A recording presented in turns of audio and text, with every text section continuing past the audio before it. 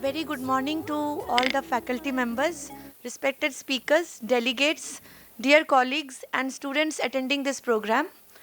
I welcome you all to the IAN Stroke Subsection Midterm Conference at AIIMS Bhubaneswar, organized by Department of Neurology in association with Neurology Association of Odisha. As we all know, there is a high burden of stroke in our country and it is the second leading cause of death worldwide.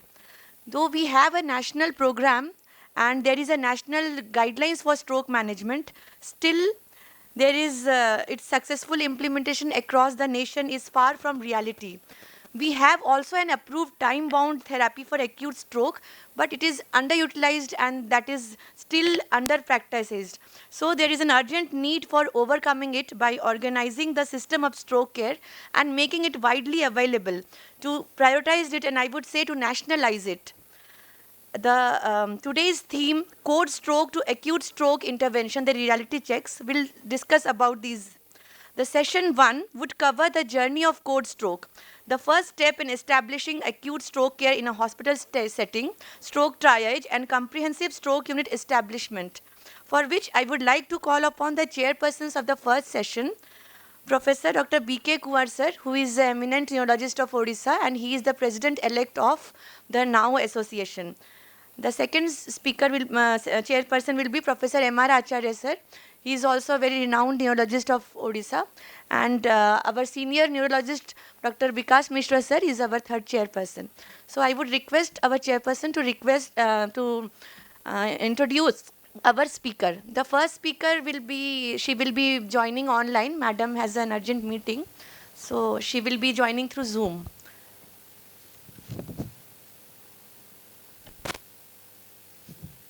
Welcome all the delegates to this midterm conference of stroke subsection 2024. The first speaker will be Professor MD Padma Srivastav, the well-known neurologist of India, and he has a lot of achievement which you can see in the screen. Today his topic is code stroke, establishing the standard and its challenges. Madam Padma, please. Thank you so much. I hope I'm audible. Yeah. So I thank you for the opportunity to connect, and I wish I was there in person, but the universe has willed it otherwise. So here I am, nevertheless. So let me share the screen if I can. Is it visible?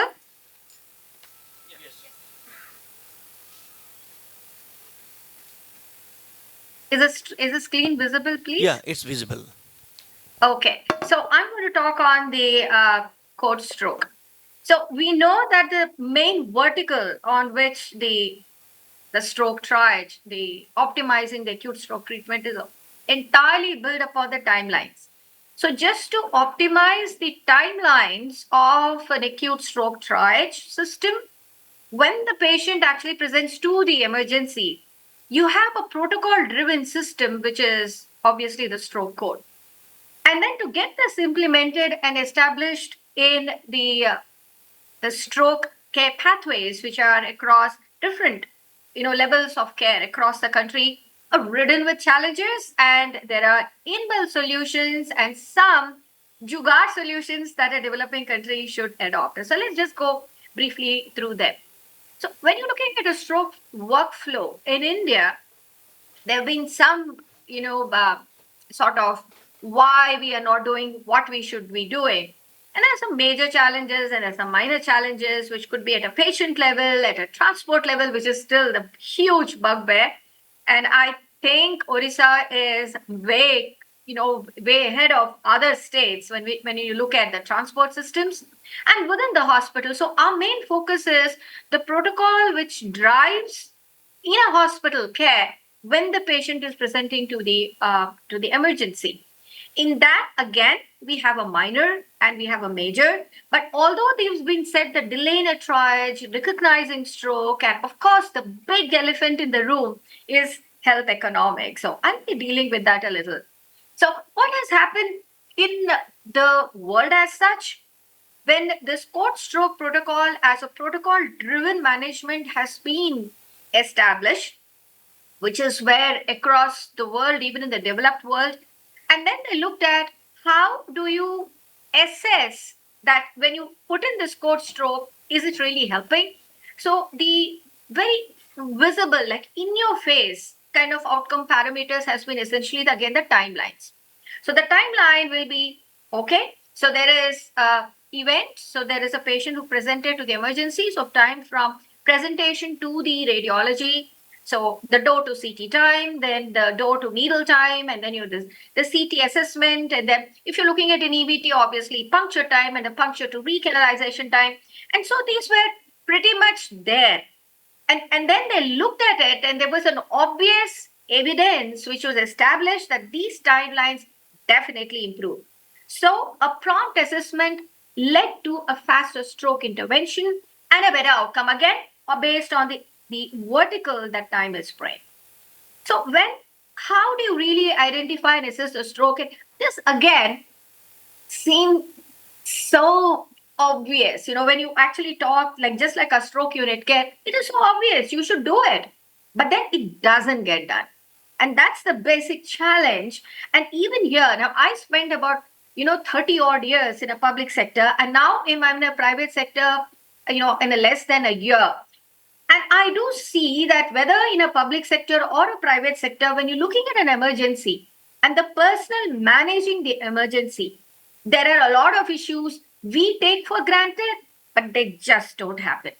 So whether we are looking at a fast, we're looking at a be fast, in whatever vernacular languages and dissemination of this knowledge is concerned, whether it is patients or within the emergency system and emergency personnel, it does not hurt to re-emphasize and re-emphasize how to identify and assess the stroke. So this needs to be done at periodic intervals. You can't get away from it.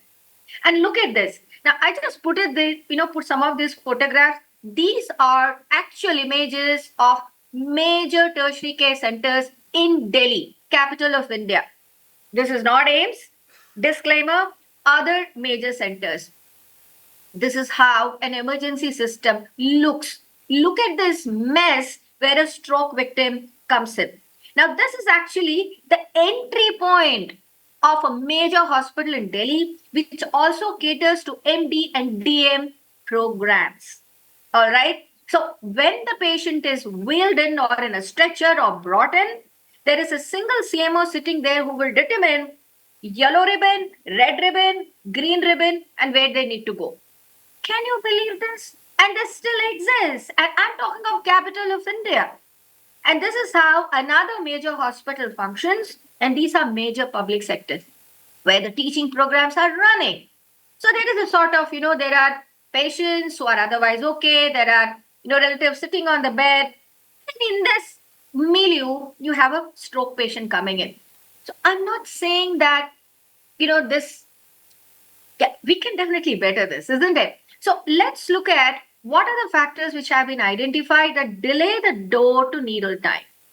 So you have patient factors. Okay, they come with, patients don't read textbooks and come to us. So there's a spectrum of issues which would delay a thrombolysis, whether it is they require more hypertensives, they has enough, the medical situations which need to be managed, and then you have the stroke mimics. You need to determine whether it's a stroke or a stroke mimic, etc., and all those things.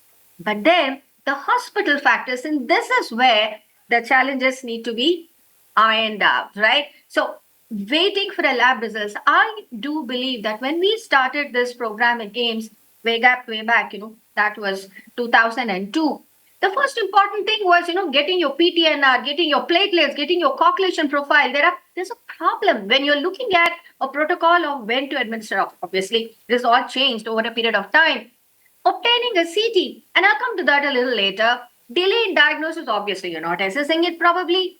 Technical reasons, and then IV lines are not placed by paramedics, and there's a delay in investigation protocol.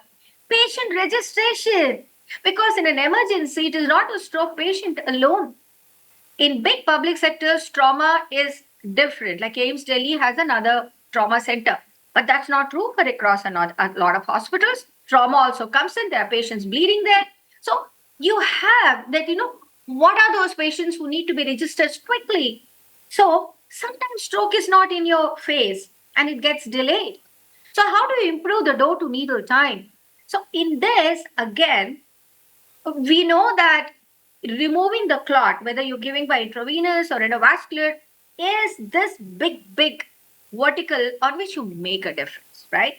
So, better that if you rapidly assess a patient and then you have all points alarm. In that, you can call it a code, whatever, like you have a code blue when there is a, there is a collapse. So, similarly, you have a code which actually is you can call it a code stroke. In fact, in the private sector that I work now, this all points alarm is a code stroke. But you can have something like that which can exist in different hospitals. And then this alarm is across all the personnel who are involved in identifying, imaging, and managing that acute stroke. So, it goes to the neurologist, it goes to the emergency person, it goes to an identified nurse, maybe a technician, most important, radiology, wherein then the CT is prioritized to this person. The golden hours are for trauma and for acute stroke. So, they definitely need to be prioritized. And in those hub and spoke models, you can have the telestroke very much in place. So the stroke education, again, is the big vertical on which everything is revolving, right? So again, the emergency department is the sort of a Waterloo there. Sometimes it's the Achilles tendon, otherwise it is the pivotal point on which everything can be done efficiently. Then we come to the emergency overcrowding. I don't know how it's existing there in AIIMS Bhubaneswar, but I know the emergency department overcrowding is a problem in huge catchment area of any big hospital, mostly in public sector. And then the location of the CT scan, you need to have it very close to the emergency. You have it a mile away, and I believe there are CT and MR scanners which are at a distance, at least 3 blocks away. And that is true even in big hospitals. That doesn't say the time, isn't it? And the stroke load, obviously, the implementation part of it. So, what are the recommendations to improve this door to imaging time? One, you need to have a prioritization that if it is a stroke, it gets prioritized over every other emergency. Okay? And that is a real fight. There would be personal, there are gastric emergencies, there are other emergencies, there are bleeders sitting there, there is a trauma which comes in. Well, trauma still, I guess, takes precedence, but then because that's also golden hour. But if you do not have a trauma getting into your system, which is purely medical, then this takes precedence of every other medical emergency. And that needs to be emphasized and put in place as an algorithm and re-emphasized at periodic intervals. So when you have that, the CT scan location also nearest, closest possible to the emergency, you can have a CT based or an MR based system. Now, I do believe the CT is is a workhorse for me, and that would be the cheapest kind of an imaging system. But the world is divided over CT versus MRI, and I'm not getting into that debate. But whatever the imaging facility may be, needs to be very close, right? So then this recommended the timelines have also been determined. Like you have the door to physician, door to stroke. I mean, these are all there out there, and these been there for probably now more than a decade, 15, 16 years now. But then do we really how to confirm to these kind of timelines? The confirmation to the timelines actually will tell you in competing in the across in a geographical location how good you are. And these work well in the developed areas, should work well in our world as well, where economics are not a part of our public sector. And fortunately, still 30% of our healthcare is in public sector. I think we should get that. So the stroke initiative has been initiated. And I'll tell you the quickly what are those stroke initiatives. Say, advanced hospital notification. I wish it would come. I wish it would come. I mean, that again, you should have hub and spoke models, you have stroke wheels, and a stroke map. unless in a geographical area you have a stroke map, I have a stroke, where should I go? Which is the nearest center which is giving me that kind of a stroke treatment? You're not going to get that. Rapid triage protocol is where your code stroke comes in, including the stroke team notification. Single call activation is what I said. An all personnel alarm system, one single call. Stroke tools, have your systems in place. Say, an NIHSS thing, it can't be a 30-minute thing, right? So you have a stroke kit which has a clinical decision support.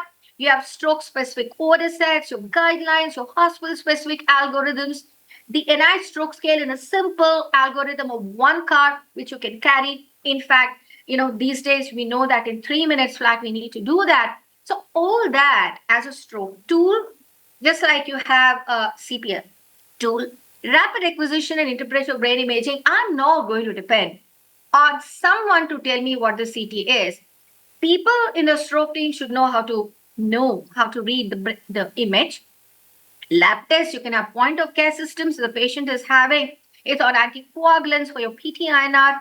And then if there is a pre-notification, you actually have a medication mix ahead in time. In that, I'll come to genetic place, which really altered our verticals and timelines for much better. So all these are there. So in improving the door to needle time, we do have a literature evidence. The quality improvement intervention, the mobile app as a tool, Stroke Express was another one which has been, sort of investigated and established. You have the mobile stroke units, which is, I don't think in a developing world that's the way to go, though. The core medical trainee on call, door to needle pathways, how to improve, all these have been looked into various geographic centers across the world, and the literature has number of evidences which establishes this as an important thing. The protocol driven pathway, call it as stroke code. So in our setting, we do have all this as recommendations. They are there. And as a stroke initiative in India, this has been got into a system. And then I do believe this is one drug which also helped a lot. I mean, fortunately, India led the way. And Professor Prasad is there, who's been a champion on this. And I'm so happy that this drug is on board universally now as the way to go, because it is reducing your timeline. Again, a push instead of a 1 hour infusion. In fact, in COVID time, this was the way to go. So switching from altiplase to tenetic place also was associated with reduction in the treatment times and getting your triage much more, in line or in lieu of decreasing the timelines. So there are Indian studies which actually did this, and they did document that the door to needle time definitely decreased when you had a push rather than an infusion system. So this is and then there is the actual which was done across the world, the Canadian guys, and then that will also said the same thing. I'm not getting into a great detail on that because I have a limited system. So in the stroke chain of survival, we definitely have stroke physicians in the umbrella. In that, the telestroke comes in. And let me get into this, big D's: detection, dispatch, delivery, door, data, decision, drug disposition. You need to collect your data. For improvement, you need to basically collect data, define your problem, collection of data, identify the gaps in why we are failing, and then correct them and have an audit of the timelines in trying to correct that system, right? So in economics, I'm not getting into it. We do have that big problem. I think you have further lectures. Priyanka is going to talk about AI in rehab, but I think AI for a stroke triage also is a big thing. We have these apps, and we have our own Indian-based apps, which also helps, especially in identifying a large vessel, as well as the penumbra or the critically perfused jeopardized cerebral tissue, in which you can go beyond the defined timelines. And for that, you have a Smart India, which is going on a low-cost smart train. This is a ICMR project. And we also have Impetus, driven by Dr. Rohit Bhatia, again from AIIMS, which is trying to get you a uniform pathway. Again, getting the protocol-driven pathway to improve, in an individual. So there is this code stroke thing which has been analyzed by some of the centers across the country. And then there is one particular study which really caught my eye. It's a beautiful study. They got the stroke code era before, and then they put the stroke code era 14 to 16. It is almost 10 years old publication, but this is the way to go forward. And Ma'am, this can be done in Padma ma'am, any place, I guess. ma'am, your And this slides are is not moving. sorry, Your slides are so not moving, ma'am. slides are. Not moving. It's at a static. That's the challenges for stroke workflow is the only slide showing. Oh dear. Uh, so sorry. I moved far ahead of this. So let me go back to that again. These are always challenges when you have this mic.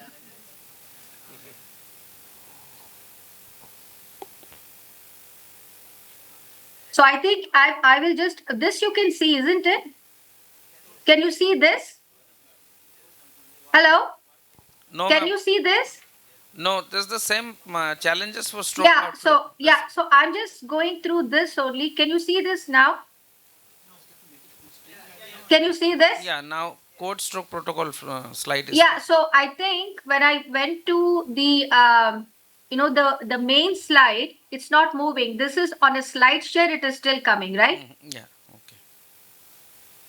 Right? Can you hear me, please? Yeah, ma'am. Okay, so now I just look at these images. I described about how the emergency systems are in big tertiary care hospitals in Delhi. This is one I just wanted to. I don't know how it's there in Bhubaneswar, but this is a reality in some of the major hospitals in Delhi. This is an emergency area. This is an inflow which happens wherein there's a code stroke protocol here, but the catchment is like this. Where there is a single CMO there, and you have all these stroke patients coming into along with other emergencies. So that's getting your code stroke protocols is going to be a challenge. This is another thing. Now, I think I have talked about most of this. Since we don't have much time, let me get into the thing where I had talked about Tenectic place. I did, and um,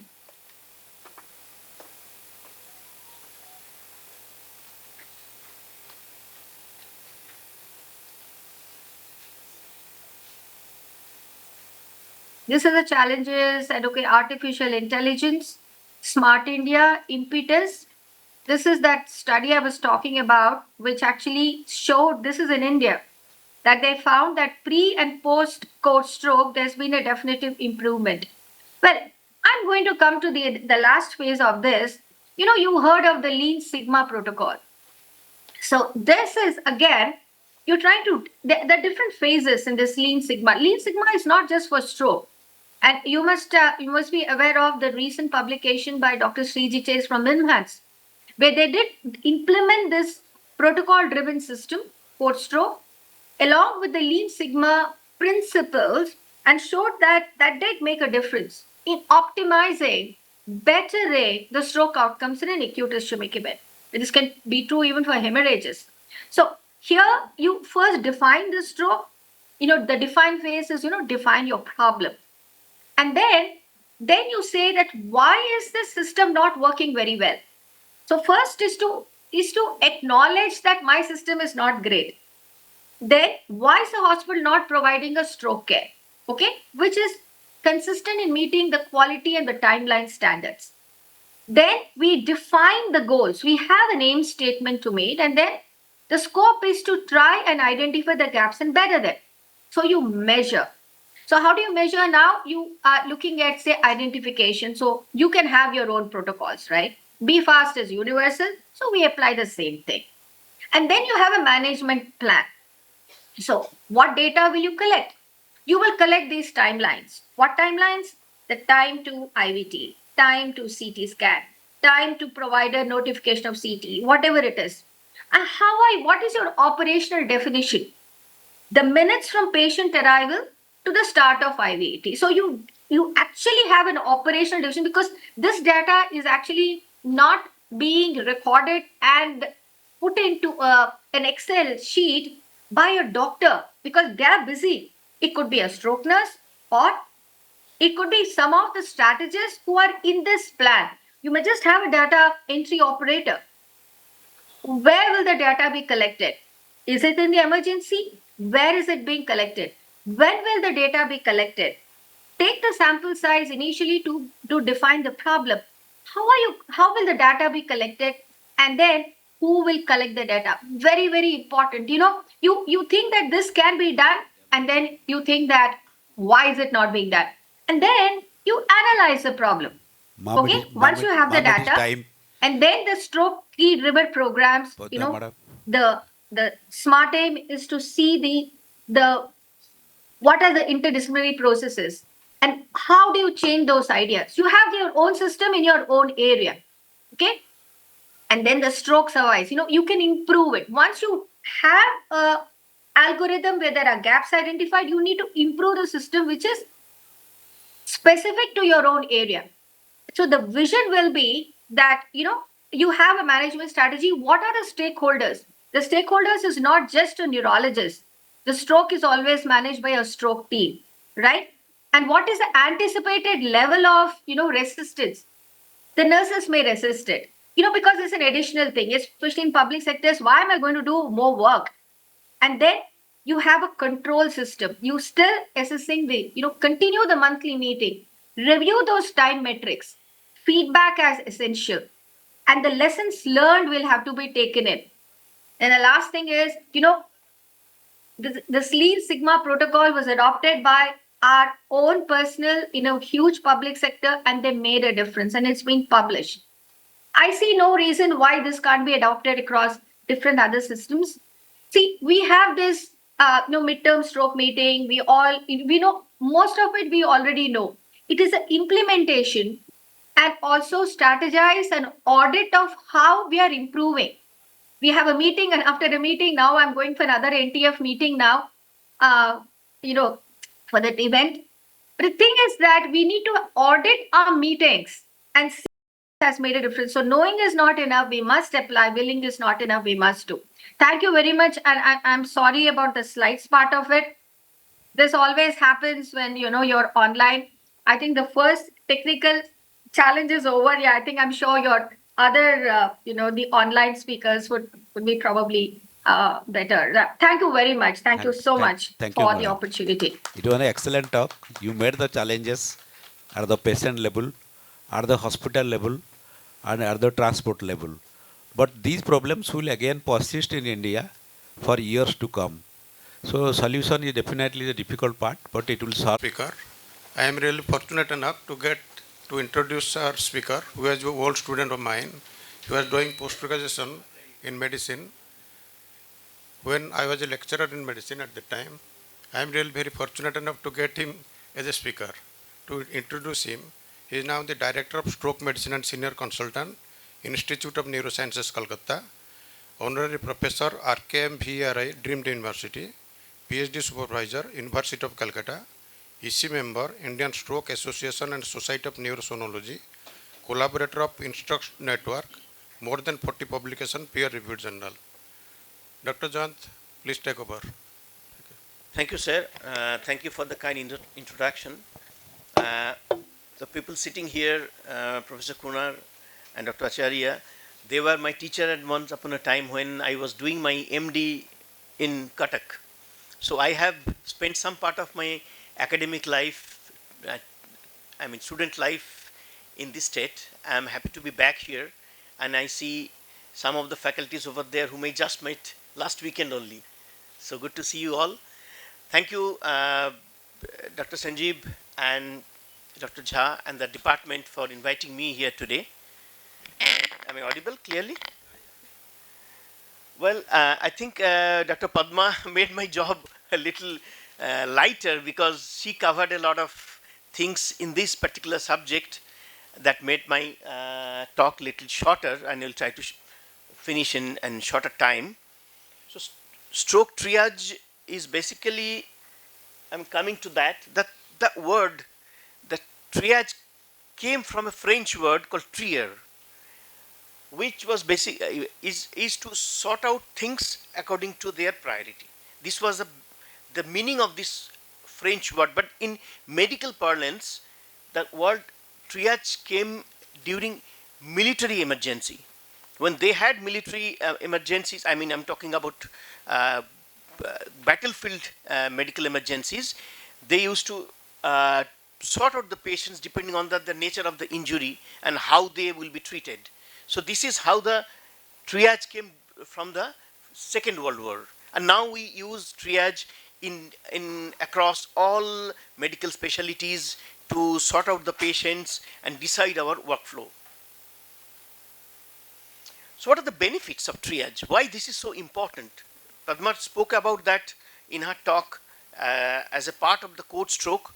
So the benefit is basically it ensures critically ill or the injured receive priority attention. Not all patients are equally serious. So sorting out the patients at the beginning and giving them the opportunity to get the right treatment at the right time is very important in a crowded emergency room. Otherwise, it becomes a chaos. So this is important from the triage point of perspective, and it establishes equity and anticipates the resource needed and predicts how long the patient can safely wait. So I think, in one word, assessing the patient upfront, I'm categorizing the patients, which patient is most serious and which is not, and accordingly deliver the treatment based on your resources available. This is the benefit of the triage. So all emergency patients are not unique. Some patients, they do not look so serious externally, but they may be serious. And some patients, they appear serious, but they are not that serious. So this is the, depends on the person who is responsible at the triage desk. It may be a nurse or it may be an emergency medical officer who has to be smart enough to understand that and accordingly prioritize the patients. So that if it is a triage nurse, I mean, in Western world, in most of the cases, there is a triage nurse or more than one nurse who are entrusted with this job. And those who ever worked there, they might have seen that that nurse is not only experienced and smart, the most important thing is they are empowered to take decisions. And this is very important in triage because, especially in our country, there are so much of influences on our medical system. Anybody who shouts more is most sick patient in the emergency. So if you are delayed by 5 minutes, people will hound on you. So this thing is not, you cannot see that in a developed countries. So, but the nurse is empowered to take decisions. Even the doctor, emergency medical officer, cannot supersede her decision or his decision if the nurse decides, well, this is what I decide. So this is important, and their critical thinking and public relation. Some patients are inherently anxious. They want to get attention immediately. So if the patient comes with a foot injury and if the patient comes with a spinal cord injury, they are not similar. So they have to be made understood that, well, you have to wait some time. And so there are many triage protocols all over the world. Every country, every institute has their own kind of system. I just give you one example. This is called the Canadian Triage and Acuity Scale Level, CTAS. And this is how they categorize the patient once the patient hits the triage desk. Either the patient come with their own vehicle or they can be brought by EMS. The moment it hits the triage desk and immediately assessed. If it is an EMS arrival, they have already had some assessment done and that has been relayed. So if it is a level 1, that means the patient came in a gasping or a collapse conditions. So immediately resuscitation. Level 2 is emergent. And acute stroke basically remains in this level 1, level 2 region. They are assessed immediately and triaged immediately to the stroke pathway. So as Dr. Padma just showed a few minutes back, these are the stroke metrics. And whatever we do in the stroke management, our idea is to follow this timeline, to stay within this timeline and even to try to shorten this timeline. This is the standard stroke metrics where we expect that those jobs are to be done in this timeline given. But I think with the advent of our imaging process, with advent of our system, we try to shorten the time. Because as you see here, the door to needle time is typically quoted as 60 minutes. But I believe in all active stroke centers, 60-minute door to needle time is too long. We always try to achieve that much shorter. We do it these days, and I think in 30-35 minutes most of the centers deliver. So this is how the stroke metrics are, and everything we do in the triage is to shorten them. So if you look at the American Heart Association recommendations, they have clearly recommend that the EMS team, they set up the triage protocol along with the hospital system to achieve all these metrics. I'm not going to the detail of that, and all the recommendations mostly they have a class 1 recommendation, though we do not have very robust study in all aspects to support them, like I'm talking about randomized studies, but the level of recommendation is it's quite strong because they proved very useful. So also telemedicine. I mean, places where you do not have immediate imaging interpretation or a stroke physician on site, then you take the help of telemedicine and you deliver the treatment within the stipulated time period. So this is basically the entire system where the patient can be at home where you get a stroke, then patient is taken to the hospital by a normal ambulance, or in some centers whether they have a mobile stroke unit where everything is stationed in an ambulance with a CT scanner installed, and then you have a stroke nurse or even a stroke fellow in some centers who are in the mobile stroke unit in some of the cities in the world.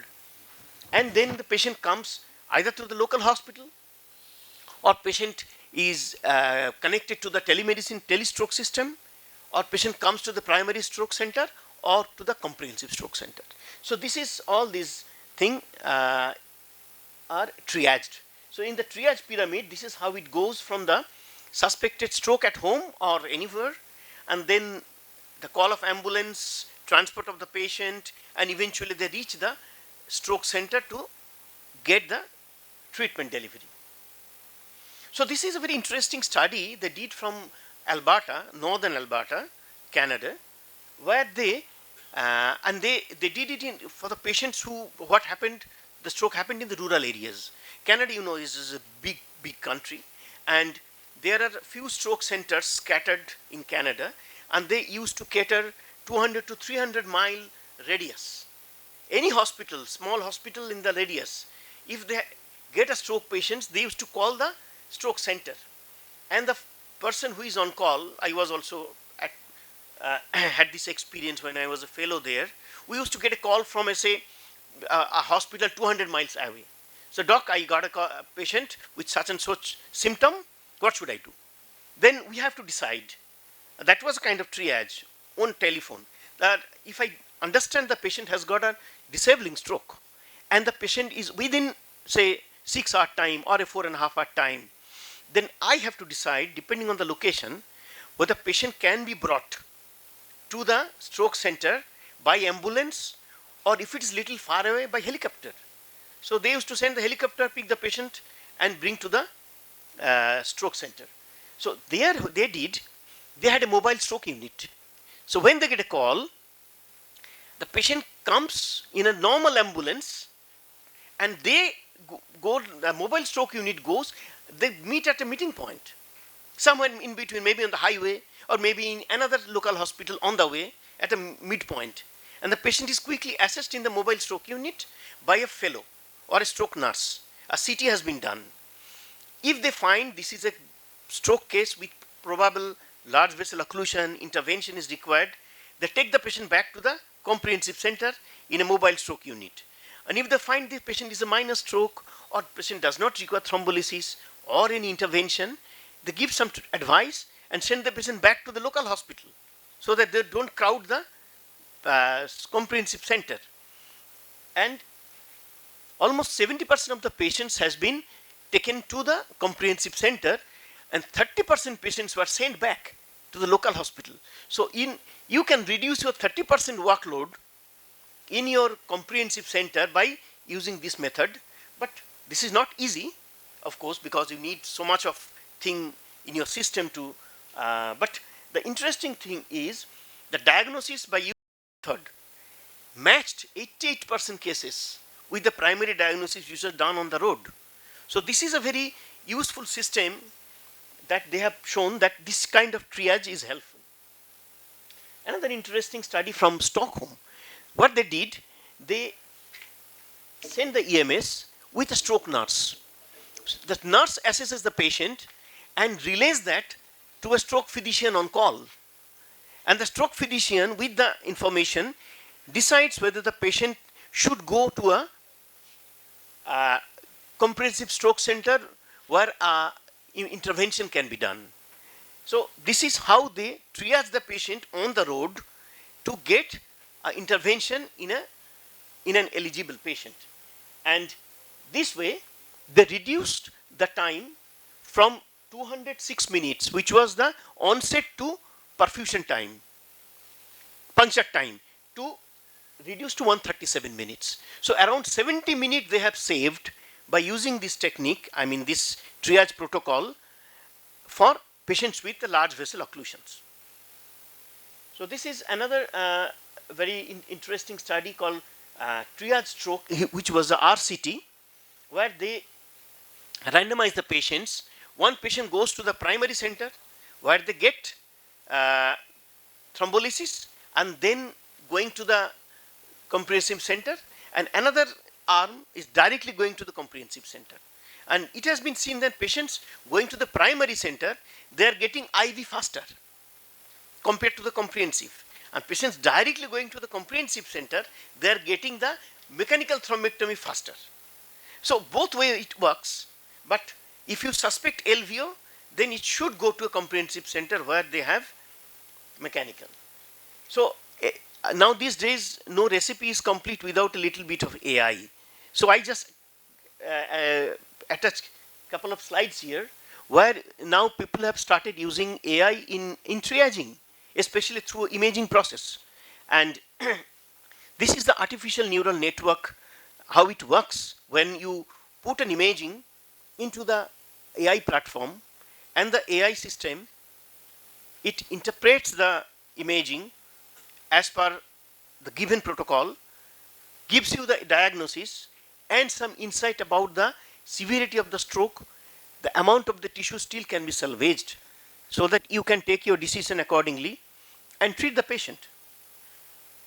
So it gives you a diagnosis of stroke, it gives you a diagnosis of whether this is an LVO and needs thrombectomy, and it can also give you some information about whether this treatment will be effective or not in this given patient. So these are the available 5 or 6 AI platforms available in this world at this moment. Some centers in India use rapid AI, and this is how it works. The patient goes to the imaging, and most of the AI systems are now CT based. So patient gets a CT angio, and sometimes CT perfusion. That is interpreted by the machine, and they can give you the information about even the collaterals, right here. Collaterals. And that is directly related to the mobile app in the entire stroke team. And that will give you, there is a stroke and there is an LVO. So accordingly, the whole team can be prepared depending on the data you get. So this is another way of getting a triage of an acute stroke patient using this intelligent system. So in summary, triage is the vital area which helps streamline acute stroke to get recognized and get treated within the best possible time window. Improvement in stroke delivery model, mobile stroke unit, drip and ship model further improves the treatment metrics through proper triage. and AI technologies show promise in faster stroke recognition and dissemination of information, which further shortens the onset to the treatment time. Thank you very much. Thank you, Dr. Jant, for the nice elaboration of the difficult topic. Now, any question from the audience?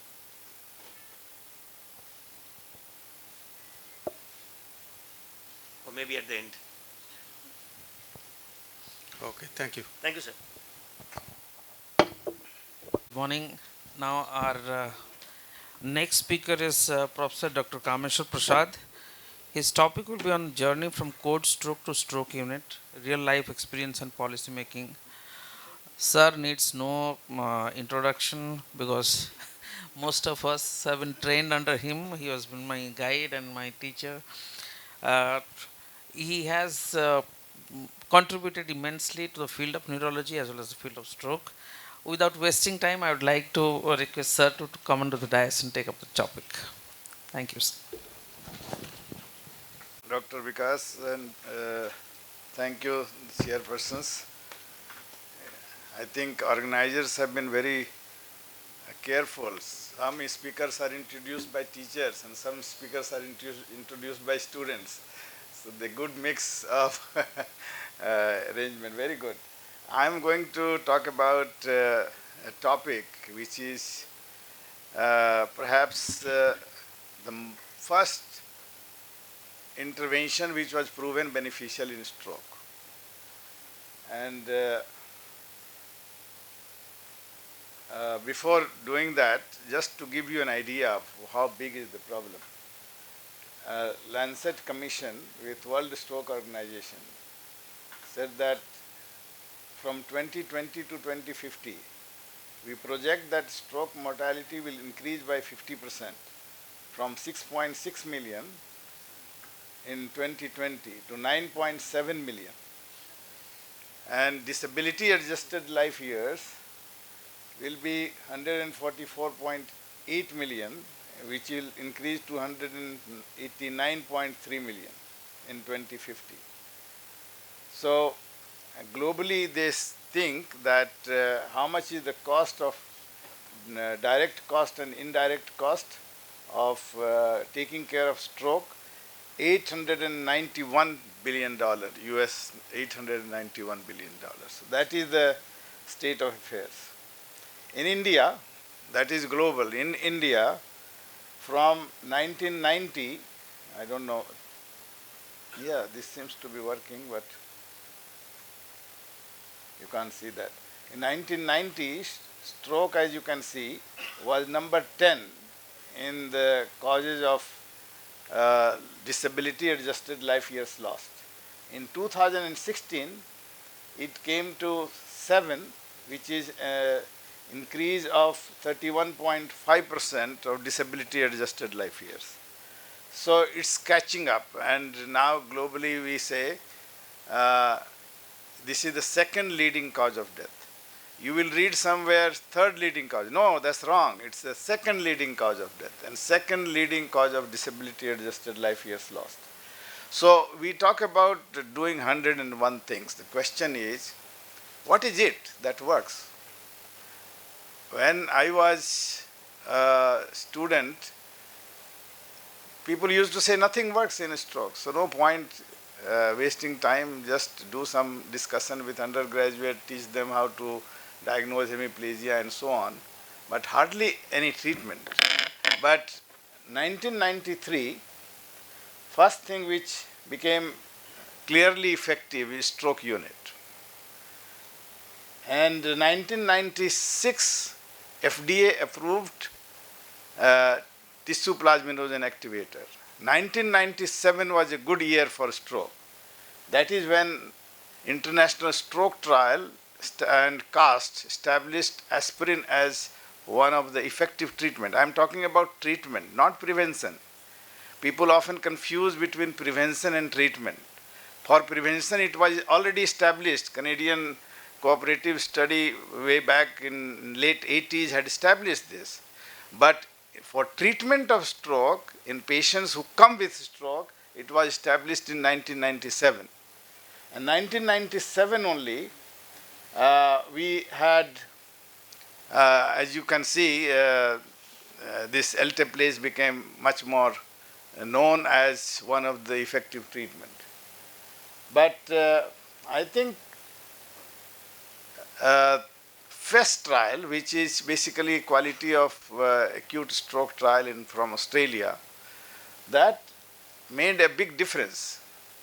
And it showed that monitoring and controlling fever, blood sugar, and swallowing makes a big difference of 15.7%, which is more than the effect of thrombolysis.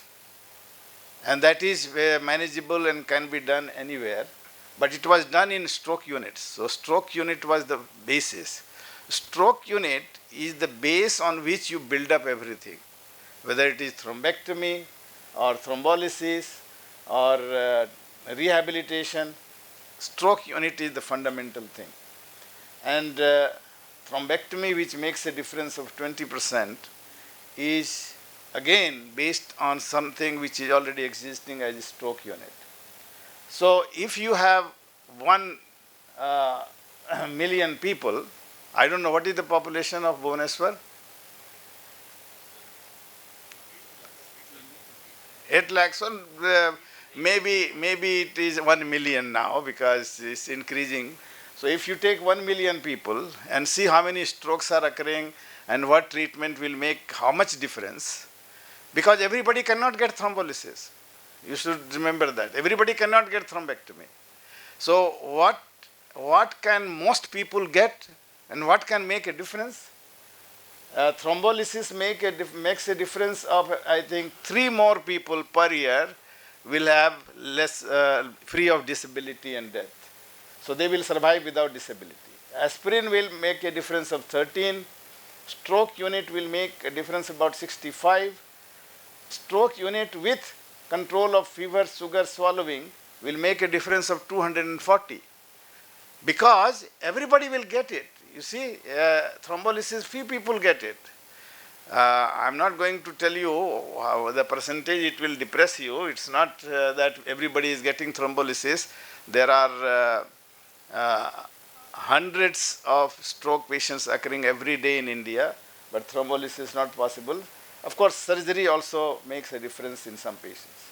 So stroke unit, as evidence we say that the best evidence for intervention comes from randomized controlled trials. So these are all randomized controlled trials which were done. First randomized trial was reported in 1993 by Peter Langhorne from Glasgow.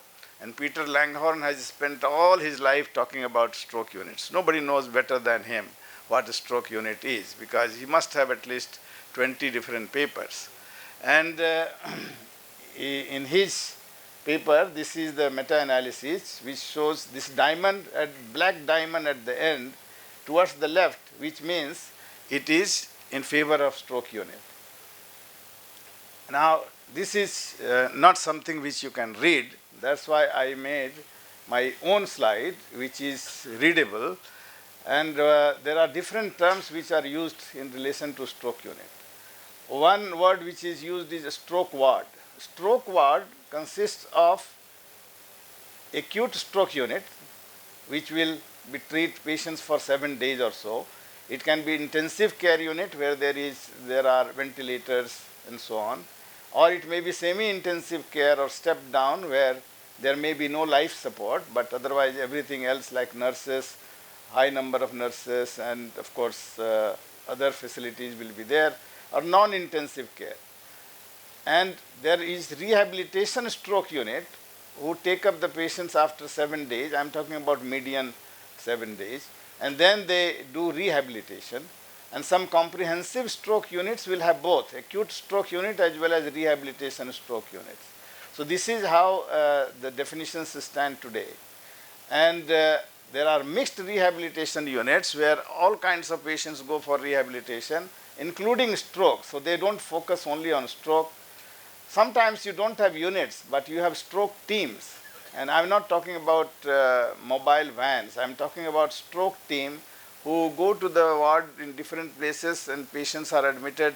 And that is what is possible in private hospitals because they don't have a separate stroke ward or separate even neurology ward. Patient can be admitted anywhere. So the stroke team, they may take care of patients, which is also a type of, you can say, a stroke unit. And then all have been compared against general medical ward, how well patients do in general medical ward. And all different types of units have been compared. I'm not going into details due to lack of time, but they are all similar and they are better in outcome as far as comparison with general medical ward is concerned. So the question which you must be thinking is, I want to establish a stroke unit. What are the components I really need?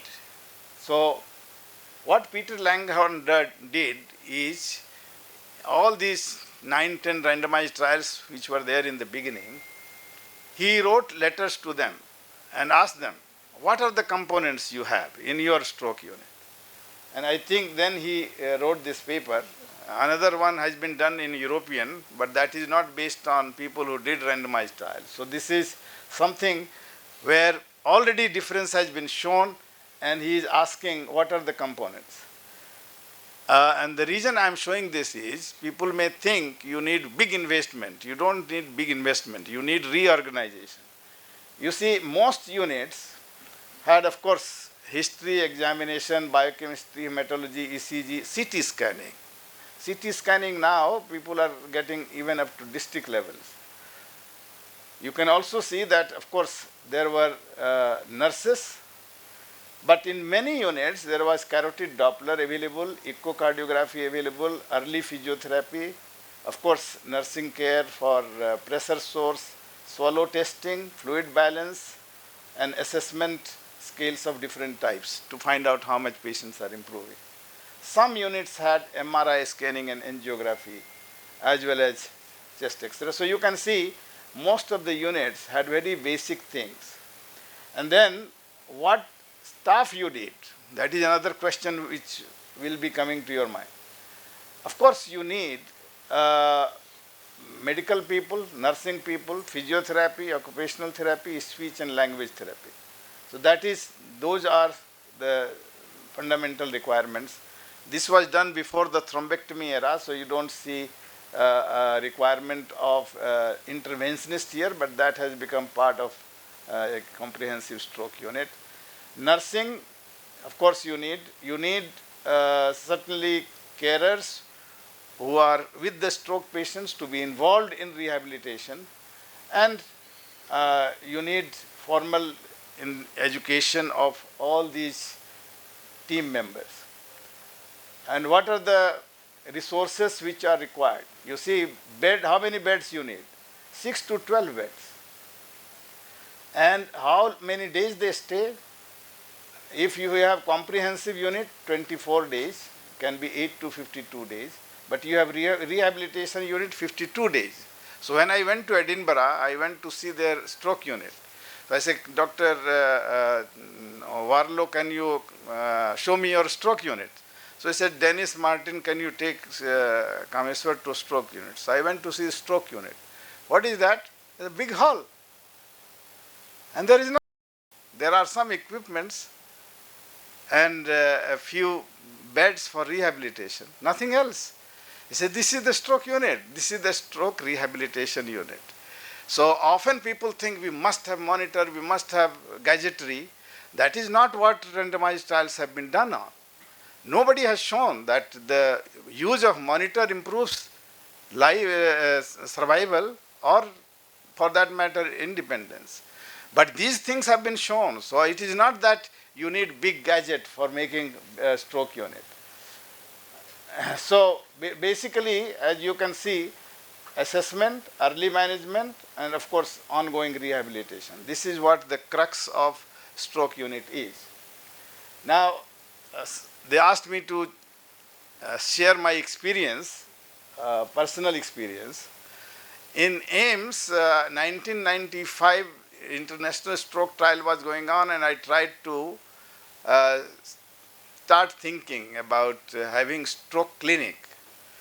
And being very afraid whether I will be allowed to name it stroke clinic or not, I named it initially International Stroke Trial Clinic, right? Because trial I was participating, so I have to. So here, you have problems. Seniors don't always support for good things, unfortunately, but you may be fortunate in AIIMS Bhubaneswar because I think you have good seniors. But I have had to struggle to start stroke clinic. Then stroke unit, I kept asking stroke unit, geographically separated area, it didn't happen. Till I became head of the department. So when I became head of the department, then only I said, no, this will be completely stroke ward. So all patients who will be admitted here will be stroke patients. So that's how the stroke unit in AIIMS got created. It took years before it happened. But when I went to Ranchi as director of the institute, then it was not a problem. There was no stroke ward there. There was no bed allotted to neurology. So neurology ward did not exist in Ranchi till 2020. So when I went there, first thing I did is give them 20 beds for neurology. How will you get it suddenly? So you can't create overnight. So from oncology beds, I said 20 beds, they used to have vacant beds. I said 20 beds goes to neurology. It has to happen. There was some objection. I said, no, this is the way it will work with 5 beds for stroke. So stroke unit got created within 1 month.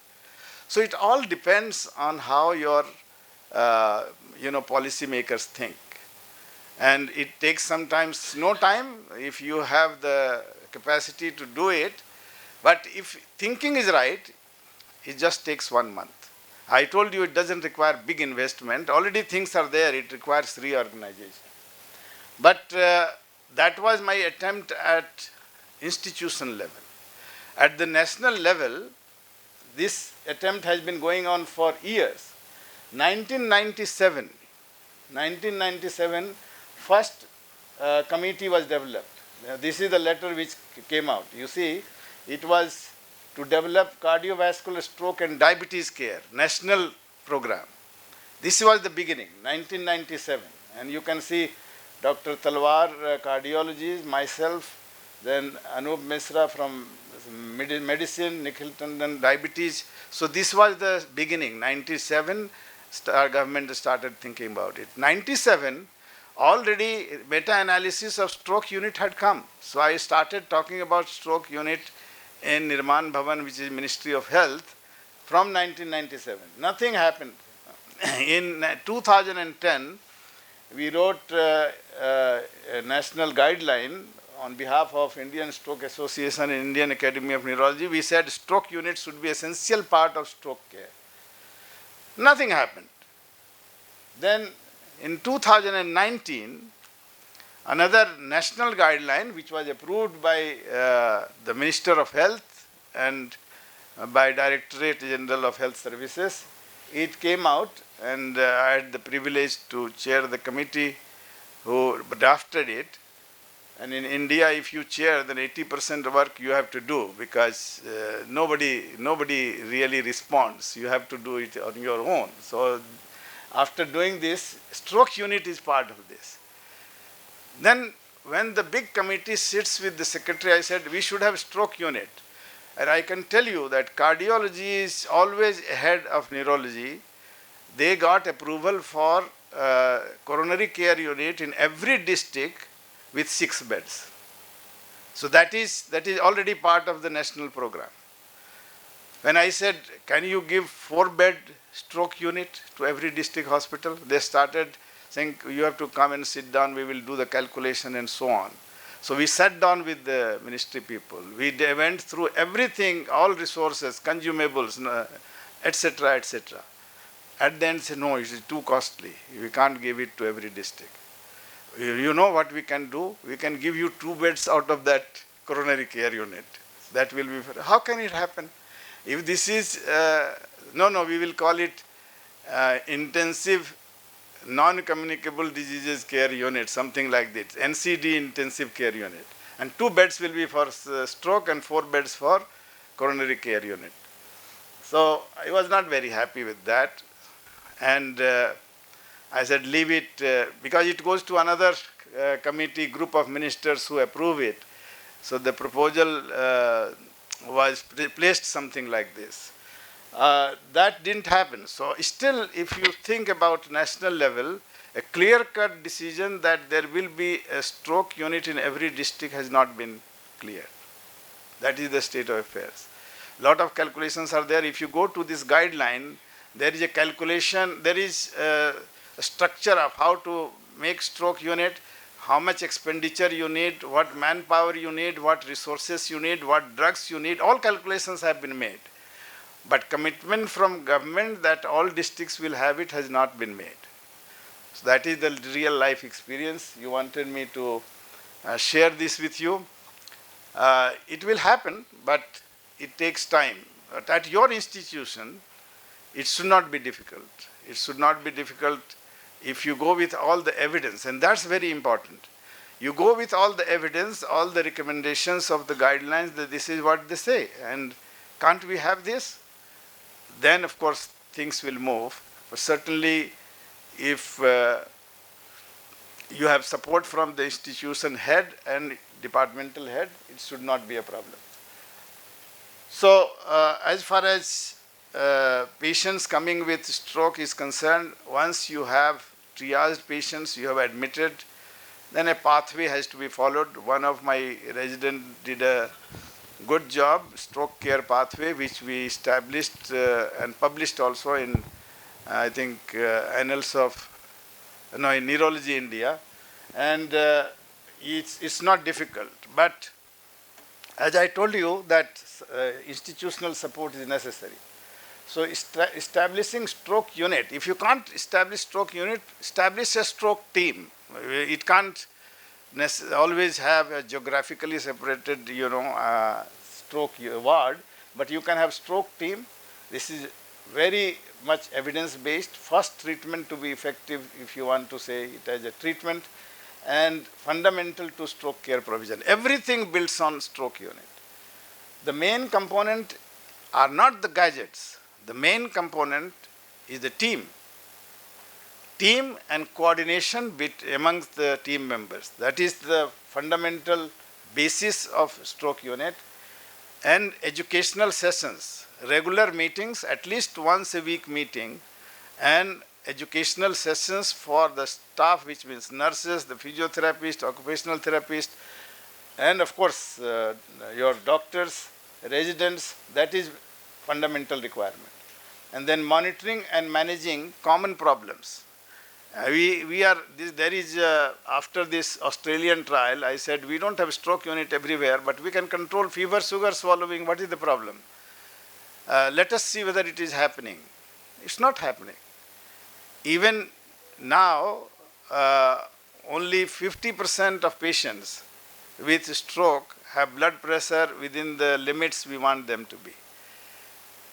In hemorrhagic stroke, in our survey, 100% of patients had not achieved the blood pressure we want. So we are not treating blood pressure well. We are not even taking temperature very as frequently as our guideline says. So those things have to be tightened. Fever, blood sugar, blood pressure, swallowing test. Swallowing tests, when we looked at the case sheets, even in AIIMS, there was no documentation. So we asked, are you not doing it? No, sir, we are doing it.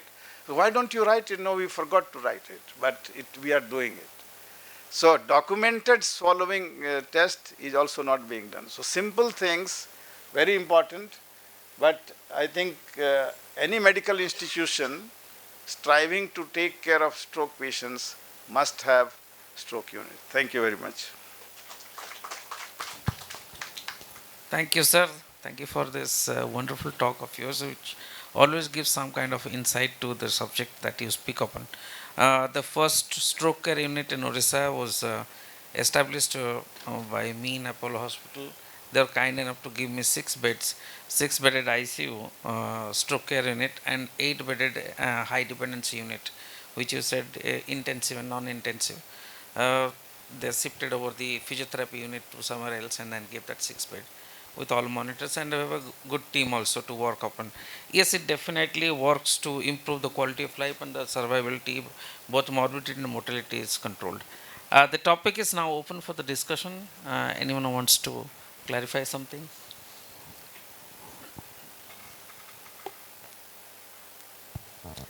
Thank you, sir, for this wonderful lecture. Simple but very important.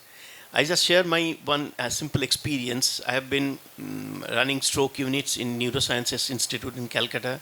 I did in Apollo also. So what I observed that, as you rightly mentioned, that a team is the most important part. And I tell my nurses, that stroke unit nurses, I train them periodically. I tell them that if your patients do not get a contracture or a pressure sore or aspiration pneumonia or a DVT, you're the best nurse in the world. So just focus on this and give them a monthly award. So they are very motivated. And in another interesting point is, in our hospital currently, we have a monthly award of least hospital acquired infection in which ward. And stroke ward always gets the least hospital acquired infection, because I don't allow my patients, unless they're very sick, to go to the general ICU. But definitely get some hospital acquired infection there. Patients getting to the stroke unit directly, being discharged from the stroke unit at the least hospital infection.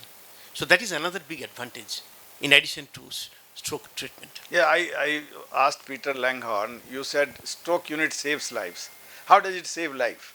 So I asked him in one of the, conference venue. You tell me the mechanism by which it works. So he says, if you ask me honestly, because he obviously does more thinking about stroke unit than anybody else in the world. He said, the way I think it works is that because nurses are careful, there is less aspiration. And because of less aspiration, less death. Most people are at risk of aspiration. So that is his theory. So that is what you are saying. Less infection is, of course, because of less aspiration. But award is a good thing. But one thing you should always notice, and I notice, and whether I'm wrong or right, let me ask you. Have you seen any airport which has not got first award? Some year or the other. If you enter any airport, international airport, Right. they will display, such and such year we got first award, So I have not seen any airport which hasn't got the first award. So that is what you have to make. Every nurse must get the award. Otherwise, somebody gets in October, somebody gets in November. Otherwise, if some people keep getting it, others get demotivated. Right. So award is a good thing, but everybody must get it. Right. Yes.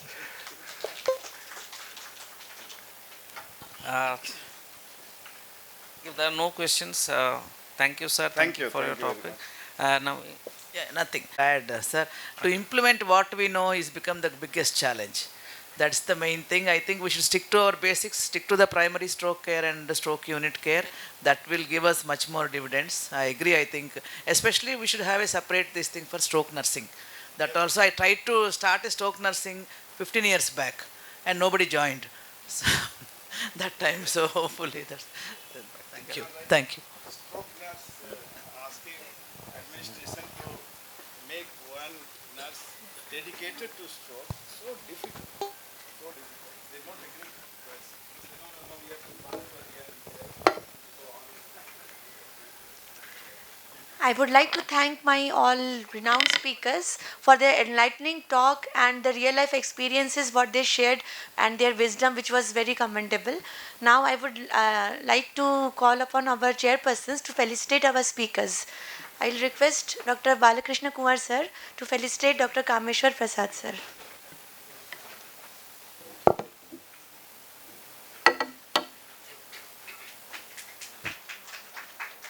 Sir.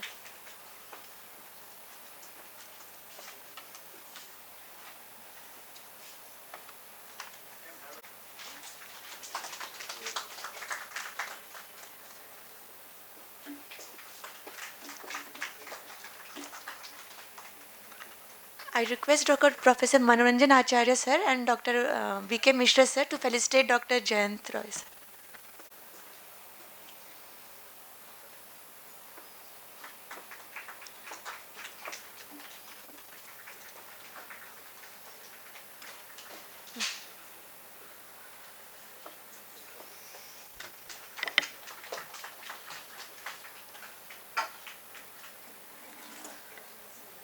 Now it's time to felicitate our chairpersons as well.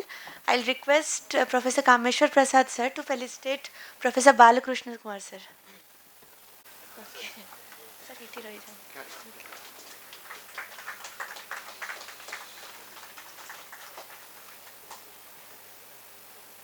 Sir, please felicitate Professor Manoranjan Acharya sir as well.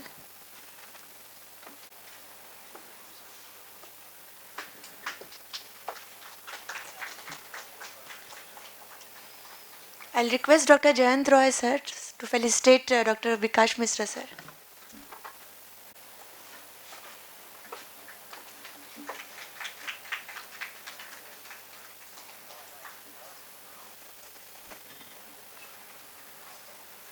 Of code stroke unit, its challenges and policy making, the real experiences of acute stroke.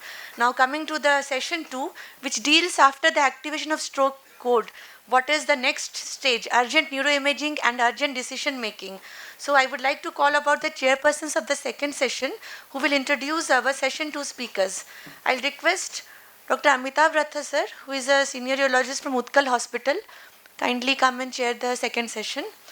Dr. Akhil Panda, who is a neurologist from Sam Ultimate Care Hospital, and Dr. Uma Padhi sir, who is from MKCG Medical College, Berhampur, and Dr. Heramba Praharad sir, who is from Kalinga Hospital, Dr. Pradyut Bhuiya sir from Manipal Hospitals. Kindly chair the session. I'd like to introduce the speakers of the second session.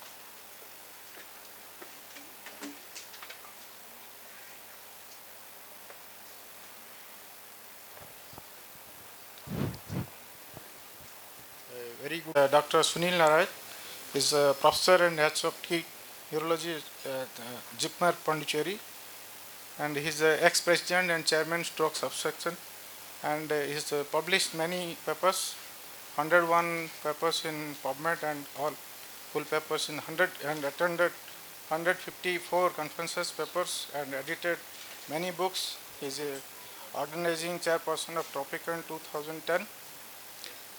And he has received Chikisra Ratna International Study Circle and ex-president of Jipmer Scientific Society. Sir, please. Thank you, sir, for that very generous introduction.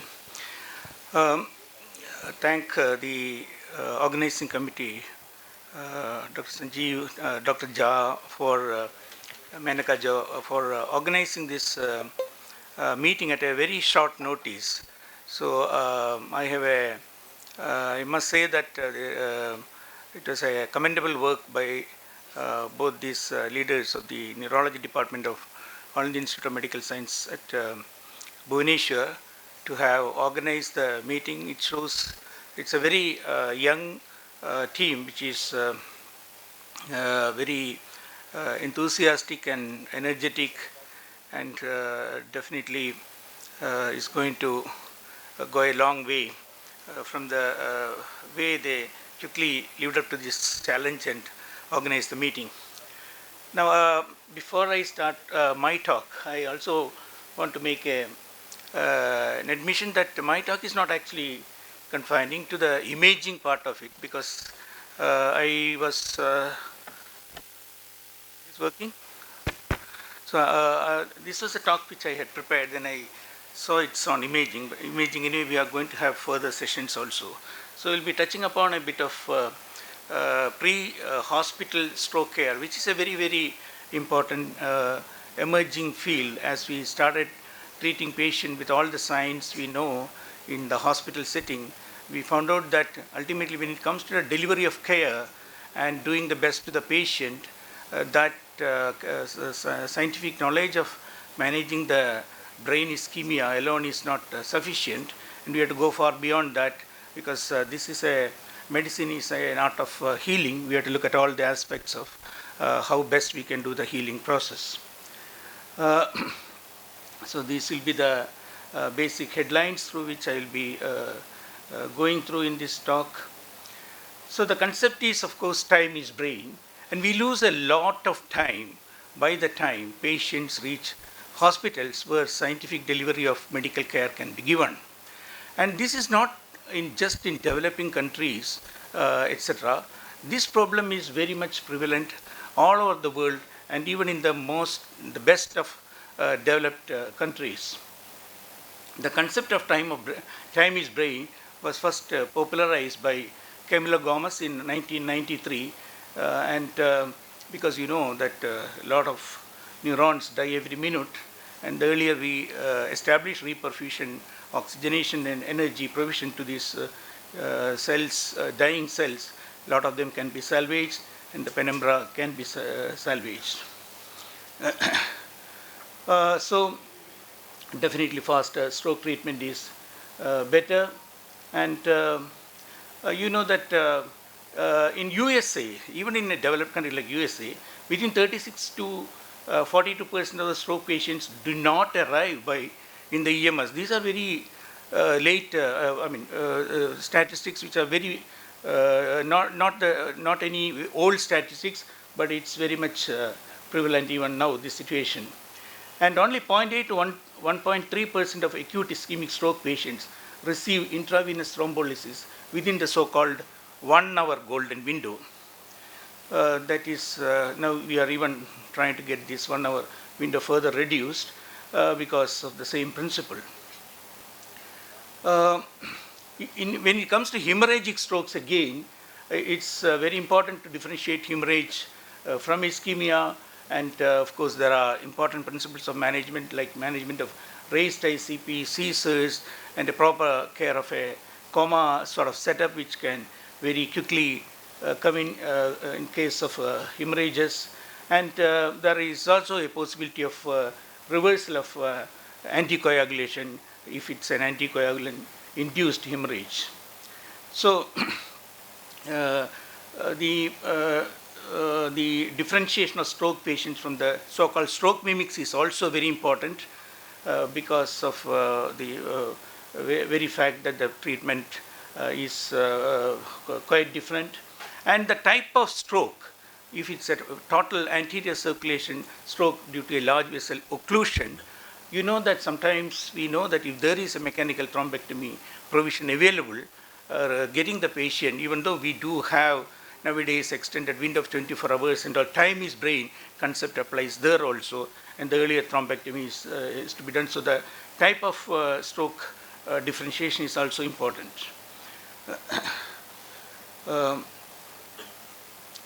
So what we need to have is strategies crossing institutional boundaries. In our country, we know that if an ambulance goes to a patient, usually the hospital which sends an ambulance take the patient all the way back to that hospital, irrespective of the fact that there are nearby good hospitals which can take care of the patient of that particular type. So we need to have institutional boundaries have to be crossed. So we should have national policies which supports all the hospital with health of the citizen as the central focus. So delays in the onset of treatment times also found to correlate to the longer bolus to reperfusion times, even in acute ischemic stroke. When you give the say drug like even tenecteplase, the perfusion re-establishment is actually worse if there is the more the delay in the administration of the bolus. And we also know that better clinical benefits are seen in patients who are, we will come to that point subsequently.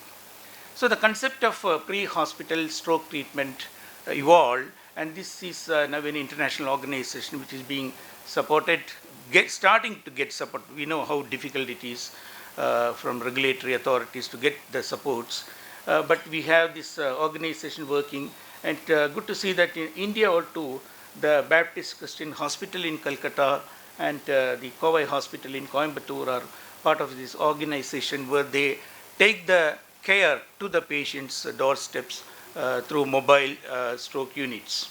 There could be other, more units also from the way Dr. Padma was talking today. It's likely that more such units have come up in India. So what's the first point to get the earliest patient care delivery? So that is the recognition of the stroke by the lay person. So we are campaigning for actually starting health education on recognizing the symptoms of major diseases, especially the acute conditions like a heart attack or a stroke or any other catastrophic diseases. Even from school education, the school child has to be educated to recognize some of these things. So this has to be part of our primary school education. And of course, there are a lot of paramedical staff, starting from the ASHA workers, the USHA workers, and all of them have to be very well trained in recognizing conditions like acute ischemic stroke. Sometimes people get so scared that they get panic and they don't know what to do. And there are also various systemic factors like marginalized population, the geographic area of where the patient is coming from, etc. So in recognizing stroke, fast was the earliest mnemonic slogan which came up, and then we found that the things like balance and the eye symptoms are also quite important. So the Be Fast came up, and this has been taken up by World Stroke Organization and has been propagated during all the yearly World Stroke Day programs and through international and national bodies to be developed as a health slogan to be learned by all health professionals, all paramedical professionals, and all citizens actually, so that when some problem happens to your neighbor or an elderly person or even a young person nowadays at your own home, you can, the citizen can recognize it and try to seek help. So 911 is the ambulance call number in USA, and many European countries. But in India, this varies from state to state. That's what I find out. So I'm not going to give a number here because each state has its own policy. Health is a state policy, so they have their own ambulance and numbers. So this is about Be Fast, fairly straightforward to this audience. Now, when it's also important for to train the ambulance drivers or the team which goes to the doorstep of the patient to quickly recognize, identify stroke, for which it's not all that easy for them to learn every aspects of complex neurological symptoms and signs. But so that's why the pre-hospital stroke scales have been developed, and many of them have been found to have a positive predictive value of 34 to 58% and a sensitivity of around 64% for the stroke. Cincinnati pre-hospital stroke scale was one of the first one to develop. Then we had the Los Angeles pre-hospital stroke screen, Melbourne ambulance stroke screen, and currently the world literature says that the Melbourne ambulance stroke screen has a higher sensitivity of around 86% and a specificity of 76%. I'm sure that these are being developed in India. We haven't, the stroke leadership teams like ours have not yet taken this up, but in the coming guidelines modification, we plan to certainly incorporate these things. So these are the criteria, and if you can look at these, are very simple. Facial smile. There are some general criteria like age over 45, no prior history of seizures, because that's not, make sure it's not a Todd's palsy, and the baseline ambulatory status. All these points are very helpful, and these can help in giving a pre-hospital stroke screening. There are various pre-hospital stroke scales. and they all have their own positive predictive value, negative predictive value, which are helpful. We also have, and if you look at this Los Angeles, Cincinnati, Melbourne, and Ontario, these are all different pre-hospital stroke score, and some of them have used the arm drift, some of them use the grip, so there are subtle differences. But by and large, they all look at the same thing with subtle differences. The sensitivity analysis has also been done for these different scores. So the paramedic diagnosis of stroke resulted in faster in-hospital times and improve the paramedic diagnosis of stroke with the use of PSS. It has been linked to increasing thrombolytic therapy rates as high as by 21%. This is one of the study has shown. So it does work out into realistic effects. What are the limitations and disadvantages? The test characteristic of the pre-hospital scoring is also affected by the local stroke prevalence effects. And most of these are pertaining to the anterior circulation syndromes. Of course, the BFAST was developed because of that reason to include balance also to that.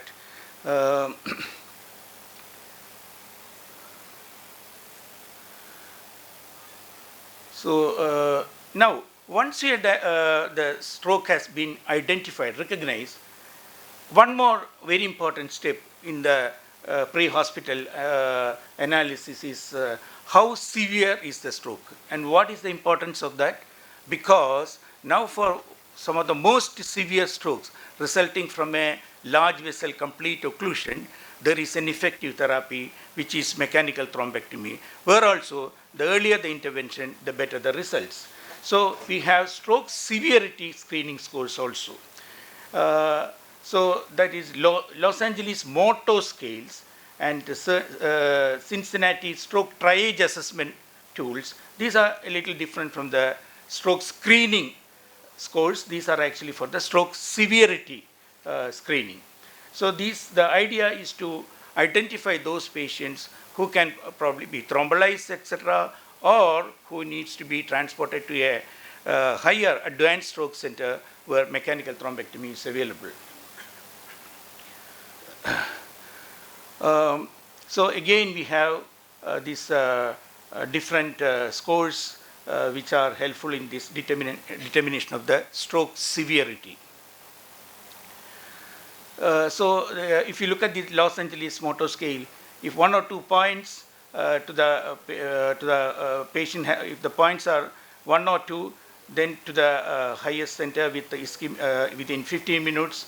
If 3 to 5 points, or if the patient is drowsy, then they have to be taken to a comprehensive strokes center. So this is a simplification, but quite useful simplification in a scenario where a team goes to the patient's doorsteps in a remote part of the country. So these are the mobile stroke unit. You have the images. Imaging has is already being done, and some places through telemedicine. These are images are transported, and the stroke neurologist opinions are directly sought from there. These are emergency ambulance equipped with a CT scanner for multimodal imaging. There is a point of care blood analysis is available, including sometimes INR. It's not an absolute necessity, for thrombolysis. We don't have to routinely do INR nowadays. Telemedicine connection to stroke centers is quite desirable, and there are dedicated and specialized teams on board who have received additional training in stroke medicine. They include paramedics, a radiology doctor or technician for operating the CT scanner, and a specialist nurse. So the radiology consultation by remote consultation or in presence with a neuroradiologist, and stroke expertise is either available within the mobile stroke unit or provided by the teleconsultation. A neurologist has to be available to give that opinion either within the mobile unit or through teleconsultation. Many a time anesthesiologists also run this because critical care is involved. So the on-scene patient evaluation, nowadays, how much can we trust a paramedic? How good is his scientific knowledge about medicine? So there are artificial intelligence assisted clinical assessment, and we have a number of these technologies. Dr. Goti is going to talk about artificial intelligence. We already listened to Dr. Jayant how AI is making an impact on various aspects of management of stroke patients. And even in the initial pre-hospital stroke screening, there are tools being developed which is hoped to be quite useful in the near future, especially the detection of facial weakness. And there are, of course, there are some limitations because of the dynamic nature of evolving stroke. And of course, how do we do these examinations, and also the low prevalence of stroke compared to all EMS dispatches. EMS cannot be dedicated, this mobile unit cannot be dedicated only to stroke. Many a time it has to be combined with MI care and other acute cares, and the load as such for stroke is a little less compared to some of the other specialties. There are also techniques to quickly probably confirm this is stroke, and people have come up with, engineers have come up with all fantastic the neurophysiology based techniques, and these are hoped to be able to help either in different combinations to confirm along with the clinical care, and these are all areas under development, but quite very interesting, and I'm sure that these will find a place. We are talking about driverless cars, so I'm sure that these are all going to come to real practice in definitely in a decade, if not earlier. Once we have the information inside the ambulance, the telestroke is a very, very valuable support. So ambulance-based telestroke, which is just a short form of ABT in stroke medicine, is coming up in a very big way, and it's almost as effective as an EMS care if it's proper connectivity is established, and this can help improve the accuracy of scoring as well as facilitating the pre-hospital stroke diagnosis. And all that we need is a high quality tablet and a very good internet setup, and once this is available, we can actually take decision as to which kind of a stroke center that this patient should be transported to, and depending upon where these are situated in the vicinity, the patient can be taken to that specific type of stroke center. They also stock usually many medicine. Of course, the thrombolytic drug is given within the MSU, and of course, endotracheal intubation if an anesthetic is done, but usually they use non-invasive airway management. Blood pressure reduction will be helpful, but you know that too aggressive BP reduction is not recommended nowadays, and there are many other medications, especially the reversal medications. We had some important clinical trials also. One was this MR ASAP, where they found that use of nitroglycerin patch was not really helpful. They thought that's a good way to bring the BP down, but then and also to improve the perfusion or to the ischemic areas of the brain. But that was because of safety concern, it was stopped. Head pose trial was the position of the head into a lower position, but that trial was actually not positive. Nowadays, some 30-degree flexion is elevation is what is nowadays 30-degree elevation, not really flexion, is what is proposed during the transport of the patient. Pre-notification to the receiving stroke center is very important. A lot of this information is directly conveyed through the telemedicine setup, and that is incorporated into the database, and according to that information, the receiving unit can already pre-plan the further management of the patient to be admitted in intensive care unit or to be stabilized further and then transported to a comprehensive stroke center, etc. The pre-notification information which is to be importantly given are the age, the scores, the vital signs, blood glucose, and any contraindication to thrombolysis if in a setup the thrombolytic drug is not given, and also the timelines, very, very important. The timelines are conveyed very clearly to the receiving unit. There are also the pre-hospital communication also people have developed a large number of softwares. We don't know they can be doublets because they can, how the information is fed into these softwares, how they are actually extracted and incorporated into the delivery care system will make huge differences to the patient. So care has to be exercised, but at some point of time, I'm sure that these are going to be used, and they are going into the management of the patients. And also the global positioning systems will be helpful in identifying where a mobile unit is there, and the Google Maps combined with the AI system can help identify already pre-mapped stroke centers of various efficiencies and various grades of delivery care delivery system.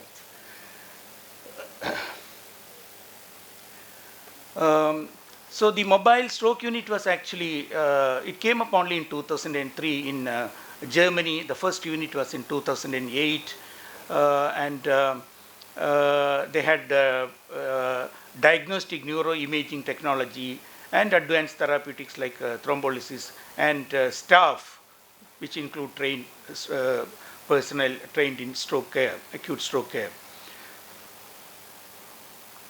They are there in all inhabited continents except Africa. That's what they're telling.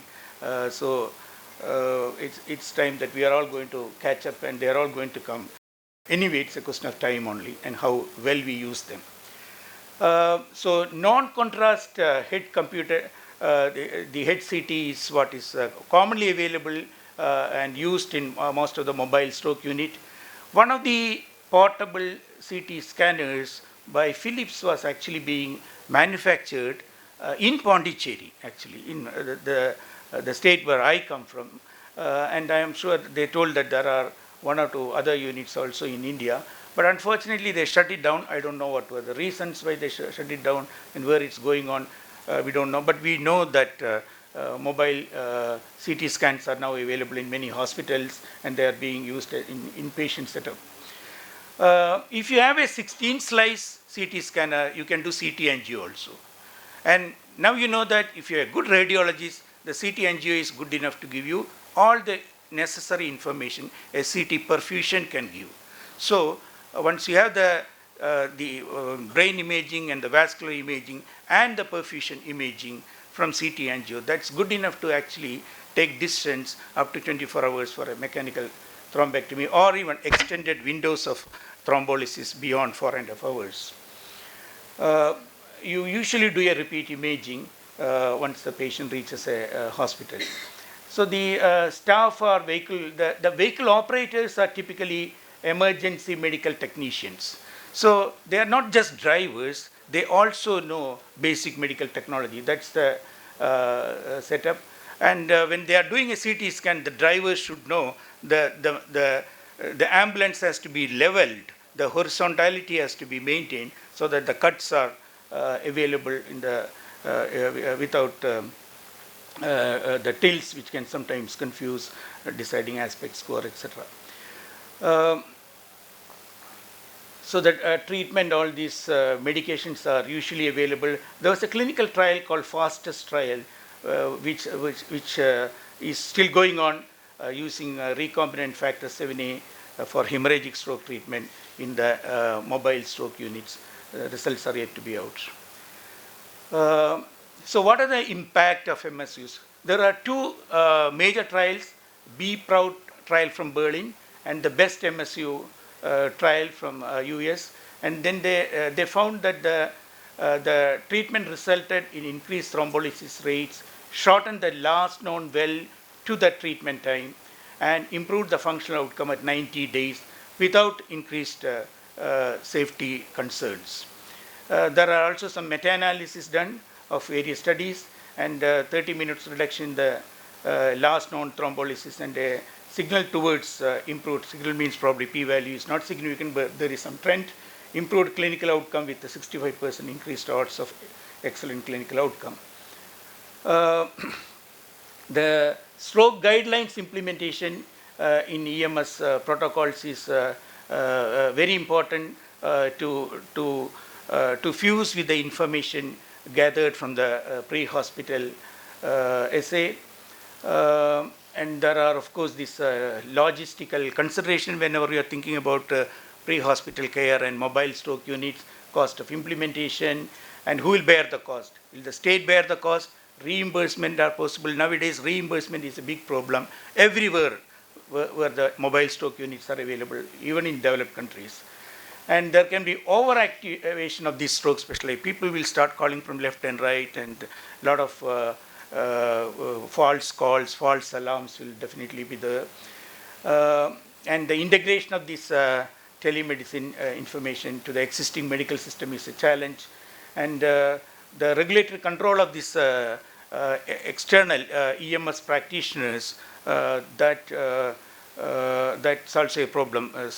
Peripheral centers will develop, and what kind of practitioners, paramedical personnel, how do we regulate them? These are also important issues. And when you get these calls, there are also problems. People, the language that they use is a big problem. They must have felt that it is a brain attack, but they may use words like heart attack, or sometimes they use brain attack or stroke for a heart attack. And sometimes they use such strong, clear terms which may be totally different from those related to stroke, and may make us believe that some other acute problem is there. So these are all in real life, we have to find ways of dealing with that. So it may all result in a number of false calls and people and a lot of unnecessary expenditure also. Now the stroke center certification is very, once we the mobile stroke unit reaches and assesses the patient, including the severity, where to take this patient. Usually, you know that a private hospital, if you send an ambulance, the patient is usually taken back to that same hospital or one of their network hospitals. Suppose JIPMER sends an ambulance. Until about 1 year back, we did not have a mechanical thrombectomy. We do have it now. But then it's not right for us to bring the patient here. We have to send the patient who is, say, beyond, say, 6 hours and is a large vessel occlusion, total anterior circulation stroke. Instead of bringing to JIPMER, we have to send it to a center where that facility is available, where even a common citizen through, say, PMJ and so many other government schemes might be able to get reimbursement of their mechanical thrombectomy and sometimes cashless treatment. So it's important to know where the stroke centers of different capabilities are available closest to the point where this initial analysis is done. Regarding the stroke center certification, in India 2 movements have already started. One is the Indian Stroke Association through the QAI group is giving training and accreditation of the people who can give the accreditation, and then they go and assess and give the accreditation. Then the WSO has also started some process in India, and that accreditation is through NABH.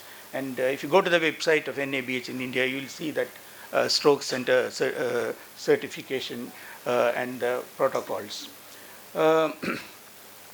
There are 4 types of these stroke centers. Acute stroke ready hospital, primary stroke center, thrombectomy capable stroke center, and comprehensive stroke center. Uh, so this is acute stroke ready center. It may be geographically remote area or any other place. And the point is that they may not have a stroke unit and no designated beds, and the emergency department physician or nurse practitioner or physician assistant may be coming and seeing the patient first time. But as long as they have a protocol and they follow certain guidelines in basic principle of stroke care, then they can be accredited as acute stroke ready center. And some of these centers are also, depending upon the facilities that are permitted to give thrombolysis through telemedicine or a neurologist being able to come there within the window time. They also have to have a neurosurgeon available within 3 hours. So that is acute stroke ready center. You can see that they have to have a CT availability within 24 hours, at least within at the center. It cannot be another hospital. So an availability of a brain imaging is a must there. You don't have to have a neurovascular imaging in an acute stroke ready center. And what is primary stroke center? Here, there is a stroke unit. There is a dedicated beds, as Dr. Prasad was telling, for stroke care. And the initial assessment is always by a emergency department physician or somebody, a physician in charge of the emergency care of that hospital. And here, of course, IV thrombolysis and medical management of stroke is available. Not only IV thrombolysis, but medical management also. Whereas in the stroke ready center, you need not have a full medical acute ICU care is not needed, but they should be able to transfer immediately after giving IV thrombolysis. So that's the concept of a acute stroke ready center versus a primary stroke center. And there are intense clinical performance measures. For example, post thrombolysis, you need to know BP assessment, etc., and of course the FES care, etc. So all those things should be available. And thrombectomy ready centers, you have to have a thrombectomy, a DSA available, has to be available, neurointerventionist has to be available, and they all should have done in the preceding 12 months around 15 cases. Only once that you have the data for that, then only the certification can be given. You can't have the interventional radiologist and a biplane DSA lab and then say that we want a thrombectomy ready strokes. And you have to prove that you have done so many cases within 1 year or 2 years. In 2 years, 30 cases. So that's how the thrombectomy. I mean, the difference between a thrombectomy ready center and a comprehensive stroke care center is that in comprehensive stroke care center, there is a very good neurosurgery support also. Complications for the post-thrombolysis hematoma or a primary intracellular hemorrhage evacuation, and also the subarachnoid hemorrhage management using coiling, clipping and all. So neurosurgeon support is very, very essential, and it's an integral part of a comprehensive stroke care center. So I think I would go to the very last slides, which there are some questions. Did they make difference? I'll take just 1 minute only. Did they make a difference, mobile stroke unit? So we had various studies, and they looked at mortality 7 days, didn't make any difference, MSU. About mortality at 30 days, you can see looking at the diamonds meta-analysis, they haven't made much difference. And if you go to the acute ischemic, whether they make any difference in the clinical outcome. So that was the next question, and they did make changes in the clinical outcome at 90 days. So what the mobile stroke units and pre-hospital care has proven on randomized trials and the meta-analysis that they do make a difference at 90-day. That is good stroke clinical outcome. So that is the evidence available. But we don't have any robust evidence for the other outcome parameters. I think I will. So this is the great recommendation based on evidence in patients with acute ischemic stroke. Pre-hospital management with an MSU improves functional outcomes. They increase the rate of treatment with intravenous thrombolysis, including the rate of thrombolysis within the golden hour, and the quality of evidence moderate without much of safety concerns. Now, the grading is the way you present evidences nowadays. If you have more doubts on grading, you can ask Dr. Prasad this year actually. Hopefully he will help with that. Patients with the intracranial hemorrhage, pre-hospital management with an MSU increases the proportion of patients primarily transported to a tertiary care center without consensus on without concerns on short-term mortality. But you can see the quality of evidence is low from this because the quality of data is only that good. To come to any conclusion. In other patients, that is the patients who are stroke mimics, there was no safety concerns of moving a mobile stroke unit and some of them getting inadvertently thrombolized, etc. There was not much of safety concerns, but again the quality of evidence is very low only. So there is a problem. Overall strength of the recommendations is rather weak. So this is how you enhance the awareness of recognition and its management options and their connectivity to the different types of stroke centers, which are hopefully in future going to be available on Google Maps. This is something which once the accreditation is done and stroke centers are actually named and regulatory approvals are given to that, getting them on the Google Map in India and the use of it is not at all difficult. We are quite good at that part of it, we know. So this is a stroke chain of survival within a system of care, all these component pre-hospital, stroke center certification standard, and then the stroke care networks. Networks, that is trans-institutional care is very important as a national policy to improve acute stroke care. So that's the last slide. I think most of the points I have already covered. Thank you. Thank you, sir. Thank you for a very informative talk. And we'll take on the questions as a shortage of time. Let's move on to next. Any questions? So, what question? Any of our in India, any of our stroke centers in the pipeline to start mobile stroke unit? Yeah, I just wrote that two centers in Coimbatore, they have actually started a mobile stroke unit, and that's going. And also in Calcutta also, Dr. Jayan must be able to, Tejpur, in Assam, yes. And there is a Baptist missionary hospital in Calcutta also. They also started mobile stroke units. Any questions? Okay. We'll go to the next speaker. We are having shortage of time. We'll take the questions from next speaker.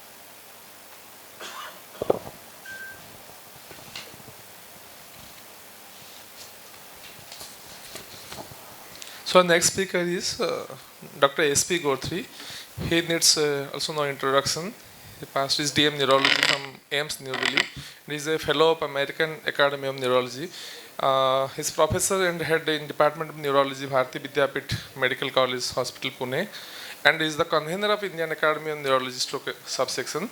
And he has lots of publications in his name. And his areas of interest and specialization include stroke and movement disorder. And he has the best research paper award in Indian Academy of Neurology, annual conference September 2001. And he has got the 8th International prestigious Sardar Patel Award for Excellence in Neurosciences in February 2014. And he's the Chief of Army Staff Recommendation Card for Outstanding Service Army Hospital, Delhi, 2012. And he's got the MS/ML Sony Award for Best Resident in Neurology, AIIMS, New Delhi, 1997 to 1999. So please welcome our speaker, S.P. Gothri. Thank you very much, sir, for the lovely introduction.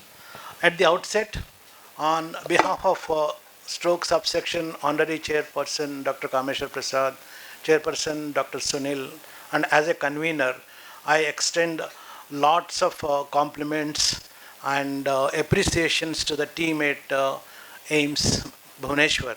They have done a wonderful job when we gave this task at a very short notice, and I want all of you to give to the team of AIIMS. So my job is to talk about time windows versus tissue windows, role of neuroimaging. So for the first time in the morning, we are going into the science, real science of stroke. So these are the places all across India I have worked. And so the timeline of acute stroke treatment, if you look at, all of you are aware, it is really dynamic. The window has been dynamic over the years. And we started treating around 95, 97. I graduated, I entered AIIMS. And for about 2 decades, it's only intravenous thrombolytic therapy with alteplase is available. And then 2015, that has changed. So the current therapies, as you know, is IV TPA, intraarterial TPA, and now we are in the stent retriever. We have slowly evolved from 3 hours, 4.5 hours, 6 hours, up to 24 hours, now beyond 24 hours with various interventions based on the advances in the neuroimaging. So there are class 1 evidence for TPA level 1A, 4.5 hours.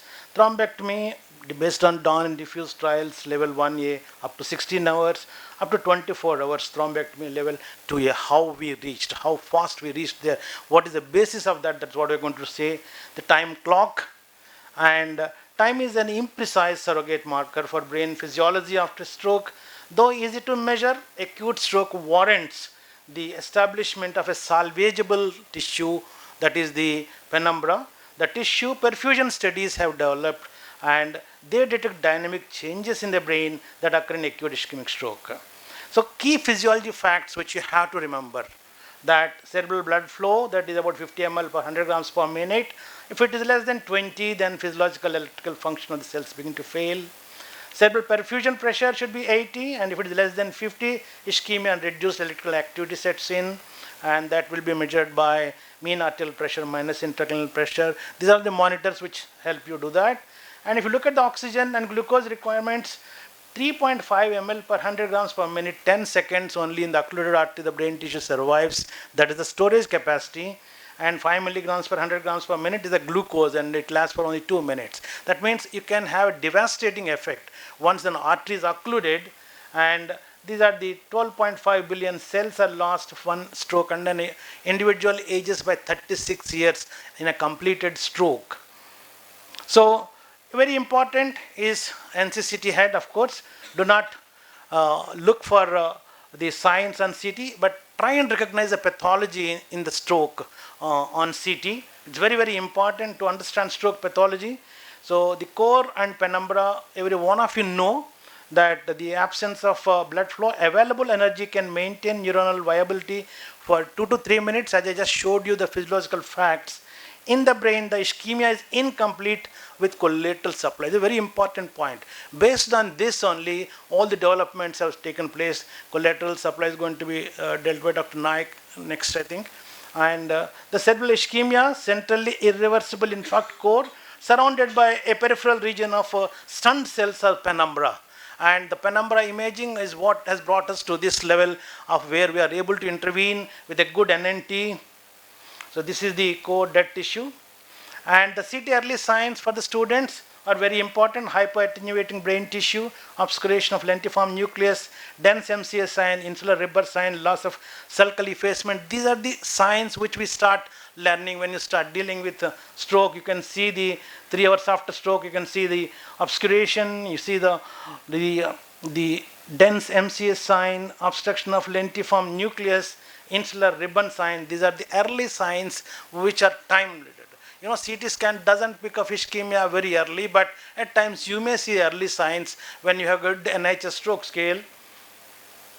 And then the CT aspects which you have to learn, that is CT aspects which are done is at the level of basal ganglia and at the level of ventricles. And also you should know the 10 score of the CT aspects. As the score falls, the severity of the stroke increases. These are the earlier days when we were dealing with time clock.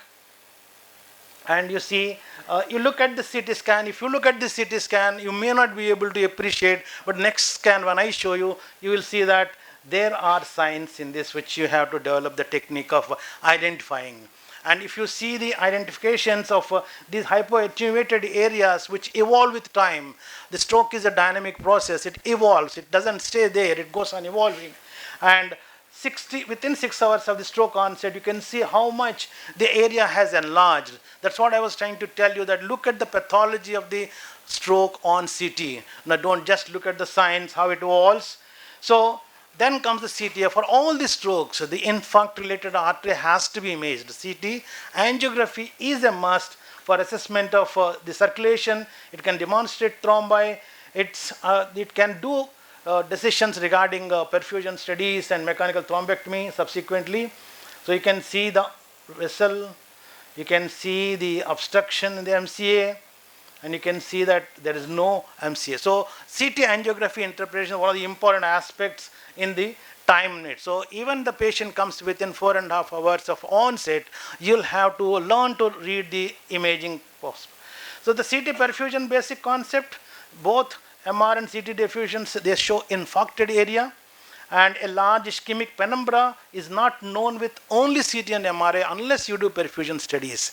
Sometimes nowadays we do ASL technique also giving us some idea, but important is this, the perfusion studies with an iodinated contrast agent bolus through the cerebral vasculature, areas of at risk can be identified. That is a perfusion imaging.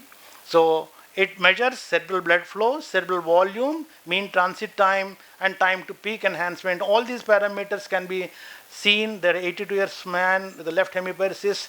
The CT perfusion studies have shown this, and you can see the perfusion abnormality and the core, different levels of perfusion deficit that dictates your treatment and what is the level which you should implement this treatment. And cerebral blood flow map is seen like this, and of course cerebral blood volume map is like this. These parameters can be assessed and studied with the help of radiology, and you can come to a therapeutic decision. And multimodal stroke MRI is the order of the day. Now if you are not using CT, some hospitals follow CT CTA protocol, some follow MR MRI. So most important for us, and stroke, the wake up strokes, when you get up, you look for diffusion flare mismatch, and that I'm going to show you subsequently also. And then you concentrate on parenchyma, the penumbra, the perfusion, and the pipes. And so these are the multimodal stroke imaging. Diffusion weighted abnormality, image abnormality seen as early as 30 minutes after the vascular occlusion. Provided you have a ADC correlation, then you can diagnose stroke. And these changes are dynamic again, they'll disappear. And the hypoattenuation on ADC map goes on increasing the next first 4 days, and by 7 days it becomes white colored. So you can time the stroke also. And the timeline on MRI sequences, the T2 weighted image doesn't show any stroke in the first 2 days, it comes at 48 hours. And DWI in 30 minutes, ADC is same time, by 7 days it becomes hyper intense. So the mismatch concept has come with the diffuse 2 studies. Diffuse 1 and diffuse 2 studies have given us this mismatch concept. What they saw was, after 24 hours also, the people who have got slow progressors, the diffusion weighted image is progressing very slowly. What DW indicates is a core of the infarct surrounded by the penumbra, which has got oligemic, benign oligemia, which has to be resolved. You can see that here, the differentiation of the true penumbra from the ischemic core penumbra, and benign oligemia. This is a concept which has been floated, and you can see the diffusion abnormality. The perfusion is seen in the red color, and the mismatch is seen in the blue. If this much area is available, it's the time for you to intervene. Intervene either with thrombolytic therapy or with, these are the important aspects in the first 24 to 48 hours. You can see the extent of the perfusion image, and there's a malignant profile of on obstruction which shows large area. Clinically, the features may be less. Radiologically, there may be a mismatch. So clinico-radiological mismatch, there are 3 mismatches. Clinico-radiological mismatch, diffusion weighted and flare mismatch, and diffusion perfusion mismatch. These 3 are, you have to remember, right? The vessel signs also are very important on CT, and flare also you can see, and gradient echo image. You can see the thrombus in the vessel. That's also very important in the timeline. So if you see these, very important. With GRE, you can see the thrombus very clearly. So if you are got an MRI-based protocol, you can do all these things.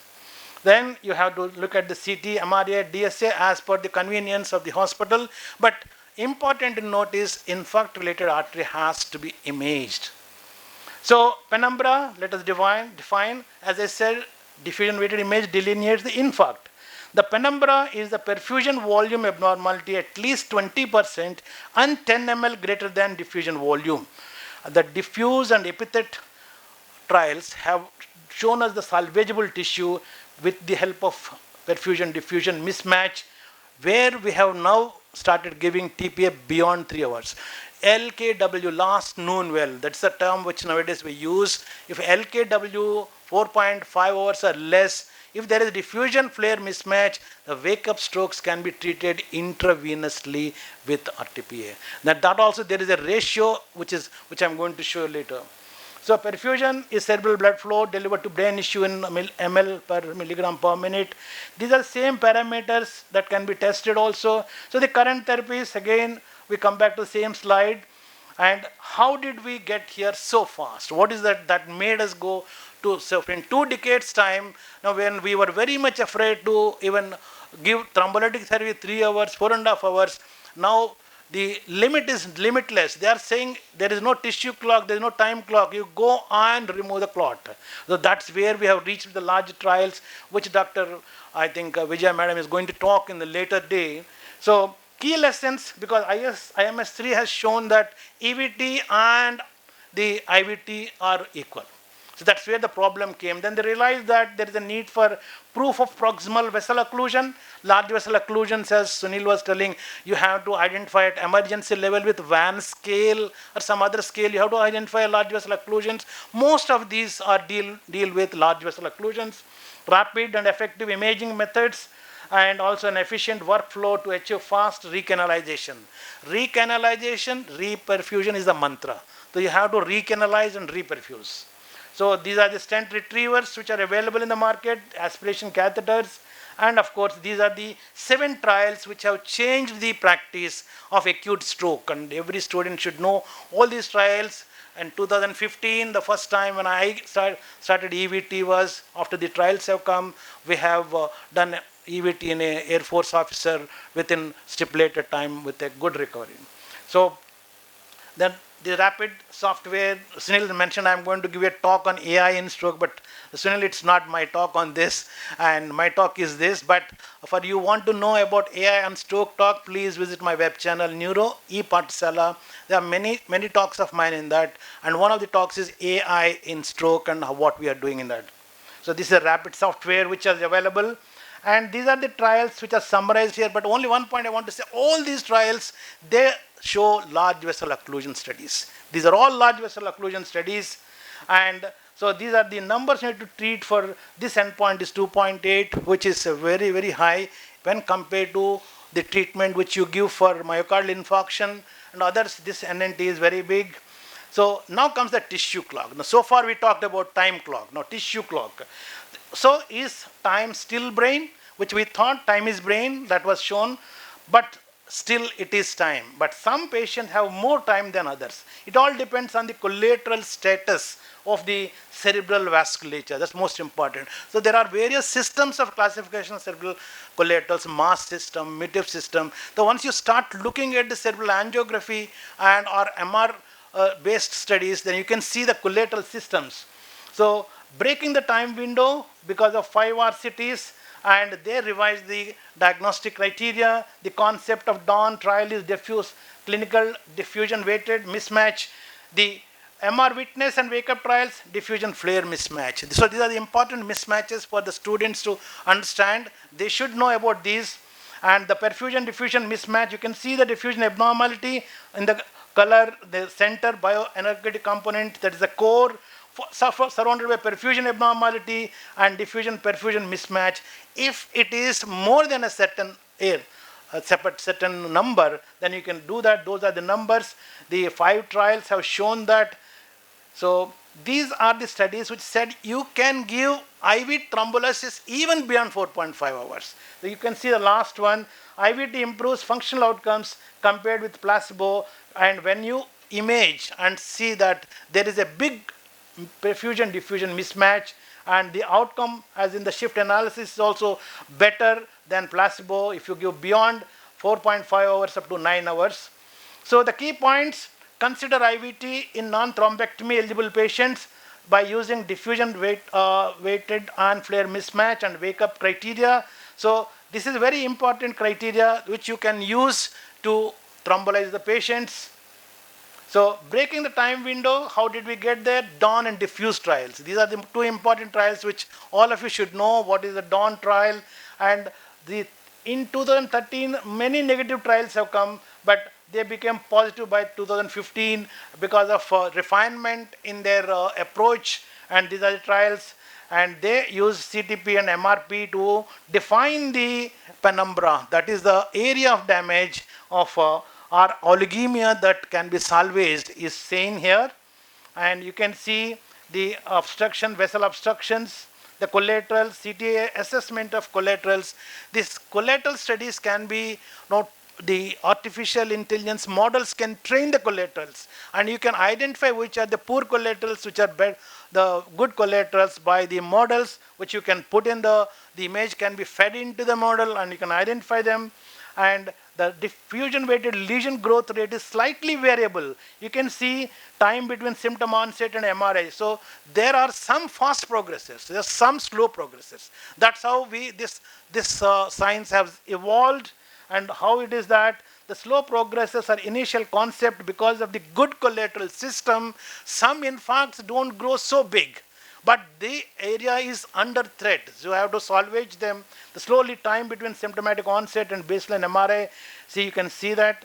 And what happens is fast progressors, more than 70 cc ischemic core within 6 hours. 4 million neurons per minute to 24 million neurons per minute die there. In slow progressors, less than 30 cc ischemic core within 6 to 24 hours, 1.9 million neurons die per minute. So that's the difference. That is the tissue clock which we are addressing in these studies. And how far we should go? Now there is no end. Now we have gone beyond 24 hours, 48 hours. Looking at this concept of tissue clock, people have done many studies, and the fast progressors and slow progressors, it is time, you can understand, relative times to final infarct volume is variable on diffusion weighted image. So the important point, as I said, is the reperfusion. So how much reperfusion you are targeting. If you see that pooled analysis of reperfusion, there is always a better outcome with this. So these are the differences between slow progressors and fast progressors. With the prevalence of slow progressors is 55% when compared to 25% fast. That means lot of strokes, there is still time for you to intervene based on the neuroimaging. Right. So with mechanical thrombectomy, 6 to 24 hours, wake up strokes and groin axis, we can measure. These are the imaging modalities for selection, and you can see the infarct volume can be calculated. Growth of infarction is variable. That's why point again stressed. You can see the variability in the DWI image and the perfusion image. So the software will pick up, rapid software will pick up the volumes and give you instantly. And the Annals of Neurology has published this article about the perfusion, the response to recanalization in ischemic stroke, and they use perfusion scans to identify. So the concept of target mismatch has come. Patients with a greater response to reperfusion compared to the general mismatch population. The diffuse 2 study redefined the mismatch definition of EVT eligible patients. That is the MMR of more than 18, the ratio between mismatch ratio, penumbra more than 15 ml, DWA volume less than 70 ml, Tmax more than 10 seconds volume or less than 100 ml. So these are the parameters on which you judge the further treatment. This is the Dawn concept, and here the concept is clinical diffusion mismatch. The Dawn concept, age more than 80 years, NIH should be more than 10, core less than 21 cc. In less than 80 years, NIHs more than 10, core less than 31 cc, and if it is more than 20 NIHs, core should be less than 51 cc. So this how the rapid CTP DWI has brought out and study was done, and this was published, diffuse 3 investigators, and you can see the difference between the ischemic core hypoperfusion in these two pictures here. If there is a mismatch, there is use of intervening. If there is no mismatch, there is no point in intervening. So this has shown a good result, and examples of perfusion imaging showing a disproportionately large region of hypoperfusion here in this diagram. So the result is very well known in endovascular therapy benefited.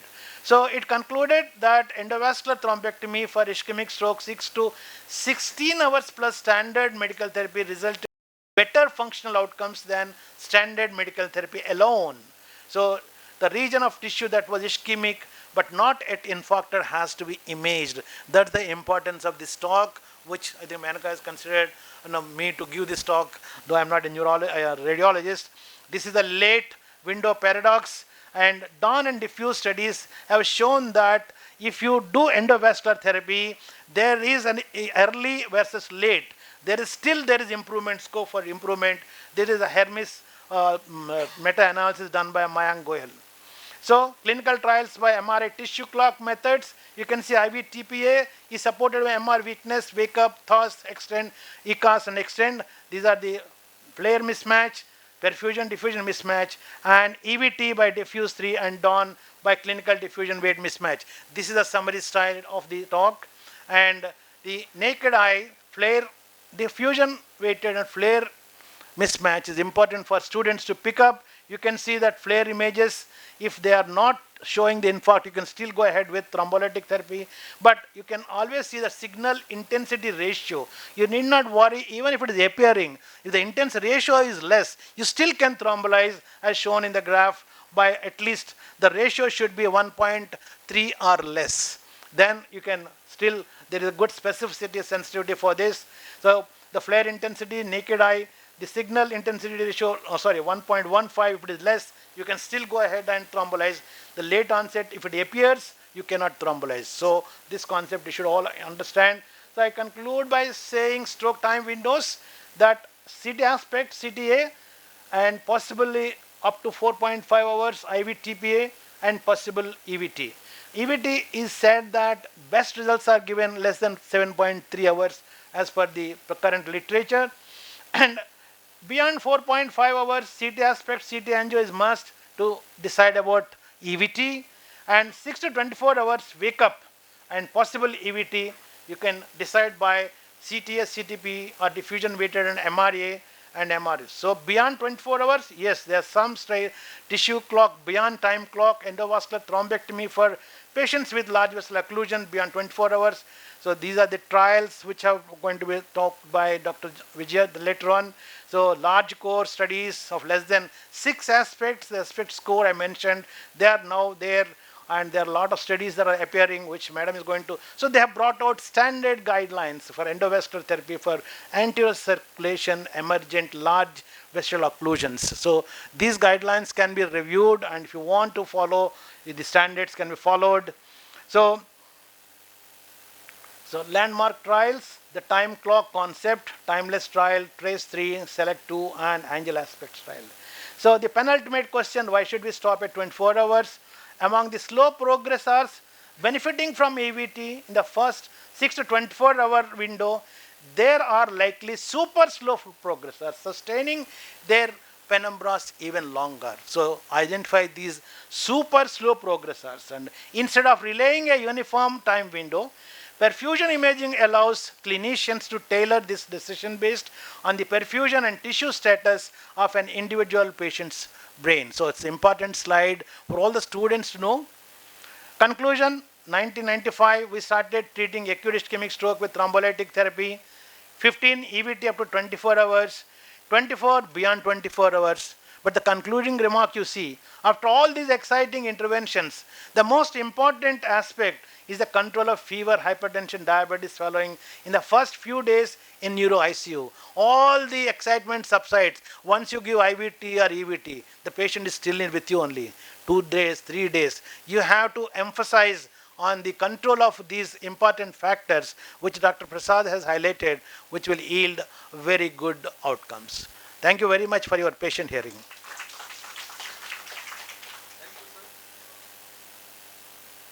Hello.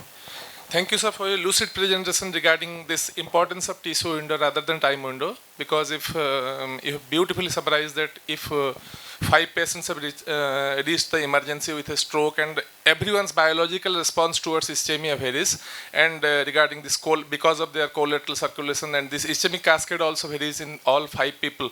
From the oligemic zone, the impacted zone, how much area will be impacted depends upon their biological response. It's totally different. So we can be very liberal regarding this. Rather than following the time window, you can follow the tissue window beyond 24 hours. So beautiful presentation, sir.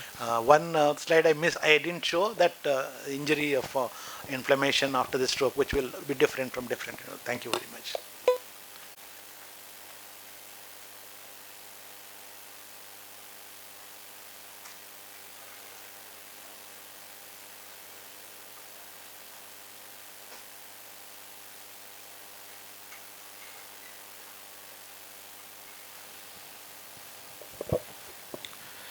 Now the topic is open for discussion. Any question from audience?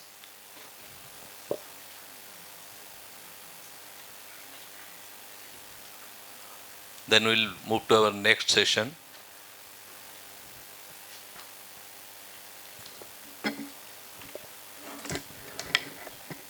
Good morning, everyone.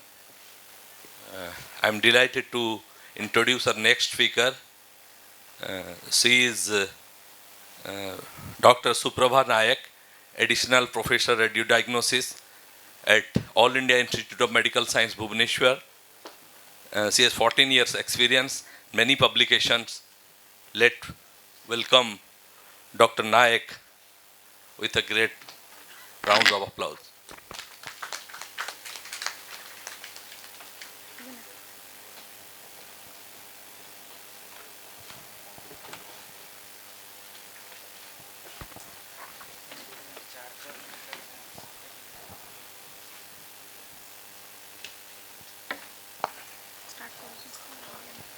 Thank you, sir, for kind introduction.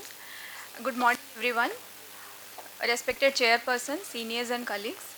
First, I would like to thank the organizers for inviting me. I'll be speaking on outcome of stroke with special emphasis on collaterals.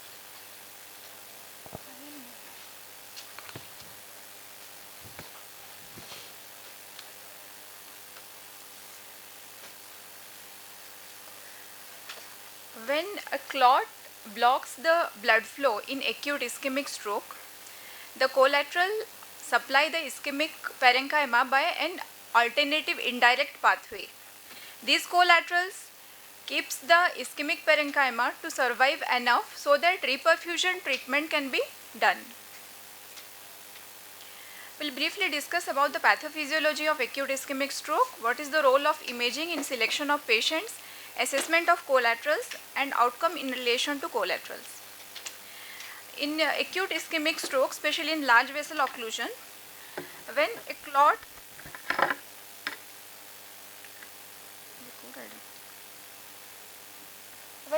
occludes a vessel, then antegrade flow to the brain parenchyma of that particular territory is reduced. And when the cerebral blood flow is reduced to less than 12 ml per 100 gram per minute, that part of the brain parenchyma undergo irreversible damage. That forms the core of the infarct. Whereas part of the brain parenchyma that is still salvageable, that is the ischemic penumbra, that the neurons are still alive in ischemic penumbra. In penumbra also the cerebral blood flow is reduced, but the reduction is not enough to kill the neurons. And the reason why these neurons are alive is the presence of collaterals. after a large vessel occlusion, the core size will grow, but it does not grow at the same rate in all individual, because every individual has a different type of collaterals. Infarct growth rate, that is highly critical in acute ischemic stroke, that is highly variable and depends on the function of collateral circulation. If a patient is having good collateral, then infarct growth rate will be slower. If patient is having poor collateral, then growth rate is faster. The role of imaging in acute stroke. First, we have to rule out whether it is a hemorrhagic stroke. Once we confirm that it is ischemic stroke, then we have to look for 4P: the parenchyma, pipeline, perfusion, and the penumbra. We have to see the location and extent of acute ischemia, and site of vessel occlusion, collateral status, and is there any salvageable brain, the ischemic penumbra. That is the target for reperfusion treatment. And imaging is a triage and treatment selection tool. Why early imaging is important? Shortly after stroke, the size of the core is very small, but with time it increases to attains the maximum size. If we intervene at this point of time, the patient will get maximum benefit. So time is very important. Imaging modalities, we can go with CT scan or MRI. Both of them can give information about the 4P of acute ischemic stroke. But CT scan is still considered as the workhorse while dealing with acute stroke. NCCT can rule out hemorrhage, and it can also show aspect score in ischemic stroke. Apart from NCCT, CT angiography and CT perfusion is done. And MRI, diffusion weighted imaging in MRI is very important as it provides the information about the size of the core. Diffusion perfusion mismatch gives information about the size of ischemic penumbra.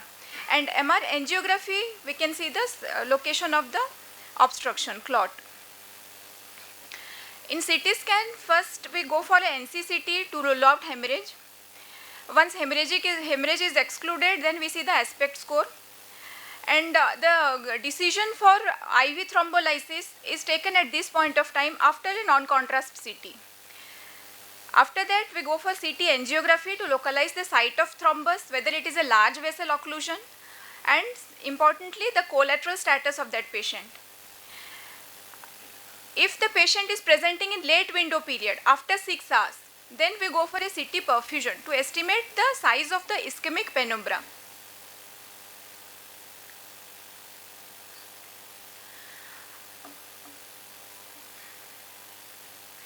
Early CT signs of acute infarct, already it has been discussed. The dense MCA sign, that is the thrombus within the vessel, and the parenchymal changes, that is seen as insular ribbon sign, obscuration of lentiform nucleus, sulcal effacement.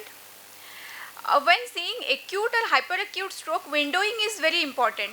Here, this is a left MCA thrombus, that is dense MCA sign, but we are not able to see any abnormality in the brain. Brain looks good only. But when we change the window setting, here we can see very well defined, not ill defined actually, relatively, that is not appreciated here, but we can see very clearly that some hypodensity is there in the MCA territory. So windowing, we have to narrow the window for seeing this hypodensity. Then we can see the aspect score that already previous speaker has discussed. 7 to 10 aspect score has a good prognosis, whereas less than 7 has a poor prognosis.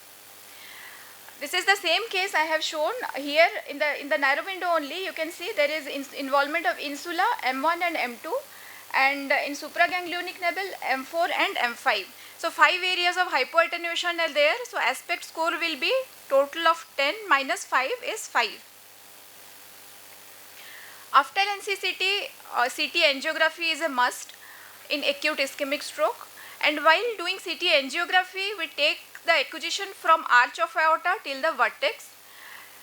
It gives information about both intracranial as well as extracranial circulation, and CT angiography can show the occluded artery, that is the target of endovascular treatment.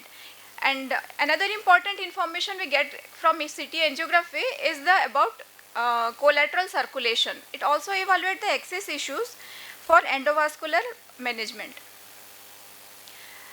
EVT is the standard treatment for patient presenting with large vessel occlusion stroke. And according to previous guideline, it was up to, window period was taken up to 6 hours.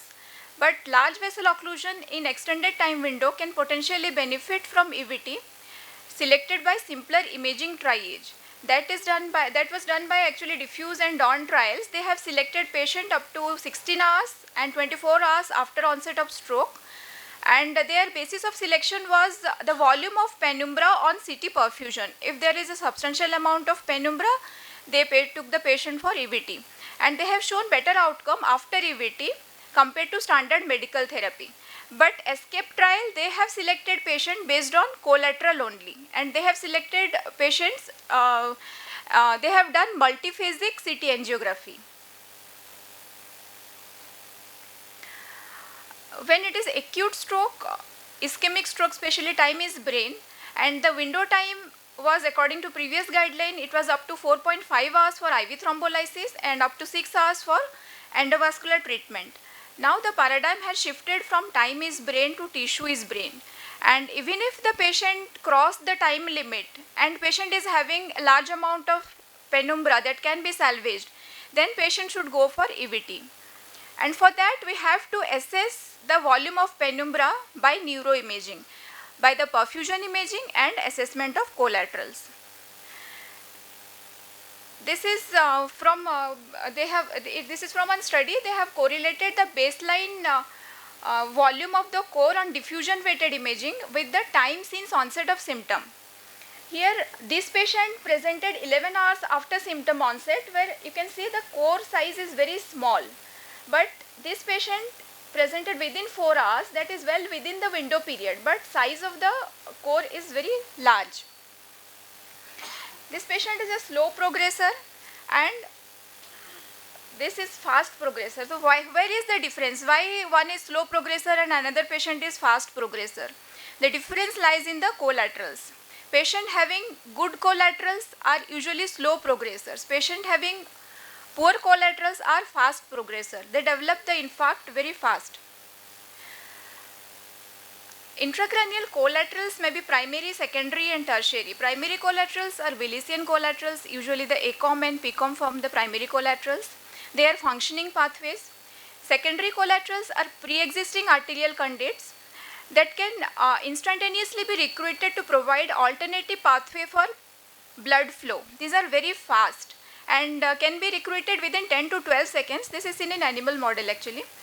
And the leptomeningeal collaterals and ECA-ICA collaterals are the secondary collaterals. These play an important role in acute ischemic stroke, whereas tertiary collateral usually comes into play in chronic occlusions.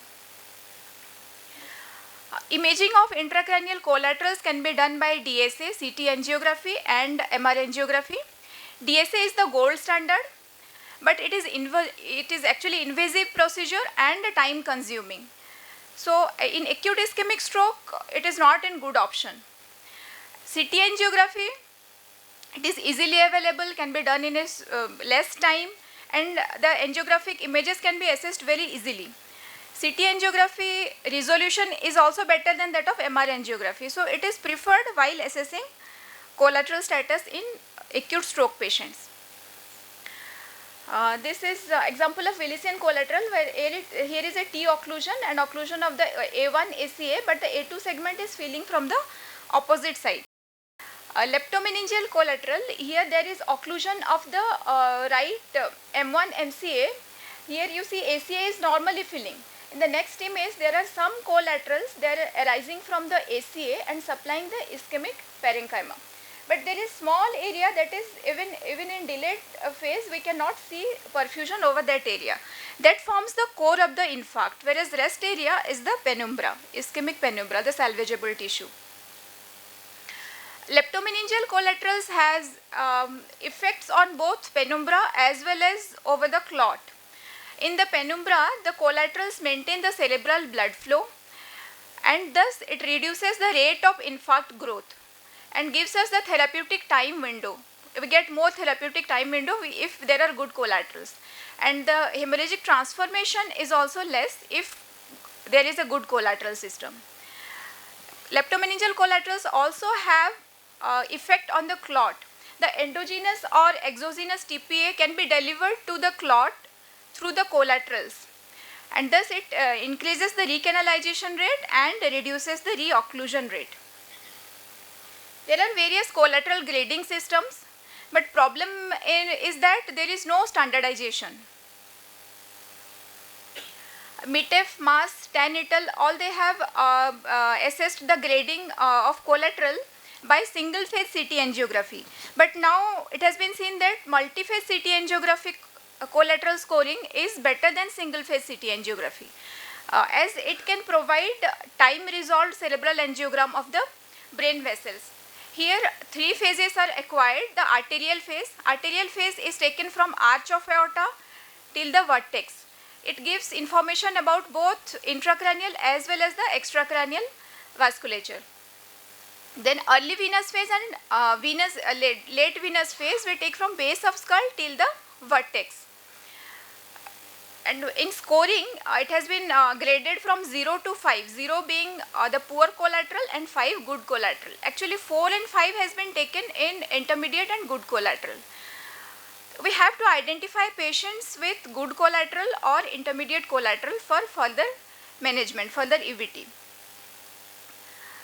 This is the simplified grading of collaterals. We have to identify patients whether they are having good collateral or poor collateral. If there is filling of more than 50% of pile arterial circulation, it means there is good collateral. And maximum intensity projection is useful for assessing the collaterals. When we assess the collaterals, we look for 3 characteristics: the extent of collaterals, the prominence of collateral, and the rate of filling of collaterals if it is a multiphasic CT angiography. The advantage of multiphasic CT angiography is if a patient is having collaterals but it is not seen in arterial phase but better seen in venous phase. If we will see only the arterial phase, we will underestimate the collaterals. Actually, patient is having good but late collaterals. That is the advantage of multiphasic CT angiography. This is taken from literature where there is MCA block with good collaterals. In all the phases we are seeing the affected side collaterals is almost similar to that of unaffected. And in second image there is the second row, you can see there is MCA block, there is arterial collaterals are there but less than that of the normal side, but they are better seen in the venous phase. These are late appearing collaterals. And in this patient with right MCA block, in none of the phases we are seeing good amount of collaterals. These are poor collaterals. So how to select patient based on the collateral grading? If patient is having good aspect score and intermediate to good collateral, then patient is a candidate for reperfusion treatment, EVT. If there is poor aspect score, poor collateral, then patient may not get benefit from reperfusion treatment and chance of hemorrhagic transformation is also more. This is a case of 40-year female patient presented to us with left hemiparesis 4 hours after symptom onset, and NCCT, here we can see the dense MCA sign. The CT angiography, there is non-visualization of the MCA and terminal ICA and ACA. It is a T occlusion. And aspect was 7 on NCCT. And when we see the CT angiography for assessment of collaterals, here this is the normal side. When we compare the abnormal side, the affected side, we can see some collaterals are there, definitely less than that of the normal side, but it appears to be more than 50% of the unaffected side. So intermediate to good collateral with a good aspect score. Decision was to go for endovascular thrombectomy. These are DSA image showing block at the level of terminal ICA,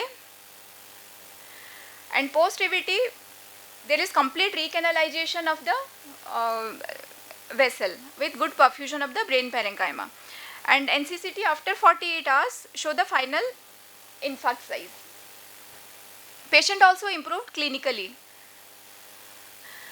If there are arterial collaterals are present, if you are seeing good collateral, it means that arterial collaterals are present and they are filling sufficiently. But whether these collaterals are able to supply the brain at the tissue level, for that we have to see the tissue level perfusion. that can be done by either CT perfusion or MR perfusion. I'm not going to details of perfusion, but what happens in core of the perfusion, the cerebral blood flow is reduced, cerebral blood volume is also reduced. And in the ischemic penumbra, cerebral blood flow is reduced, but the blood volume is either normal or it may be slightly increased due to cerebral autoregulation. So this mismatch can be taken up by the automatically by automated softwares, and they can calculate the volume of infarct core and penumbra. This is from our system only, where there is right MCI infarct with a small area of reduced cerebral blood volume and large area of perfusion abnormality. Cerebral blood flow is reduced in a large area, and the mismatch has been, and the penumbra size and infarct size has been calculated automatically.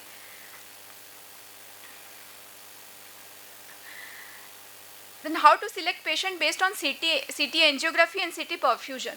If the patient, this is a T occlusion, patient having T occlusion with good collaterals on CT angiography, and these images are from rapid automated software that sir has already shown, and here you can see there is a small sized core and a large sized penumbra and a mismatch ratio of 4.7. This patient is ideal candidate for endovascular thrombectomy. This is again another similar case, similar T occlusion with poor collaterals on CT angiography. Here you see the size of the core is very large and mismatch is small. This patient may not get benefit from an EVT. Now in recent years, actually venous outflow has been the target. Presumption is that venous outflow reflect both pial arterial collateral and tissue level collateral, as it represents the final component of the collateral cascade. Studies have shown absence of cortical vein opacification is associated with lack of intra-arterial therapy benefit in stroke patients. So which patient will get maximum benefit? Which type of collateral? Suppose the patient having a good pial arterial collateral, tissue level perfusion and good venous outflow, this type of patient will get benefit after reperfusion treatment. How collateral predicts imaging and outcome? If the patient is having poor collateral, the final infarct size will be larger. But if the patient is having good collateral, the final infarct size will be smaller.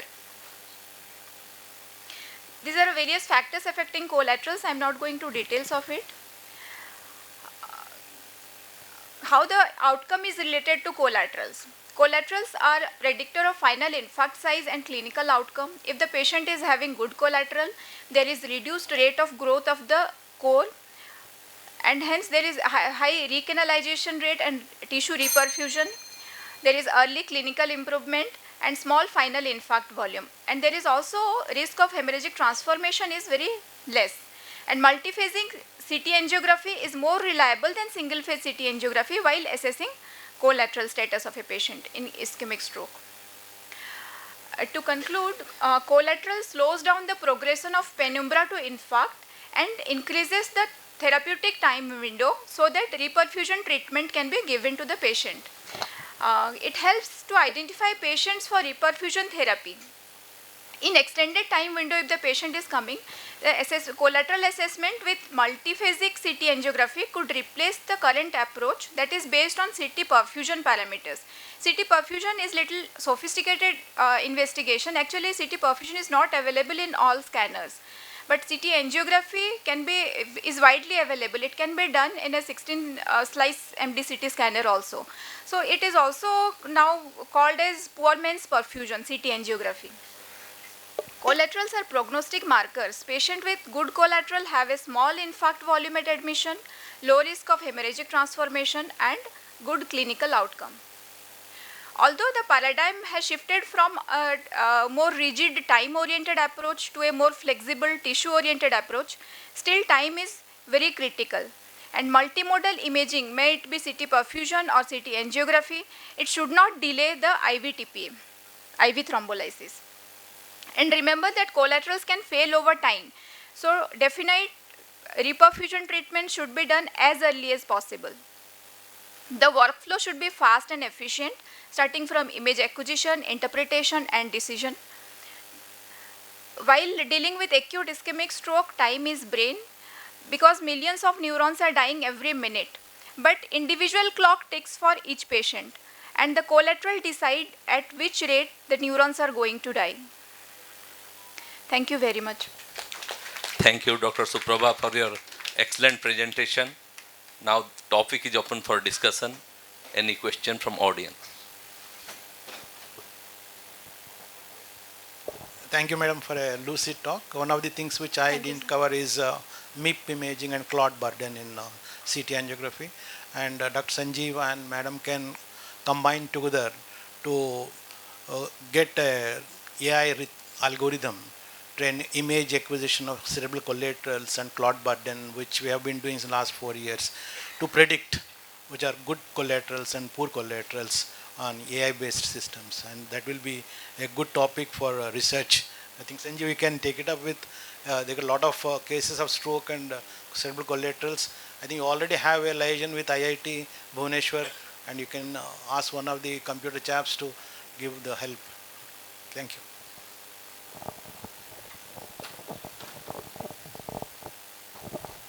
Thank you, madam, for that exhaustive, lucid talk, covering all the various aspects of neuroimaging so well. I have a question regarding the collaterals. Between the intracranial vascular collaterals, that is between the, suppose there is an MCA occlusion, the collateral circulation from ACA and PCA versus the circulation through the external carotid branches like middle meningeal and other meningeal arteries.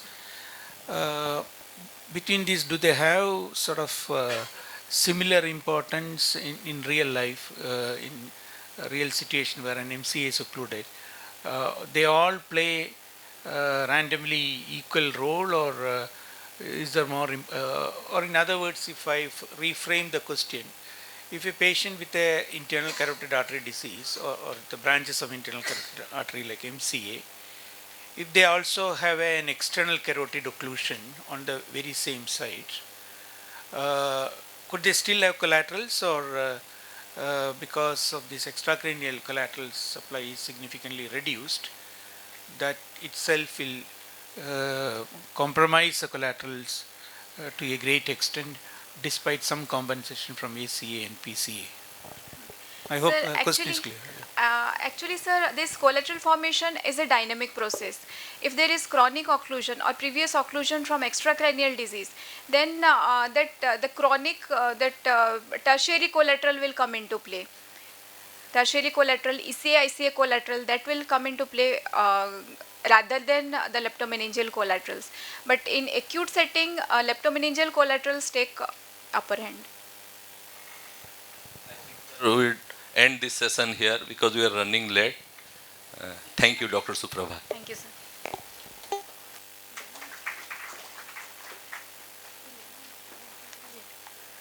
With this, we come to end the session 3.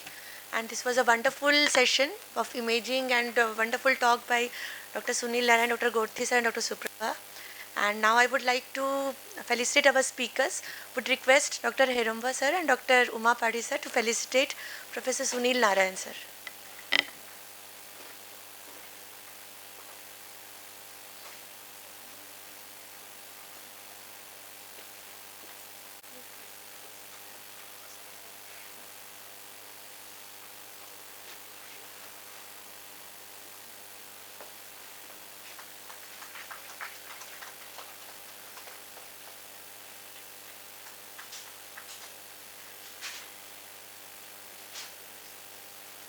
Requesting Dr. Amitabh Ratha sir and Dr. Akhil Panda to felicitate Professor S.P. Gorthi sir.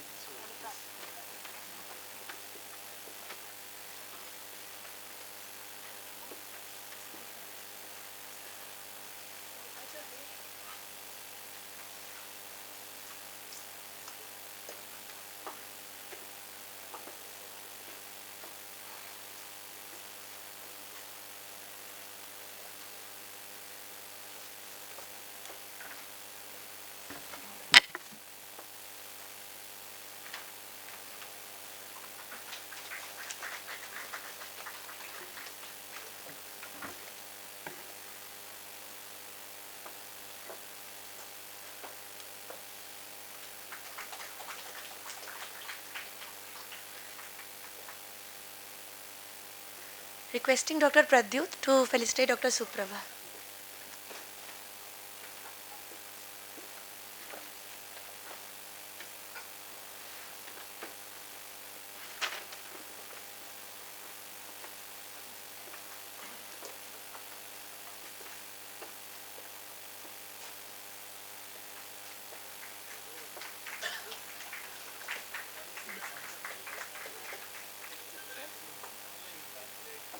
Yes, sir.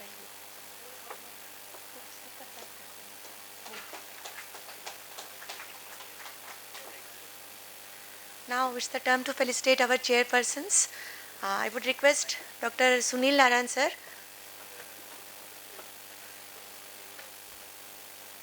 to felicitate Dr.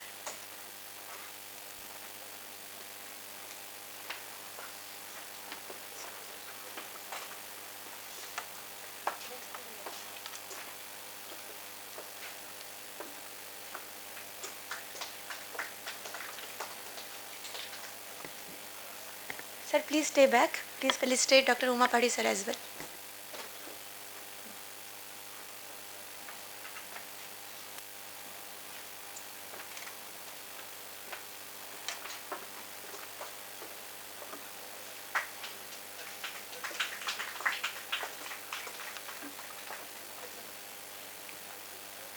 Requesting Dr. Gorthi sir to come on the stage and felicitate Dr. Amitabh Rath sir.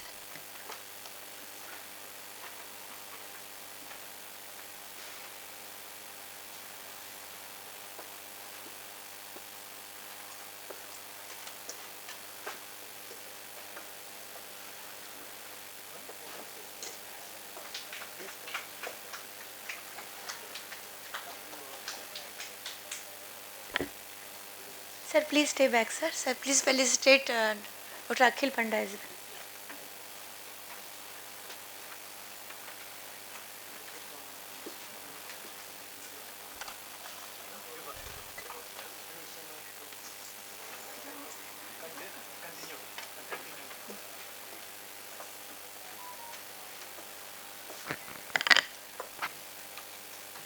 Requesting Dr. Suprabha to felicitate Dr. Pradyut.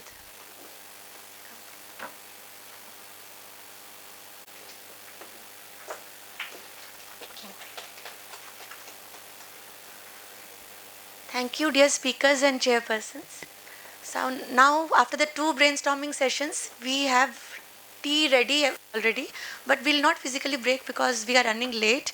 We'll simultaneously start the session 3, but we'll encourage the delegates to have, in between, they can have tea. Okay. So the session 3 is the code stroke, in which we'll going to cover medical and surgical management as well as the endovascular management of acute stroke. And I would okay. Okay. Okay, let's meet after 5 minutes maybe. Thank you, sir. I welcome you all back after the tea break, and we'll be starting the session 3, which is execution of the code stroke, which will involve the acute stroke interventions, medical, surgical and endovascular management. And for that, I request our chairpersons, Brigadier P.K. Sahu sir, who is head of the Department of Neuroscience at Apollo Hospitals, Dr. Amya Kumar Mahapatra sir, and Professor Ashok Malik sir, who is HOD SCB Neurology Cuttack, and Dr. Somyo Darshan Nayak sir, who is HOD Department of Neurology MKCG Medical College Berhampur, and Professor R.N. Sahu sir, who is head of the Department of Neurosurgery at the AIIMS Bhubaneswar. So I request the chairpersons to introduce our speakers. The first speaker will be online from Zoom, Dr. Sucharita Rai sir. Kindly introduce the speaker one. At the outset, I thank the organizers for inviting us as the chairperson for this morning. And this is a very good session which is going on. And our next speaker will be Dr. Suchitra Rai. She is MD DM from AIIMS, PDF AIIMS. And she former clinical fellow, stroke and cerebral associate professor, Department of Neurosurgery, PGI Chandigarh. She did her MBBS from Utkal University, Odisha. Got the gold. She is a gold medalist from Utkal University. MD General Medicine from PGIMS Rohtak, Haryana, and DM Neurology from AIIMS New Delhi. Postdoctoral Fellow Stroke and Cerebrovascular Disorders, AIIMS New Delhi. Clinical Fellow Stroke and Cerebrovascular Disorder, Canada. Member of AAN, IAN, ISA, MDS, WSO, CSC. Recent publication, 40 published articles and 14 book chapters. Reviewer for Stroke, Lancet, Annals of Medicine, Internal Journal of Surgery, AIAN, Neuro-Ophthalmologic Society. And her area of special interest is stroke and cerebrovascular disorders, headache, dementia, clinical research, and evidence medicine. She will be online. I welcome her for this talk.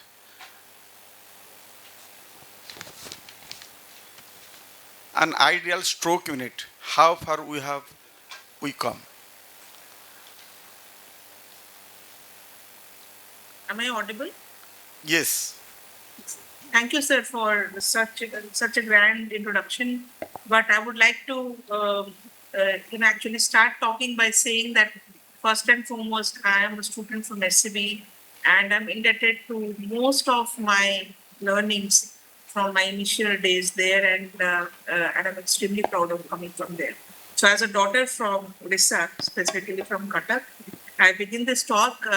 Now, I'm actually representing Professor Dheeraj Khurana, and I'm by no means an equivalent when we talk about an ideal stroke unit. I entered a student of neurology in all India, where a stroke unit, though not fully existent as a distinct geographical entity, was in force with stalwart stroke clinicians and neurologists, and I'm sure everyone is there. Kameshwar Prasad sir, Padma ma'am, Bhatia sir, all of them there together, and we made it a success. So I actually practiced and learned to practice and recognize stroke guided by their acumen, their teachings and their learnings. Later on, when I joined PGI, I saw a different setup, which has almost completely been set up single-handedly by Dheeraj sir. And there are some pros and cons which we shall talk about each of the places, and then further some other experiences happened which have broadened my aspect. But this is by no means equivalent to the struggles and the challenges that my teachers have actually faced in setting up stroke units in their respective institutions and also in many other places remotely. So we will talk about some of them. I will not take much of your time. But overall, just want to talk about this paper which was published by collaboration of neurologists from India. When we talk about the age standardized stroke incidence, we do realize that for all ischemic strokes, when we compare it with the rest of the world, we do see that India probably has lower rates of incidences compared to many other countries, say, for example, in Africa, our adjoining neighbors, even Bangladesh. But one of the fallacies of this graph is probably because of the lack of sufficient data collection and robust measures of stroke. And many of the data is actually accrued by reporting from hospitalized medical records, but does not take into account the global burden. As of now, we are the most populous country in the world, and so many times stroke actually goes unreported or even neglected, most of the times neglected by family members and so on. And hence, data representation needs to be more robust. And later on, when we talk about what's more interesting, the intracerebral hemorrhage, we do see that this tropical climate humidity that is present in India makes it a far more active spot for experiencing hemorrhages. And that is actually reflected in our hospital incidence rates. For example, right now in postgraduate, like in PGI Chandigarh, I do see hemorrhages to be almost 40 to 50% of the total strokes. Now, part of it is also a referral bias because many of the private institutions in Chandigarh are now practicing active ischemic stroke hyperacute therapy that includes mechanical thrombectomy, partial thrombolysis. So, till now, there is a sense of nihilism, perhaps, or maybe lack of enough treatment options, and many times financial difficulties that cause hemorrhagic patients to be referred more often to PGI. I think and I suspect the same reason could be prevalent in many other states. but this is how it is. The numbers don't lie, and they do say that hemorrhages do occupy a significantly more proportion of overall prevalence as compared to ischemic strokes in India. Where our priorities are directed, however, needs to be upgraded to reflect these changes that have come about. Then, when we talk about the prevalence of different stroke subtypes and risk factor, and we talk about all of these countries, we do see that be it India or the other South Asian nations like Nepal, Bangladesh, Sri Lanka, or even remote countries like North Korea and Thailand, hypertension is without doubt the most prevalent risk factor, which is the most common cause, which is thought to be responsible for this. Certain unique instances like tobacco use, especially in form of chewing tobacco, is also a very strong risk factor in Indian subcontinent, which is probably not shared in the other countries, but smoking is one of the leading causes there.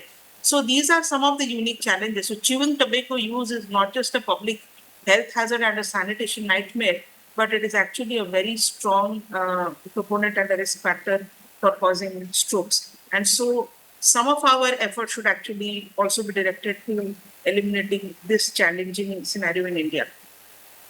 Now, this was an article that was published by Padma Ma'am and many other stroke neurologists all over India and many leading stroke clinicians. So this paper, which actually talked about the present status of stroke care in different states. And so when we see, and it may not be reflective of the individual scenario, and it does not talk about the private situation, but if we do see, we actually come to know that there are very few states with established government-funded stroke systems of care, be it established EBT system or thrombolysis system.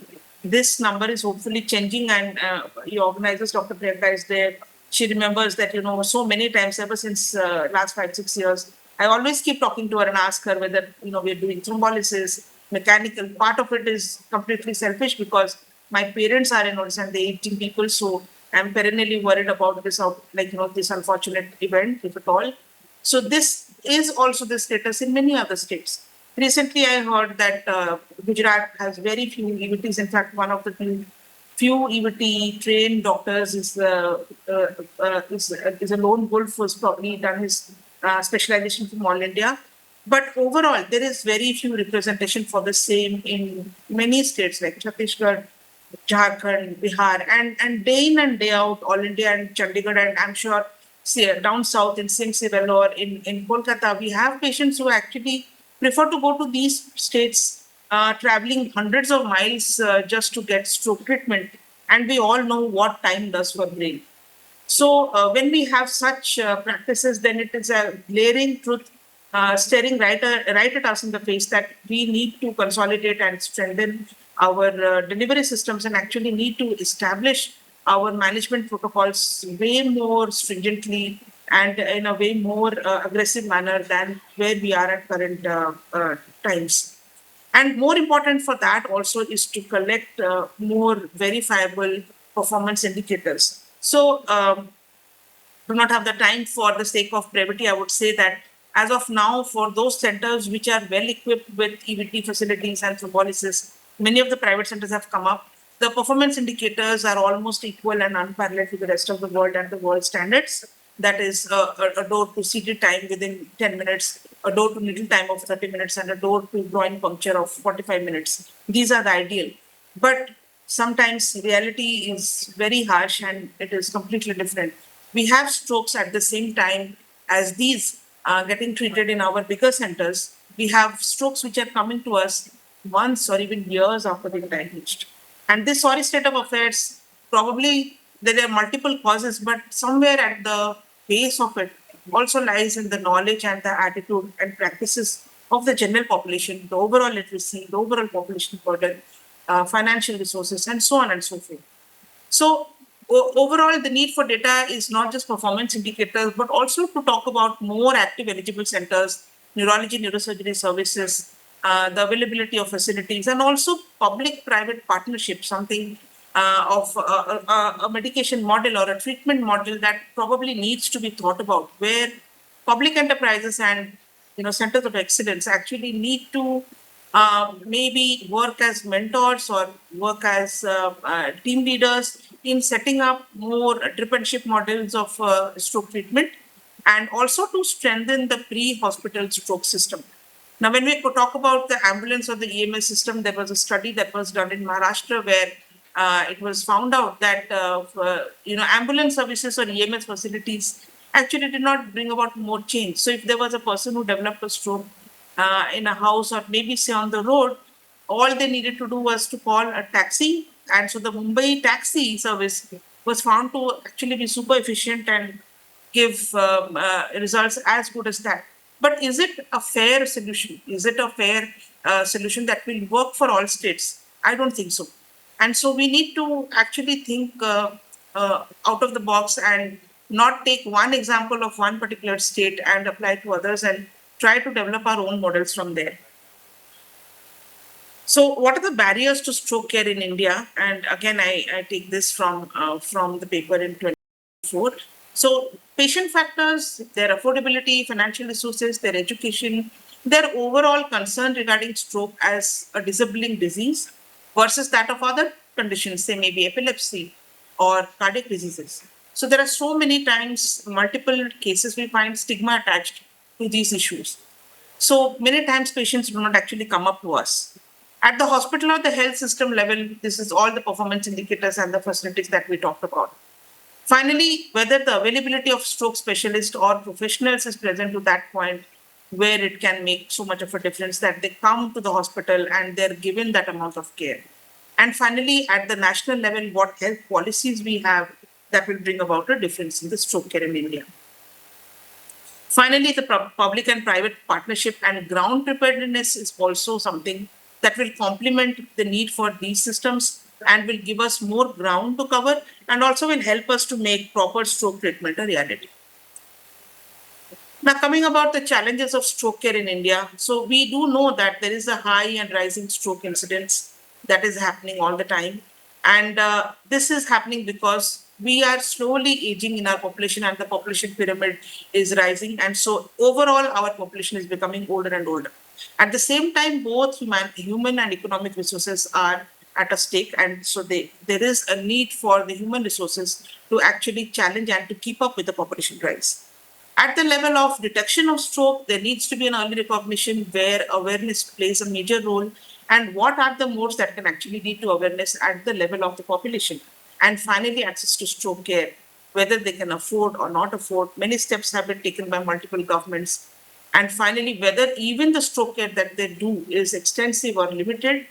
And overall, once the hyperacute period is gone, whether we are actually doing enough for our patients as far as rehabilitation is concerned, whether it exists as a phenomenon as it does in Western countries, or whether it is completely absent, or whether we are trying to make some inroads towards post-stroke rehab and how far we succeed in the same. So, if we talk about domains of a stroke system of care, it starts from community education, primordial prevention, primary prevention, EMS or pre-stroke response, treatment of acute stroke through secondary prevention, post-stroke rehabilitation, and continuously trying to improve these measures to improve the indices. Some people say that for India as a developing country, some of these things may hold true or hold ground. But at this point of time, primordial prevention and primary prevention are not the things that we should be focusing on. I beg to differ. Because at one time, when we talk about the way India has been progressing, say, for example, UPI system of payments or the bullet train initiative. So we have actually gone from a 2G or a 3G jumped straight on to 5G, and we have adapted very well to it. And I'm sure the way, if we talk about all of these domains and some of them being out of reach for us as Indians, I think the whole of the audience there with me will disagree, because that's the way the challenge was faced, and that is the way those strides were made towards giving them affordable healthcare, to the point that now the Indian healthcare system, if one actually goes out of India and sees how the responses are, what the treatment times are, that there are so many things that our system has which are of benefit to us and which we can actually feel proud about. But there are areas which we need to improvise, and so we need to talk about all of these aspects. That includes primary prevention and primordial prevention in our patients. and try to find measures that can actually target these areas of concern while we are continuing to improve in all the other domains of stroke care. So that brings us to the concept of a stroke unit care. Now, there is a geographic definition, a geographically limited area, which is meant specifically for stroke and which has its trained facilities in terms of a neurologist, a neurosurgeon, a neuroradiologist, an intervention specialist, a dedicated stroke nursing system, which is equipped to handle acute stroke care, as including all the acute, hyperacute procedures, maintenance of a rehab system, post-stroke complications to be seen, and then rehabilitation over a longer period of time, when seen by all the facilities, is the traditional definition. And so we think that it came as a newer concept. But to be honest, if we actually think, then we see that published descriptions to organized stroke care actually started way back in 1950s. And actually, Peter Langhorne has done extensive research on this, and they found out that the biggest motivation or compulsion for the Western counterpart was probably to ensure a uniform stroke treatment system, and then to ensure that those conducive areas became hotspots for conducting further research and trials. Many of them were, these models are actually economically driven because it's a different system there. Coming to that, whether we can replicate that in India, or do we need to have a specific system that we can hybridize depending upon our status, we need to consider. For us, when I entered All India, a stroke unit per se was not there. It may have started now, but there were dedicated beds. There was a treatment facility that was in full swing, and there were multiple faculty who were always active round the clock for any stroke patient that was being done and that was being seen by any resident, and all those treatments were being done. Now, with more AIIMS that have come up all over India, I do think and I feel and I'm confident that the same facilities and the same rigor in exercising stroke treatment has gone on to all the other institutes. Where we need to focus is to take it beyond the central institute level and to actually practice it in state hospitals and even in private hospitals, because overall the number of patients is always going to be on the rise, and there is always going to be a finite capacity for each of these hospitals to get saturated.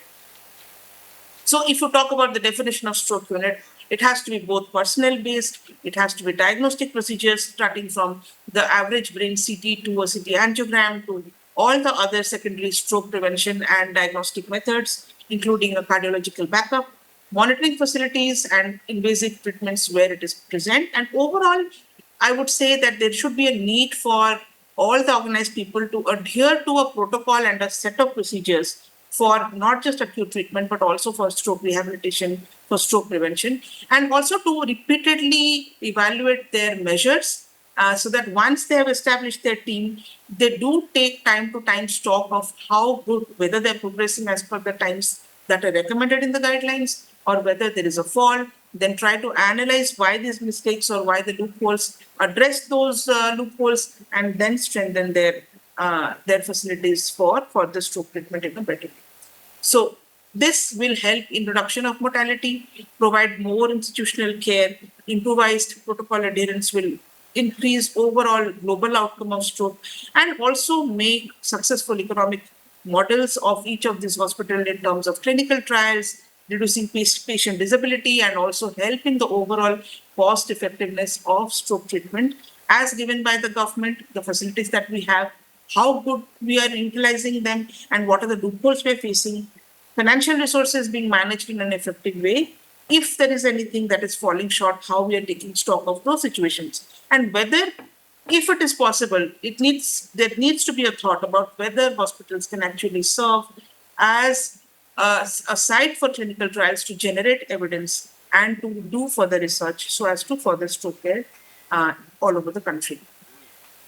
Everyone knows this photograph. This shows Milind Soman, big time model and sports enthusiast, and his 85-year-old mother who now run marathons barefoot on the ground all day around, all over India.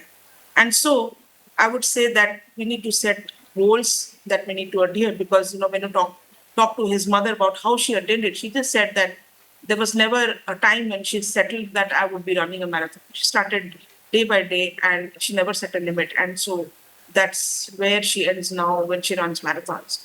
So when we talk about short-term solutions and long-term solutions and what is difficult to achieve, what is easy to achieve, it is always nice to kind of improve the awareness, find out those short-term solutions like free medications, helplines, stroke maps of all those stroke-ready hospitals around the hospital, stop working in silos, develop patient doctor coordination, develop doctor-doctor coordination and cooperation, and also to increase that, in addition to the emergency and overall strengthening of resources inside the hospital and hospital statistics, and then try to achieve the goals.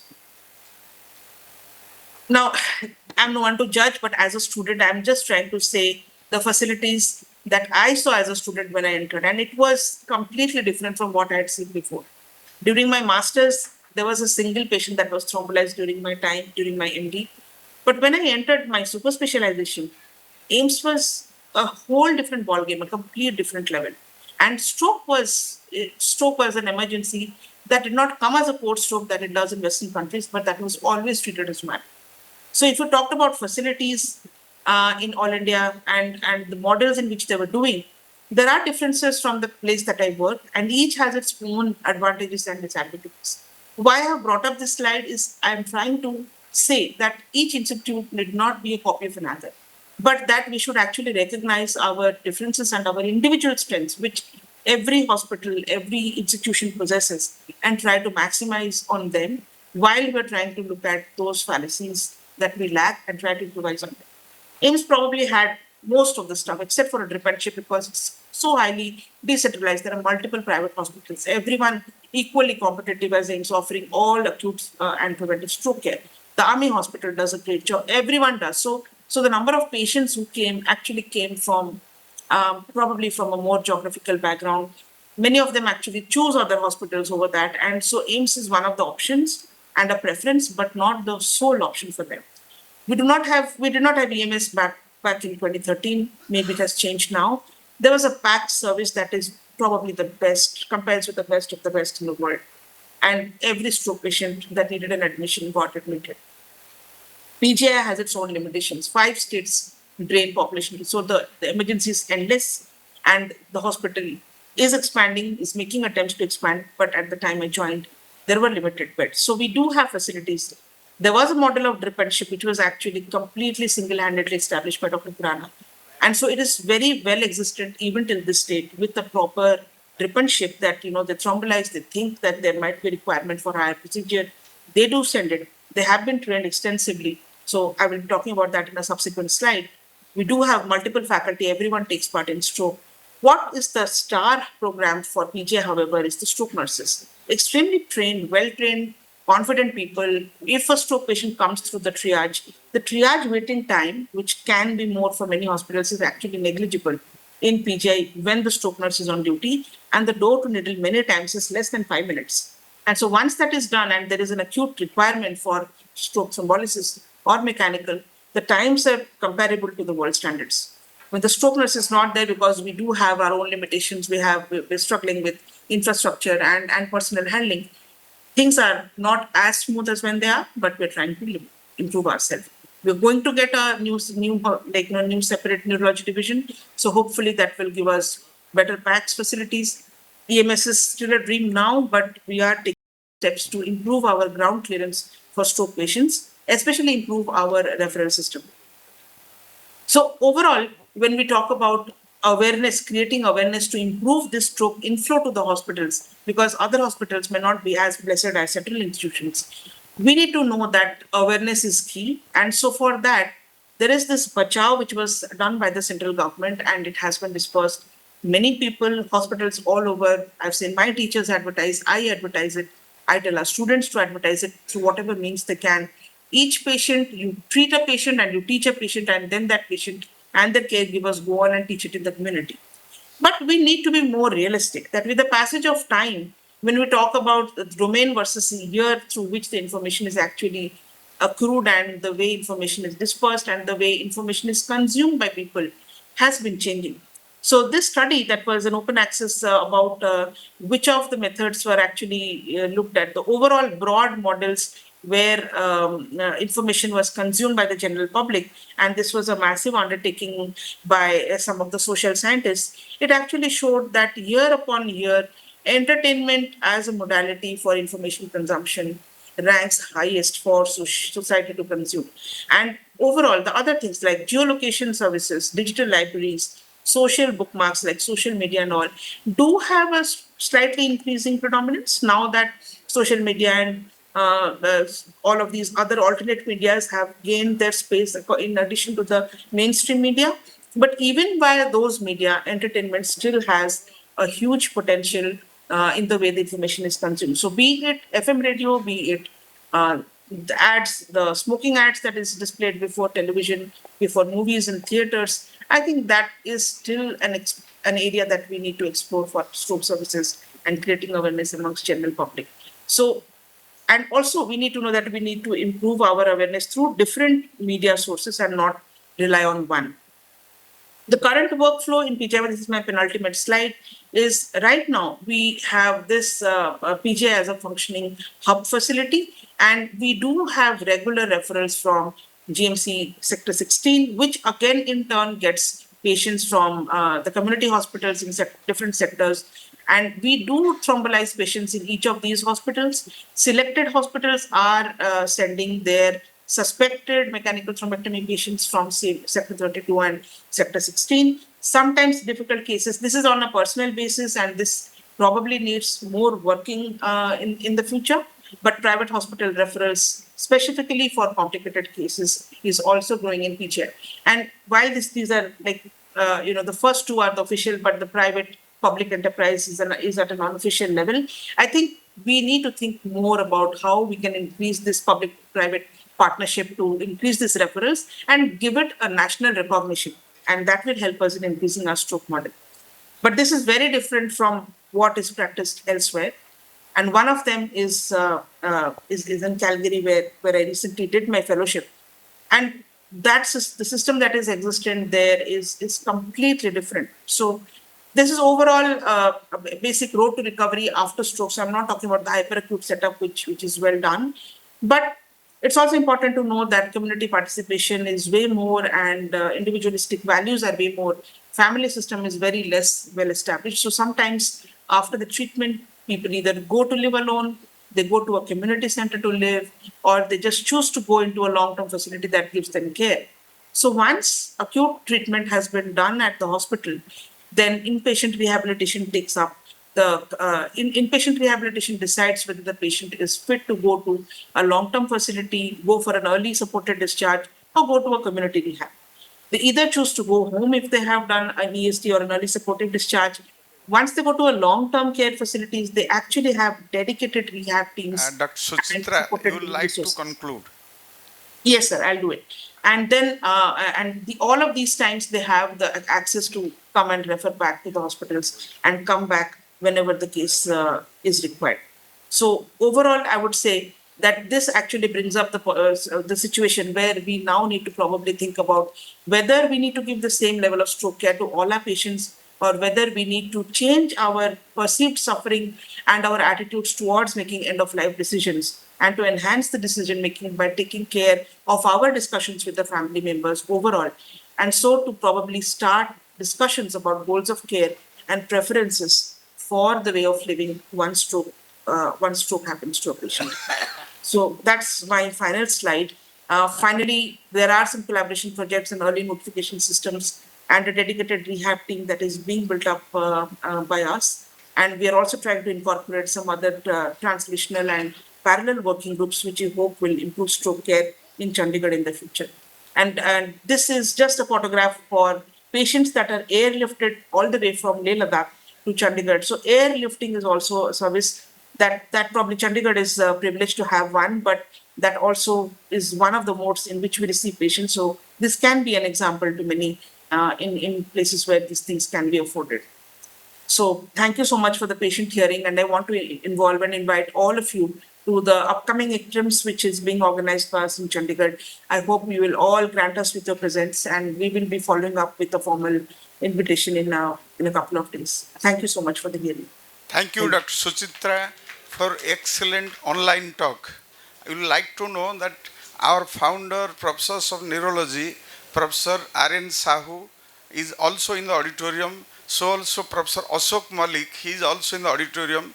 You would like to know that things have improved what you have seen during your student days, and now it is improving also. And I thank you for your presentation. All the discussion will be done after the session is over. Thank you very much for your talk. Thank you, sir. Thank you so much. Thank you.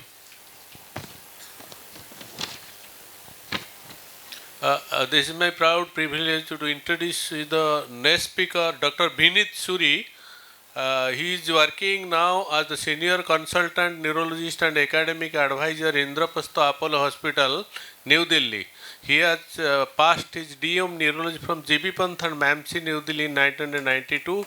After passing, he was the past president Indian Stroke Association, past president Delhi Neurological Association, past executive member of Delhi Neurology Association, past treasurer of Indian Stroke Association, past secretary of the Indian Stroke Association, editor, Elsevier Neurology Point of Care, associate editor, Journal of Stroke Medicine, and he is having 71 articles in national, international journals, and he has written 64 book chapters. Single author book published by Springer Neurological Examination and Localization in 2022, and second edition was published in 2024. Sir, your talk please. Thank you very much. I am going to talk on a very, very important aspect and a very important practical talk. This is going to be only, for all the people who are thrombolizing.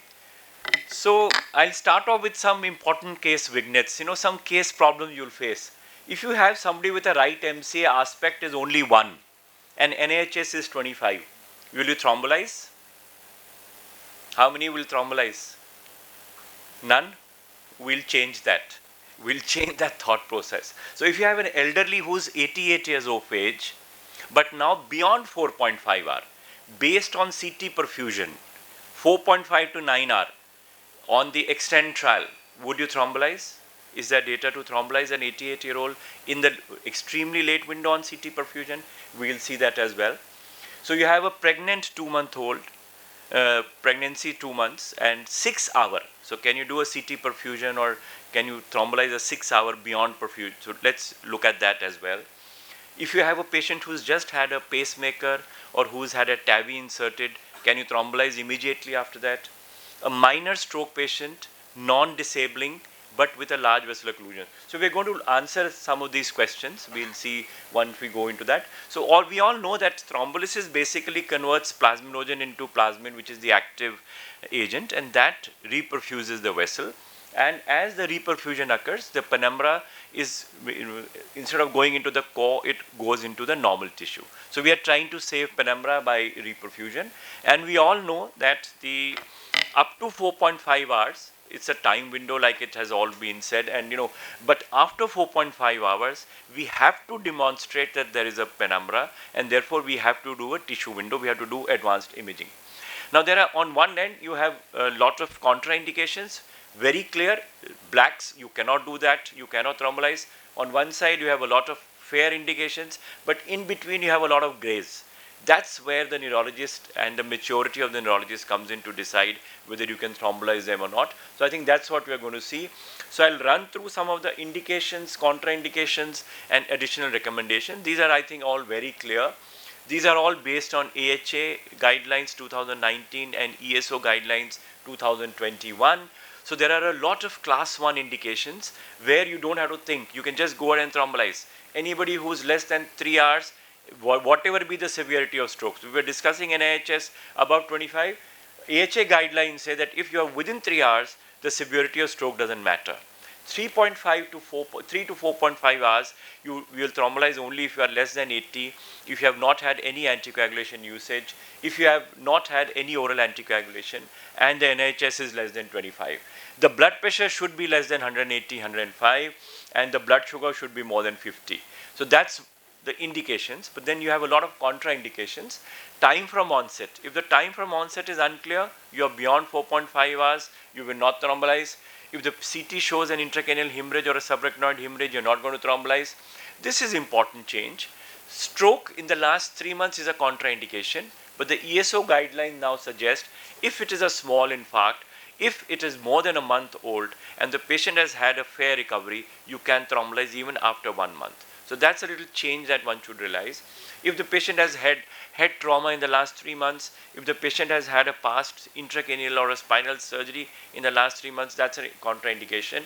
History of intracranial hemorrhage any time in life was a contraindication, but ESO guidelines changed that. Now, if the bleed was remote and the patient has had a fair recovery and there's no chances of a recurrence in terms of he doesn't have an untreated AVM or an aneurysm, so it was just a hypertensive bleed, long time has elapsed, you can go ahead and thrombolyze these patients. And intraaxial neoplasms, gliomas, all astrocytomas are also contraindications. Extraaxial are not contraindications.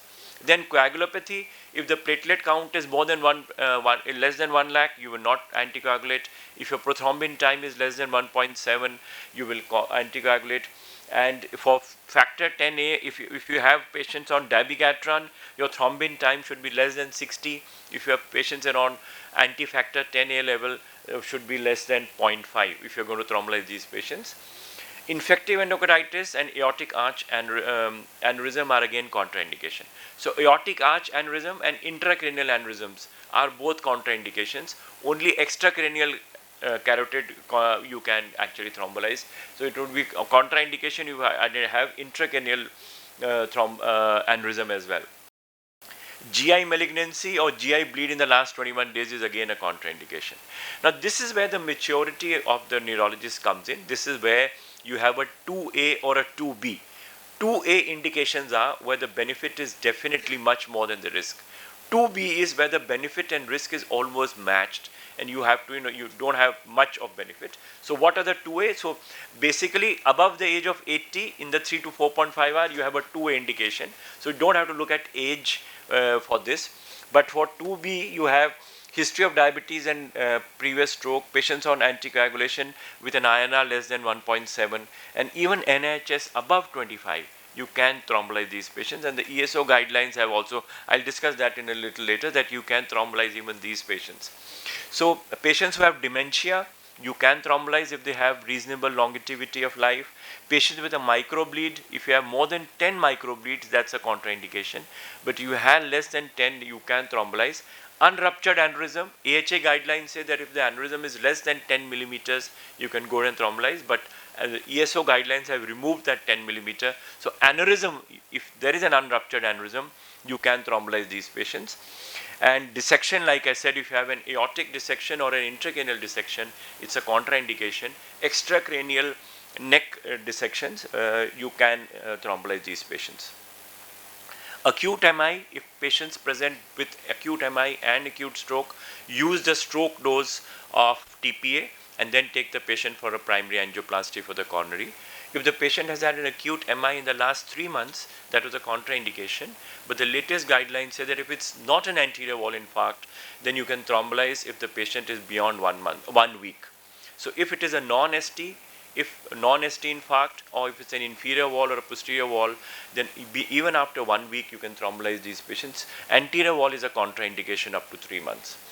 And after angioplasty and after a coronary angiogram, if the patient develops an acute stroke immediately, you can thrombolyze these patients. Pregnancy is a 2B indication, so you can thrombolyze patients who are pregnant. And patients with a diabetic hemorrhagic retinopathy, they may lose the eye from a vitreous hemorrhage, but I think it's worthwhile if they lose the eye, but they at least you save them from an aphasia and from a right hemiplegia. So you have to take that decision. It's a 2A indication in diabetic hemorrhagic retinopathy. And patients who have extracranial, extraaxial neoplasms, you can thrombolyze these patients. Then coming to beyond the extending beyond the window, so 4.5 hours, we have discussed all these indications, contraindications. Beyond 4.5, you can have the wake-up stroke. So if you have a flare negative patient, so the condition is the patient should be flare negative, the diffusion should be less than 1/3 of the MCA territory, and the patient is not a candidate for mechanical thrombectomy. Only then, on the basis of a wake-up on a flare imaging, you will go and thrombolyze. Less than 1/3 of the MCA, flare negative completely, and patient is not being taken up for mechanical thrombectomy for whatever reasons, then you would give an IV. The extend trial, which has been spoken of, so if you have a core of less than 70 ml and the actual penumbra is more than 10 ml and the perfusion to core ratio is more than 1.2 based on the extend trial, you can thrombolize. How do you calculate on the CTP? How do you calculate the core? The core is calculated by CBF less than 30%, and on MRI by diffusion core. So diffusion picks up the core on MRI, and the cerebral blood flow less than 30% picks up the core. The perfusion is picked up by Tmax more than 6 seconds. So you compare CBF to Tmax curves, and you can actually get the perfusion diffusion mismatch. And here, like we said, there was no, in the extend trial, there was no contraindication or there was no upper age. So our 88-year-old who had, you can take even an 88-year-old with CT perfusion and you can thrombolize them, and you don't need to be, excluding elderly from this 4.5 to 9 hour window. So wake up and extend, I think we've just discussed. And now there's a new trial, that's the HOPE trial, that's ongoing trial where IV TPA is being tried for 4.5 to 24 hours, and based on the extend trial, on the extend criteria of core less than 70, penumbra more than 10, and mismatch, and the results are going to come out. So I think that's an interesting thing. The window may go up, much more than just 9 hours based on the extend trial. This is an interesting, very recent development, that basilar artery occlusion. The ESO has said just in 2024 that you can give IV TPA up to 24 hours. So based on ESO guidelines on basilar artery occlusion, not basilar artery disease, but basilar artery occlusion, you can thrombolize patients up to 24 hours, provided that they do not have extensive ischemic changes in the posterior circulation. So based on ESO, now you can take your BAO patients and you can even do mechanical thrombectomy on these patients up to 24 hours. And reperfusion treatment, both IVT and EVT can be done, provided that there is absence of significant amount of ischemic changes on your imaging. And so now coming to the major question of severe, like I said, if you have an NIHS around 28, 29 or an aspect of 2, so what is the literature? What does the literature say? We all would agree not to thrombolize. But what does the literature say? So severity of stroke is where NIHS is more than 25 or aspect is less than 6. And the product monograph, Actalase, actually has an insert, do not thrombolize anybody who has severe stroke NIHS. So the product monograph says don't thrombolize. But there is enough data from the SITS IST registry, almost 863 patients who were thrombolized with NIHS above 25, they did not have increased intracranial hemorrhage. They did badly in terms of their mortality was higher, but they did not have intracranial hemorrhage. And therefore, there is evidence that these patients with high NIHS are not necessarily going to have higher chances of intracranial hemorrhage. So what do the guidelines say? AHA guidelines, up to 3 hours, any severity you can thrombolize. 3 to 4.5 hour AHA guidelines say do not thrombolize. ESO guidelines, however, the expert consensus says whether it is severe stroke based on clinical, that is NIHS above 25 or aspect less than 7. 7 out of 9 members said that you can go ahead and thrombolize. Look at the infarct, look at the time elapsed, look at the collateral, look at everything, take a decision. But these patients should not be denied thrombolysis. But this is where the maturity, I think, of the neurologists will come in, whether these patients should be taken up. But you can fall back on literature that yes, you can thrombolize. You cannot, or you should not deny thrombolysis to all these patients who have a bad NIHS score. Now what do you do in minor stroke? I think that's where the situation again is a very tough one. What is minor stroke? Minor stroke is where the NIHS is less than 5. But you divide them into disabling and non-disabling. Disabling is where the disability, even though NIHS is less than 5, is going to impair your working in the daily activities. So if you have a dysarthria and this, or you have aphasia, your NIHS is only 2, but it's disability. So minor disabling, yes. So there is in minor, the PRISMS trial and the AIIMS, there was 2 trials. They compared NIHS less than 5 patients by giving them aspirin or just IVT. And they found that patients with aspirin actually did better. So they said IVT not required. So also the AIIMS trial, which tried dual antiplatelet in low NIHS patients, and they also found that dual antiplatelet patients actually did better. So the guidelines say that if you have mild disabling, you may thrombolize, mild non-disabling, no thrombolysis. Now an important thing, somebody has an NHS of 1 of a dysarthria, but an M1 occlusion. The guidelines say don't thrombolize. You know these patients may deteriorate. So the ESO guidelines have answered that question, and they have said if you have non-disabling minor stroke, but you have a large vessel occlusion, go ahead and thrombolize. You have evidence to show that, and that's from the expert evidence from ESO. So you can fall back onto literature and take some of these tough decisions when you are faced with some of these patients. Then thrombolysis after anticoagulation. This I think we all know that if your INR, if your patient is on warfarin, your INR is less than 1.7, you can thrombolyze these patients. If the INR is above 1.7, you can take them for mechanical thrombectomy. So you have somebody with a 2.3, 2.4 INR, there is a large vessel occlusion, don't give them IVT, just take them directly for mechanical thrombectomy. If the patient is on anti-factor 10A levels, on anti-factor 10A levels or dabigatran, then either the patient should have missed the doses for 48 hours, or you have to establish that the thrombin time for dabigatran is less than 60 and anti-factor 10A levels are less than 0.5 for anti-factor 10A, only then you can thrombolize these patients. Then thrombolysis after procedures, we have already discussed for coronary angiogram, angioplasty. Very often you will get a call from the coronary catheter, oh doctor, we were just doing a coronary PTC and the patient has just had a stroke on table. So can you thrombolize? The patient has an arterial puncture, there's a sheath, they've given a lot of heparin. So if your coagulation parameters are fine, your PT-PTT is not prolonged, there is data from more than 66 cases of that you can thrombolize these patients. So even after angioplasty, if your coagulation parameters are not faulty, you can thrombolize these patients.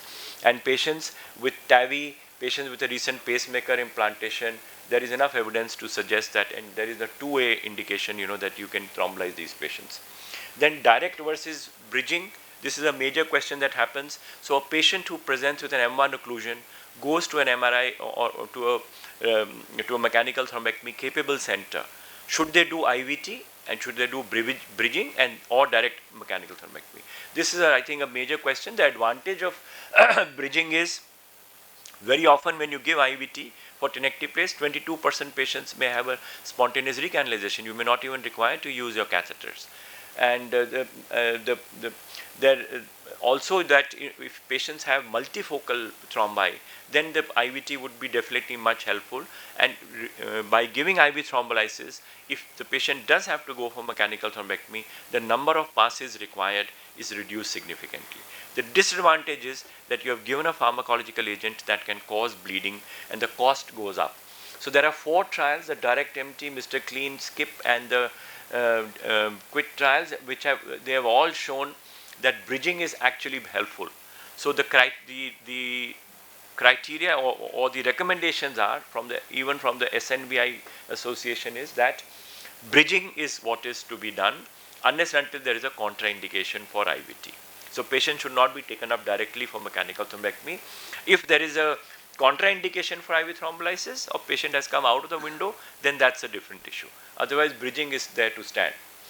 Then tenecteplase and retiplase, these are 2 things that are coming up. Tenecteplase has come up in a big way, and retiplase, which is promising to come up. So in Actalase, the half-life is 4 minutes. Tenecteplase, the half-life is 22 minutes, and retiplase, the half-life is 14 to 18 minutes. And therefore, Actalase is given only as 10% bolus, 90% infusion. Tenecteplase has bolus, and retiplase is given as 2 boluses of 2 minutes, at least 30 minutes apart. So dose of retiplase is 18 milligram to be given over 2 minutes, and 30 minutes apart, 2 boluses are given. And so I'll just run through some of these trials, but the most important trial that built up tenecteplase was the Extend IA trial, which showed that there was 22% recanalization with tenecteplase compared to alteplase. Therefore, the recommendations are that any patient who is actually undergoing a mechanical thrombectomy and needs bridging, the bridging should be done with tenecteplase and not with alteplase. So There has been a lot of evidence for tenecteplase. The meta-analysis of more than 9 trials has shown that tenecteplase and alteplase are almost equal in terms of efficacy and safety. The new molecule that's coming up is retiplase, and retiplase has been used a lot in acute MI, where a lot of comparisons have been done for acute MI, and they have found that there was no major difference between retiplase and alteplase in terms of safety or in terms of efficacy. So from the cardiac data, retiplase is a very easily acceptable molecule, and retiplase is used. But let's look at whether we have any evidence of retiplase for acute stroke. So in 2024, we've had 2 trials now of retiplase. One is a phase 2 trial again from China, which actually showed that there was a better recanalization and better functional improvement with retiplase compared to alteplase. So this was a phase 2 trial. This was a phase 2 trial from China. And then in 2024, there has been another phase 3 study which has compared directly alteplase to retiplase, and they also found that the excellent outcome was much better with retiplase than compared to alteplase. So these 2 phase 2 and phase 3 are going to probably lay the path for retiplase also to be used in acute ischemic stroke, and I think we are going to have this issue of choosing the correct ACE in acute ischemic stroke. Sir, 5 minutes more. Huh? 5 minutes more. I'll finish before that. So we have to choose the acute ischemic stroke, whether we have to choose alteplase, tenecteplase or retiplase. So I think this is also this is going to come in probably now in the next 1 year. We are going to see a lot of this and seeing which agent is better, and so retiplase is also going to come in. Now, just for situations which again a lot of you will be facing, you will be facing patients who are pregnant and who will come in stroke, patients who will come with pulmonary embolism and a stroke, patients who will have a central retinal artery as the only stroke that they've had. So central retinal artery occlusion is an ocular stroke. How should you treat them, and whether you have a spinal cord infarct, and whether you can thrombolyze these patients or not.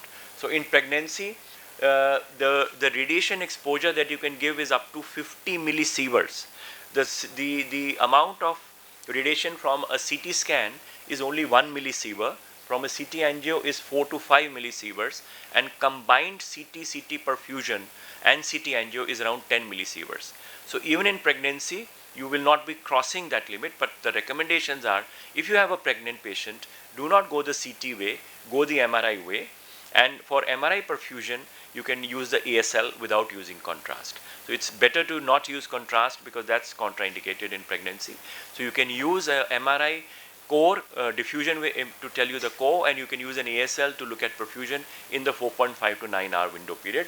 And there is no teratogenesis from alteplase because it does not cross the placenta, but it can cause bleeding. So there are no RCTs, but there are only about 66 articles of about 141 pregnancies which have been thrombolized, and there is a recommendation that you can thrombolyze.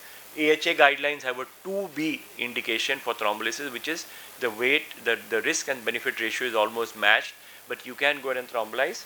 And in pulmonary embolism, this is a very tricky thing where if patients have a PFO and they have embolization from the vein, from the leg vein both into the brain and into the pulmonary embolism, into the lung.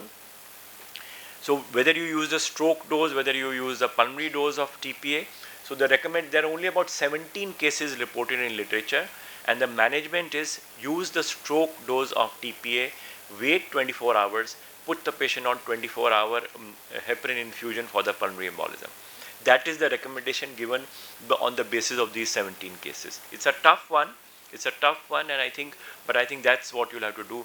Wait 24 hours, put the patient on heparin infusion if you have pulmonary embolism. Now you have a CRAO, you have a patient presenting with a sudden onset of blurring of vision, and you find that the retina is pale and there's a cherry red spot.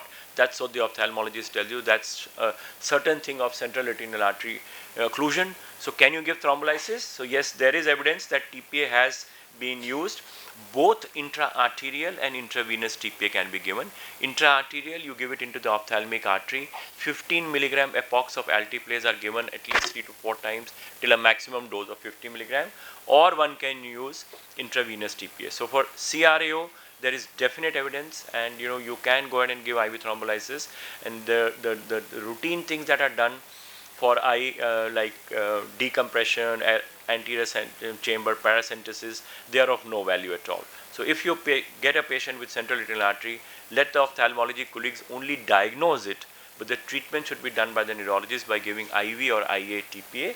If your patient does not have a cherry red spot but has a arthritic central retinal pathology, then you should start immediately steroids as fast as possible. Your cherry red spot is going to actually tell you whether it's a vascular or it's a arthritic.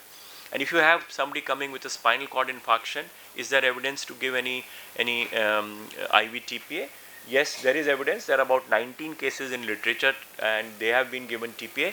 But most important thing you have to do is, a lot of patients with spinal cord infarction will have a cause as a aortic dissection. And like we said in the contraindications, that aortic dissections are contraindications for IV TPA. So if you have a spinal cord dissection patient, your protocol should be do a CT angio of the aorta. If you do not demonstrate a dissection, go ahead and thrombolyze the patient. So IV thrombolysis can also be given in spinal cord infarction, provided you do not have a infarction or you do not have a aneurysm in the aorta. So I think with this we come to the last slide here, where I think we've answered most of these questions. So elderly, 88-year-old, 4.5 to 9, age is no barrier based on CT perfusion. 30 minutes post coronary angio, yes. If the patient has had an upper GI bleed, if it's more than 21 days, you can bleed, you can. CKD, post dialysis, you can thrombolyze.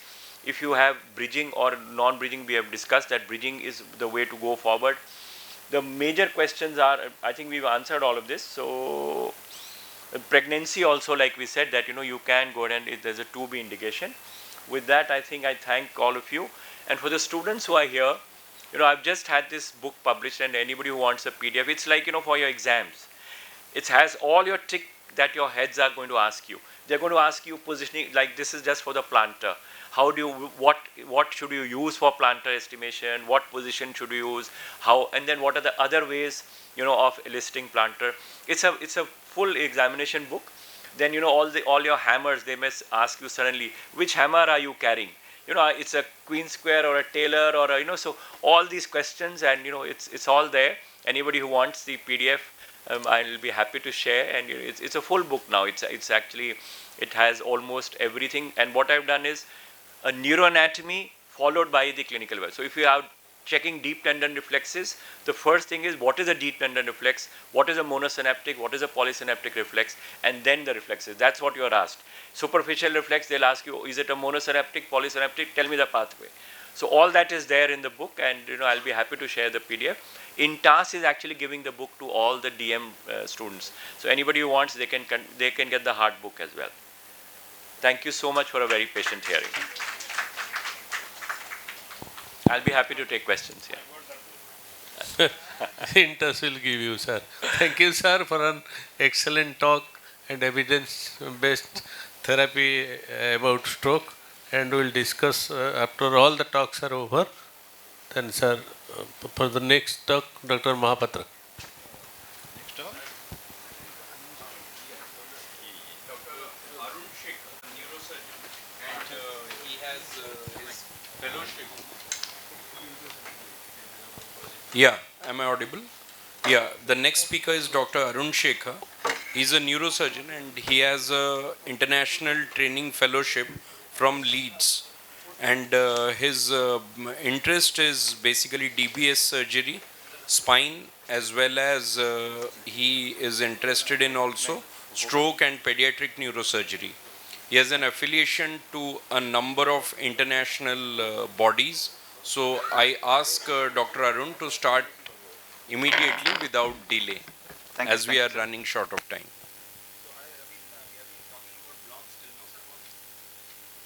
Stick to your timer. Yes, sir, yes. So we have been talking about blocks till now. For a change, we'll be talking about some leaks,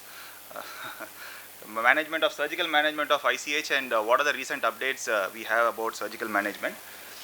So I'll start with a small story. So we had this is based on real life events. So Around a 47-year-old middle-aged gentleman came to our emergency with a sudden onset of drop in sensorium and right side weakness. Initially, he was evaluated with CT scan, which showed this. This is around 8:15. He was admitted to neurology, and off late we have. So anybody will go for surgery in this? Anybody will suggest for surgery in this? GCS was E4, V aphasic and M5 with weakness, sir. And plantar extends, sir. 47, hypertensive patient, and this is the presentation, and this is the scan. Surgery, no surgery. Repeat CT. Okay. So as ma'am told, we usually have a tendency to have a very strict criteria for surgery, but of late there were some cases we thought should have been operated. Neurologist would have called and told that okay, please go ahead, but we were very strict about picking our cases, and then we avoided. So of late we thought okay, if a neurologist calls for the second time, we'll definitely go for surgery. So this patient got a second call, and patient was M4. Till neurologist does not know about this. Till now they are also blinded. Now up to this point they are blinded, but so this patient became M4 and got intubated, and we got a call again at 1 o'clock. This is the second scan, almost the same kind of scan. So but because we already got a second call, so we thought okay, we'll go ahead and do the surgery. So this patient went to theatre. Anybody, sir, what kind of surgery we usually do? Okay, so he is telling mini craniotomy and clot evacuation. We had many discussions even with our colleagues. Many people say okay, DC, put EVD, just do a DC and then don't touch the clot. Everybody has their own opinion about this. So we thought of mini craniotomy and clot evacuation. Patient went to theatre, had a skin incision, had an AF, had a CPR, and just after skin incision we had to stop the procedure and got him back to ICU. And he is M6 now. No surgery, only skin incision, and then he is M6. So we are starting with unknown. We are starting with an unknown. This surgery for ICH is still an unknown, still exploring. There are a lot of evidences against it. There are a lot of evidences for it, and we are starting with a big unknown. And by the end of the talk, I hope we'll have some clarity about which cases we can pick and choose, which cases we can avoid, and probably what is the ideal modality to choose for surgery.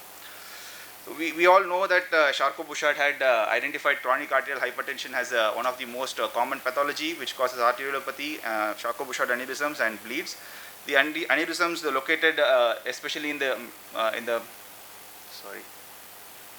around the deep thalamic nuclear areas are called as typical ICHs, and the lobar bleeds are atypical ICHs. The another more advanced, the newer pathology, which is cerebral amyloid angiopathy, it is a more recent pathology. Yeah, more recent pathology, which also contributes to non-lesional ICH along with hypertension. And this slide, Suchitra madam had shown. Odisha is also slightly on slightly a deeper shade of brown.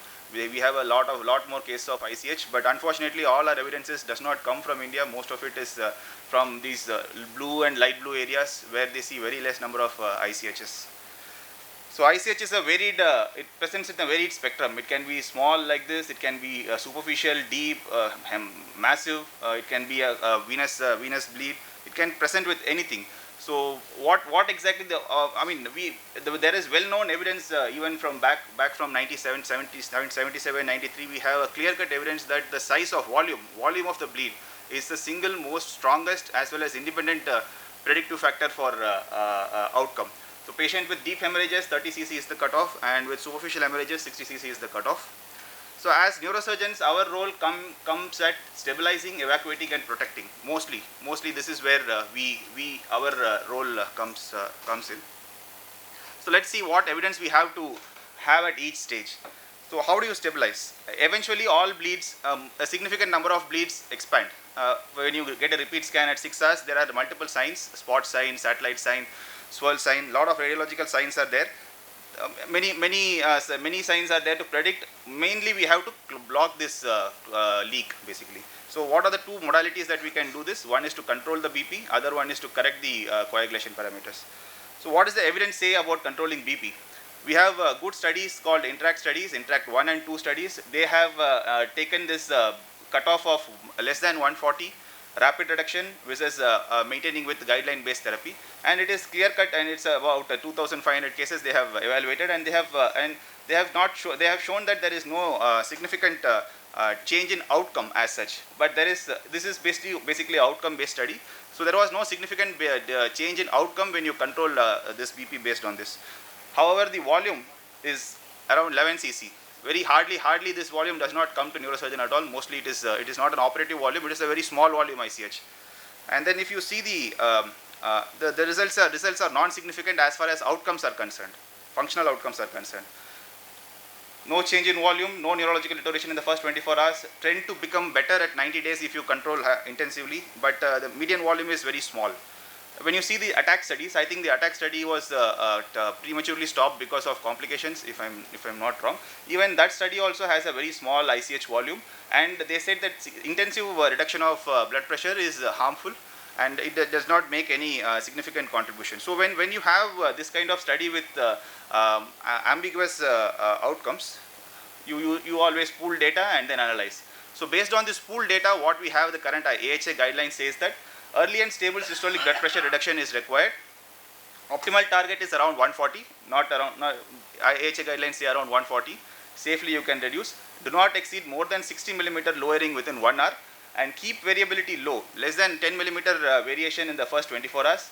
And these are only for small hematomas, less than 10 mm hematomas. For large hematomas, which comes for neurosurgical reference, we don't have any data about controlling BP, except one, which says that which includes a ICH volume of around 32 and 38 cc, which typically comes to neurosurgical reference, and they say that it is an on-field study. They said that giving transdermal GTN, it causes a worse functional outcome. So probably for larger hemorrhages, still evidence is not very clear, but it seems that if you intensively reduce the ICP, then BP, then probably the outcomes are not good.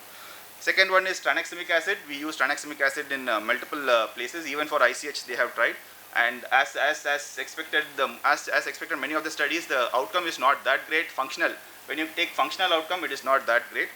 But compared to the BP, the hypertension trials, the tranexamic acid trial has shown that the volume, when you give the expansion of hematoma is less when you give tranexamic acid compared to control group. So these are the two modalities that we have right now. For want of time, I will skip the anticoagulopathy correction and everything. This is available in AHA guidelines. So you can go through and we can skip that.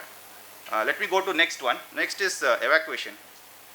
So how do you, surgical evacuation, once you stabilize and if the clot volume is high, you go for surgical evacuation.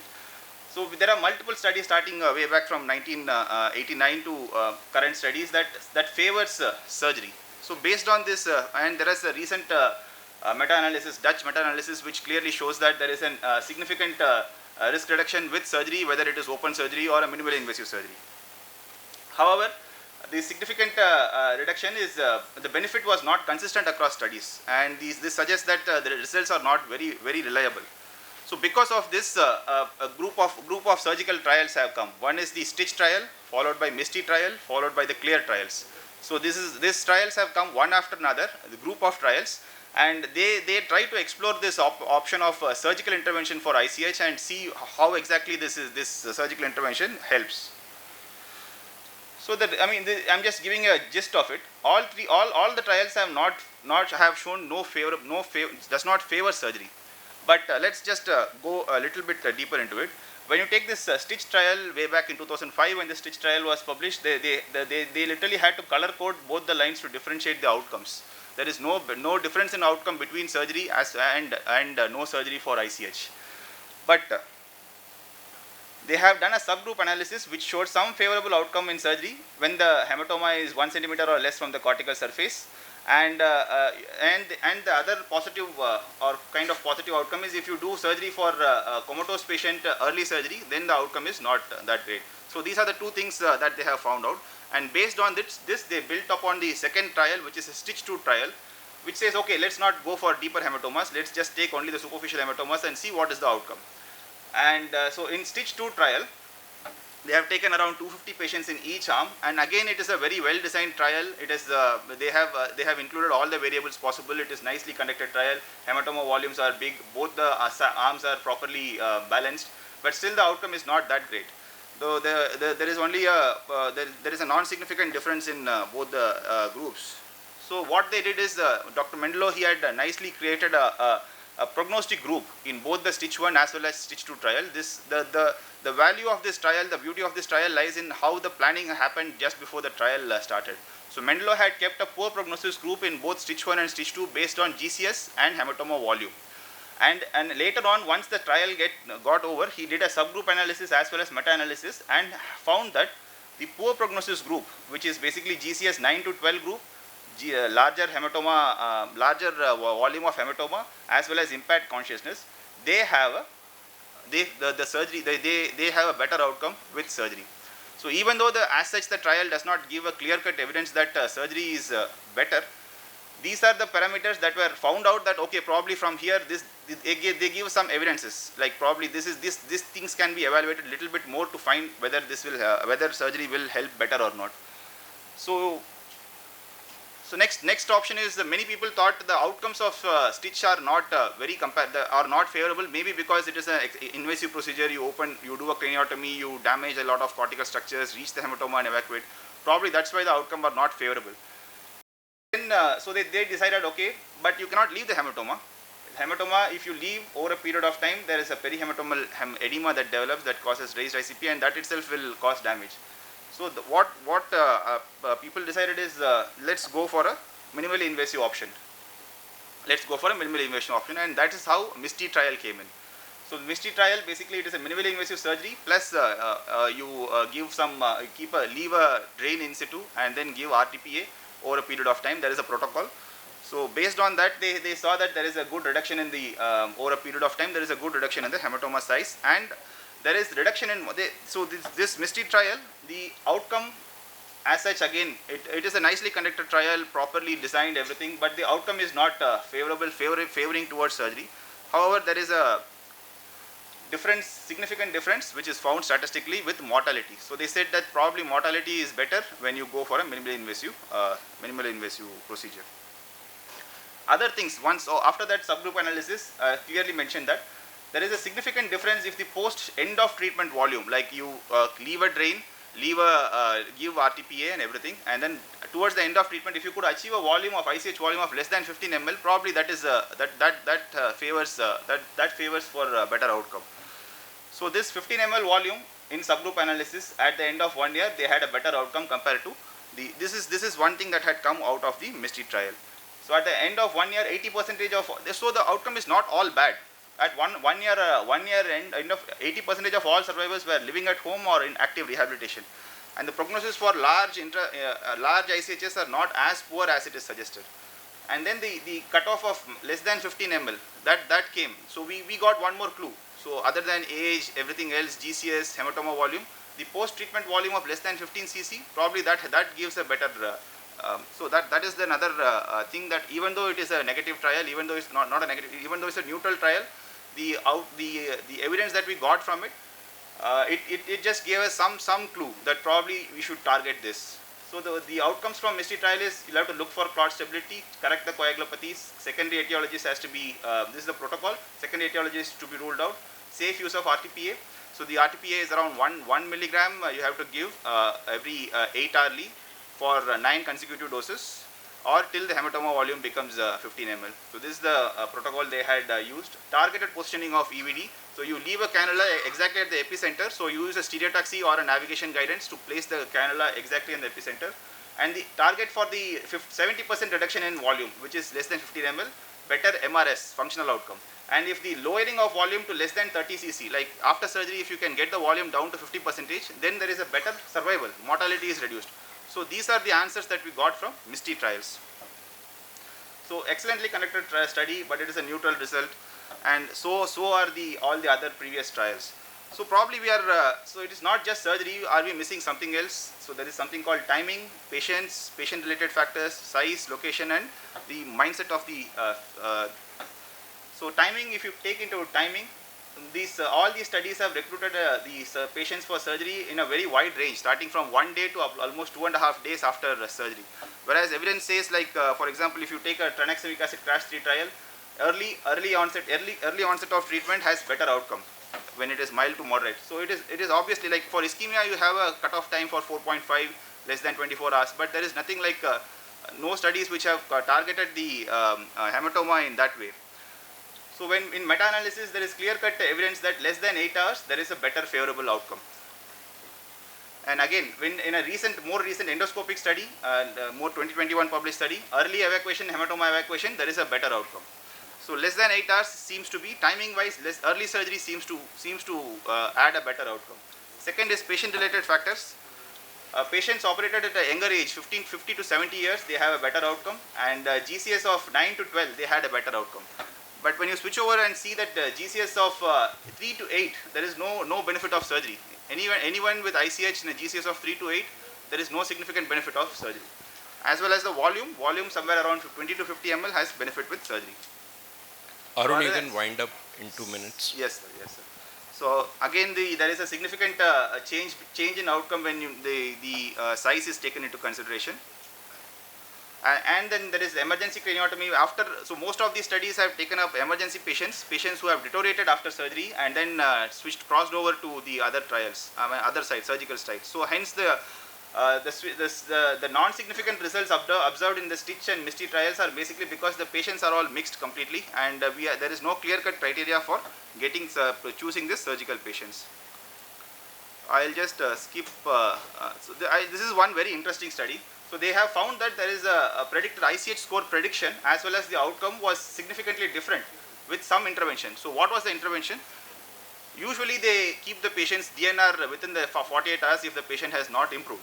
So they just postpone the DNR for more than 48 hours, and they found that just a change in mindset of the treating physician, just to avoid DNR, postponing the DNR, has significantly reduced there is a significant difference in the outcome compared to the predicted outcome. So again, coming back to the same slide, the mindset of the timing, patient, size, location, as well as the mindset of the treating physician, everything includes makes a change in the outcome other than just the surgical intervention. So because it's a neurological, I'm just trying to skip the surgical bit of it. So not only the access to the lesion, surgery itself will cause some kind of a damage, and that itself can affect the outcome. So minimal access surgery is what is promoted as of now. Extent of resection, tissue handling, extent of resection, no-go areas like thalamus and avoiding areas like brainstem, all these gives a better outcome for surgery. So we have many recent advances with which we can do minimal access hematoma evacuation. You can use an endoscope and evacuate, and there is another surgical option where you do a DC because we don't in an infarct you don't do a lesionectomy. Same way in a hematoma, do you have to do a lesionectomy? Can't we just do a DC and then come out? So for that there are studies which says that there are studies which evaluated that, and probably they say, okay, there is a peri-ischemial hypoperfusion areas, you just do a DC, let the clot retract, and then you replace. The switch trial came from that, but switch trial does not give any significant outcome. It has a very weak evidence supporting surgical intervention or a DC for this kind of cases. So the most recent trial is the Enrich trial, which we now are very clear that the minimally invasive. So we now are very. I'll just come to this conclusion slide. We now are very clear that if you operate less than 8 hours, if the patient is between 9 to 13 GCS, if the hematoma is superficial and volume more than 30 cc and deep hematomas larger ones, if you operate on specific time, then the outcomes are better. And you don't operate small ones obviously, and big ones with a poor GCS, no. And you go have a minimally invasive mindset, shift over to minimally invasive paradigm, so that you damage less amount of normal tissue, and target for a volume of less than 15 cc post-op. So this is the, I think by the end of it we kind of, so we are here right now, and probably more and more evidence will come to take us towards a more better outcomes in ICH. Surgical management of ICH. So, okay. Thank you, Dr. Arun. Thank you. The questions will be in the end of the session with on panel discussion. Now the next talk is by Dr. P. Vijaya, and I am privileged to introduce her. She is the HOD, Dr. P. Vijaya. Okay. So it's my privilege to introduce Dr. P. Vijaya. She is the HOD of Department of Neurosciences from Lalita Hospital, Guntur. She is currently the President-elect of Indian Stroke Association and the past President of Andhra Pradesh Neuroscientist Association. And she is the member of Asian Stroke Advisory Panel, Director of Ankiniru Stroke Center. And she has got a professional experience of more than 33 years with several awards and honors. She started the fast stroke unit in Andhra Pradesh in 1996, pioneered IV thrombolysis 2004, and she also started the interventional stroke therapies. She is a long-time faculty of DNB Neurology and once awarded for Diamond Status Award from WHO. And she also received the Times Health Excellence Awards, a legend in neurology and stroke advocacy. She has several publications in several scientific publications, and she also has a principal investigator for many stroke trials.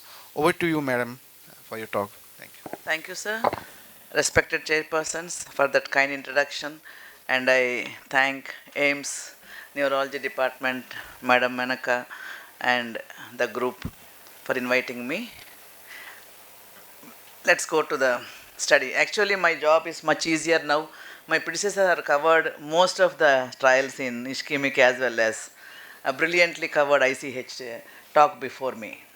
So anyway, today's research is tomorrow's cure. Therefore, we need to know what's going on, and we have a lot of new things, exciting things that have come up in this year 23-24. Let us go through some of them. And the new flavor of the season is tenecteplase, as we all know, and the full evidence has come for non-inferiority in the year 2022 after the ACT trial, and so many more are there to prove its non-inferiority. This is the journey of tenecteplase right from 2005, actually the first real trials in stroke, and it has come to a stage where it has become non-inferior and even superior to alteplase now. And we do know it is effective within 4.5 hours, and now we are exploring its role in the extended window period as well as in special situations. This is the very good, very nicely done pragmatic trial of the ACT trial, where it is done in the Canadian stroke centers, and they have showed it's registry based, like routine hospitals rather than the research also participated, and unequivocally showed that tenecteplase has a better excellent outcome when compared to the alteplase. And the ATTEST-2 trial, which has been presented in the WSO last year, 2024, no, this year only, 2024, has been confirmed the results of the ACT trial. What did it show? It is done in the Scotland, UK, multicentral randomized control trial with non-inferiority of tenecteplase compared to alteplase, and it also showed that it is non-inferior and may be superior to alteplase within the 4.5 hours trial. And coming to one more trial is the TRACE-3 trial done in the Chinese population, again a multicentric trial involving lot of patients, and they did within an extended window period from 4.5 hours to 24 hours. They selected the patients based on salvageable tissue, either on CT or MR based, and patients with LVO but not able to access thrombectomy. So we have a patient with LVO more than 4.5 hours but not accessible for thrombectomy. They gave tenecteplase and shown the results as positive. This is the study. What did it conclude? In patients with large vessel occlusion in ischemic stroke who do not have access to mechanical thrombectomy, tenecteplase can be given up to 24 hours to reduce the disability, but had a higher rate of symptomatic intracerebral hemorrhage compared to standard treatment. It was a positive trial, more work need to be done. And coming to some negative or neutral trials. This is a timeless trial which again tried tenecteplase in extended window period from 4.5 hours to 24 hours, but it did not show significant functional benefit. Same. The question is whether use of tenecteplase beyond 4.5 hours with LVO presented with perfusion image selection, is it useful or harmful? Safety outcomes for death and symptomatic intracerebral hemorrhage. What did it conclude? It did not show superiority in clinical outcomes compared to placebo, even though most patients underwent thrombectomy. In fact, they had also thrombectomy done. However, the complete recanalization for 24 hours is higher in this TNK group. We always knew that TNK had better recanalization when compared to the altiplase. That was established. And what about Tempo 2 trial? This is another, what did it address the clinical question? Does intravenous tenecteplase improve outcomes compared to non-thrombolytic standard of care in minor strokes with intracranial occlusion? Dr. Suri was telling us one of the scenarios. In these scenarios, altiplase was useful, but when they tested with tenecteplase, this did not give any positive result. In case you want to give in these type of patients, if you think they are going to deteriorate in a young person, minor stroke with LVO, I think you should give altiplase. And then if they deteriorate, you can take up for mechanical thrombectomy as well. The primary outcome, return to baseline functioning on pre-morbid modified Rankin scale at 90 days, was negative.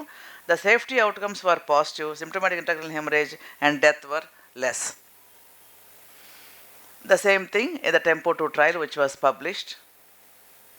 The concluded there is no significant benefit of tenecteplase compared to standard care, and it is consistent with the PRISMS and AIIMS trials, which Dr. Suri and Dr. Gorte were mentioning. It was stopped, in fact, early because of futility and risk of hemorrhage was more in this group. This is an ongoing trial, Chablis T11, T2. This is being conducted in China with an tenecteplase in extended window period. Beyond 4.5 hours, we have to wait for the results. So far, the evidence between altiplase and tenecteplase is that we know the early neurological improvement is better in the tenecteplase group. Functional outcome is same. Recanalization outcomes are better, especially if the patient has LVO and undergoes mechanical thrombectomy, and the safety concerns are same. So still there is more to come for the tenecteplase. However, till now the established is it's a equal, non-inferior, in fact preferred over altiplase within 4.5 hours. Across the world, the systems have changed over to tenecteplase, especially in Europe and Canada. Coming to the other, we all know the best thrombolytic therapy still is useful only about 50% of the patients. They try to augment the effect of RTPA with additional drugs. This is a multi-arm study which is still ongoing. They have added either argatroban or eptifibatide to decrease the early neurological deterioration following IV thrombolysis. This is an ongoing interesting study where we can have a multi-pronged approach to deal with the acute stroke. The RISE trial. Dr. Suri has already covered this. This is an altiplase versus retiplase, the third drug which has come, the younger brother, and it is given as a fixed dose. You don't need to calculate. This is one advantage. It is given as a fixed dose, 18 milligrams in the first dose, and after 30 minutes, the second dose will be given. This is a fixed dose irrespective of the weight of the patient. It is shown to be, what are the results? Retiplase is a promising alternative to altiplase, offering potentially better functional outcomes, but with a slightly increased risk of intracranial hemorrhage. This is a very new thing which we'll see more of them in the next 1 year. And what are other drugs? Any other lytic drugs that are tried in acute stroke? Yes, TREND trial. This is where the tirofiban versus aspirin. And we all know within 48 hours, aspirin is the acute treatment. And in comparable to aspirin, we can also give tirofiban. It's a randomized trial comparing IV tirofiban to oral aspirin within 24 hours of symptom onset. The primary outcome is reduction in early neurological deterioration, and secondary outcome of MRS course at 90 days, 0 to 1. So the results showed the tirofiban group had only 4.2% deterioration when compared to aspirin group, which showed 13.2 deterioration. Relative reduction is great with 68% with tirofiban. The safety is no symptomatic intracerebral in either group. However, it is still not statistically significant. Conclusion showed tirofiban reduces early deterioration without increasing bleeding risk, but did not have effect in the long-term MRS course at 90 degrees. So it's still not recommended for routine use. We need more trials on this. And what are the other things? Tenecteplase versus alteplase for very oldest of old patients. As we know, alteplase we can give up to 100 years or more if anybody survives at present. So they're testing tenecteplase in this age group. And fibrinogenase is another lytic for injection in the treatment of acute ischemic stroke. It's going on. All these trials will be in the next couple of years. Then moving on to the mechanical thrombectomy, here again the trending is large core trials, because once upon a time 1/3 in fact was the limit, our limit. Then it went to 50%. Then it went to, now we'll see how much it was went to, stretch the limits. The endovascular thrombectomy for patients with large ischemic core, we have about 6 randomized controlled trials, of which 5 are positive. Only 1 is neutral or negative. What does it say? EVT is safe and effective in patients with anterior large vessel occlusion stroke with low aspect score who present within 6 hours from stroke onset. The safety and efficacy of EVT for the patient with anterior circulation stroke and large core aspects of 5 or less. 5 out of 6 trials were positive. And this is the first trial which was presented in 23 International Stroke Conference, Select 2 and Angel Aspect trials, where they have shown that in this population, almost 1,000 population, which are 500 each in each arm, the outcome was endovascular thrombectomy significantly increased the rates of functional outcome without worsening the mortality or the morbidity. This TESLA is an ongoing trial which assesses the efficacy and safety of intraarterial mechanical thrombectomy in patients with large ventricular volume infarctions in the anterior circulation source. Look at the aspects. Now it has come down to 2 to 5. Less than 6 we excluded. Now it is including 2 to 5. Again, this is a randomization to 1:1. And what did it show? This is the conclusion. TESLA, this is ongoing trial. We are only presenting the protocol. So we will be showing the results soon in a couple of years.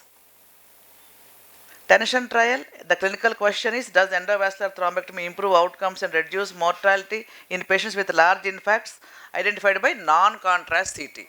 Not every place has CT angio, CT perfusion, MRI perfusion. Therefore, now the trials are coming down to basic CT scan and CT angio, whether we can do this. The functional outcome and the symptomatic hemorrhage are the endpoints. Endovascular thrombectomy shows improved functional outcomes and lower mortality in patients with large infarcts using just non-contrast CT for selection. This is very reassuring, because then if this is applied, then be applied to centers with just CT scan based stroke program without advanced stroke imaging. We need more studies in this segment. This is been presented in the ESOC. In the thrombectomy benefits improved functional outcomes and quality of lower mortality and dependency at 12 months. And thrombectomy, 17% had more than 1 point improvement on MRS. Medical therapy, 11% had more than 1 point improvements. This is a significant benefit. So we should not exclude any patient with large core if they are otherwise eligible for mechanical thrombectomy. This is the message of the 2024 trials. Last year trial again is the similar thing, and which also showed with the aspects of less than 5, it is useful if you are doing endovascular thrombectomy.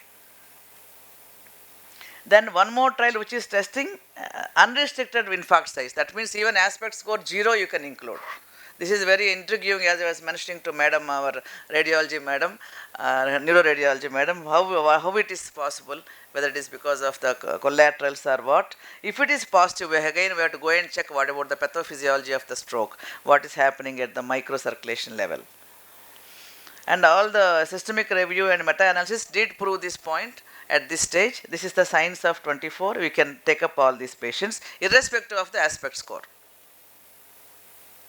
And what about resilient extent trial? This is a mechanical thrombectomy more effective than medical therapy alone for ischemic stroke between 8 to 12 hours with large vessel occlusion in settings using only non-contrast CT angiography. This is another trial which has been tested in Brazil, that is Sheila Martins, the present WSO president, and they did show it can be done safely in this group. The results have the MT significantly improves outcomes in large vessel occlusion up to 24 hours on CT based.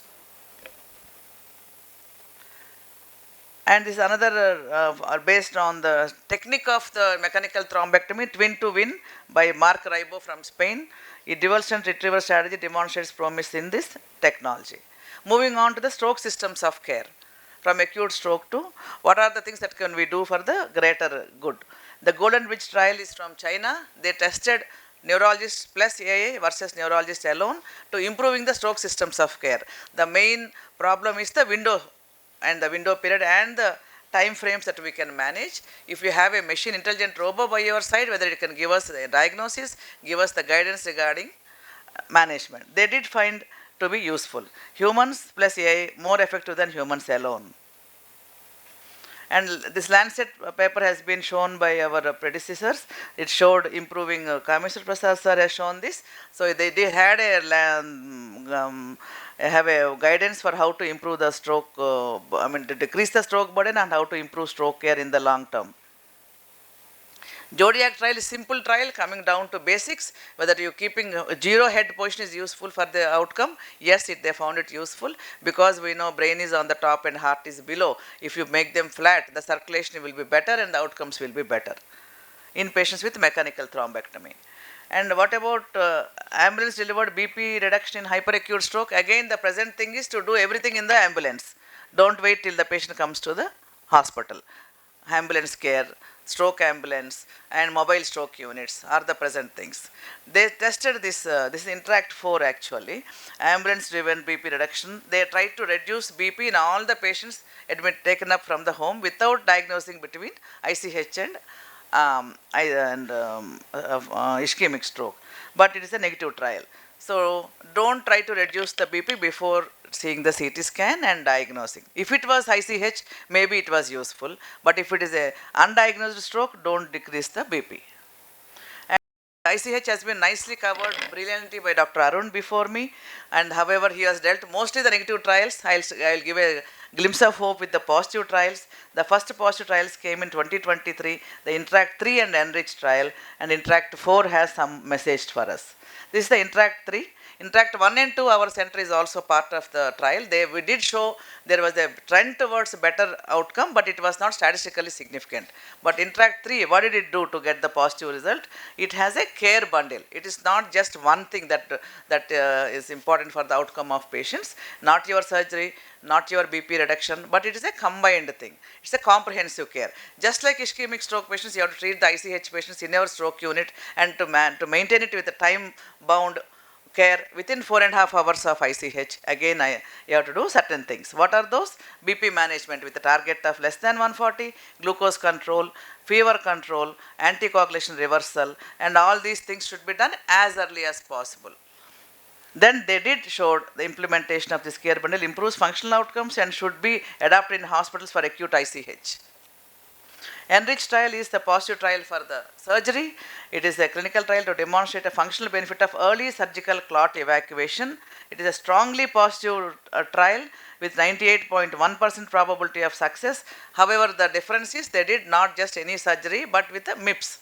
That is the minimally invasive parafascicular surgery where you don't damage your tracts and eloquent areas. Then it is definitely useful. And if you was for 14.9 ml down from 50 ml, that's the average ICH volume. You decrease the ICH volume with a very carefully done surgery, art of surgery. This is another trial which minimally invasive removal of ICH in a deep hematoma.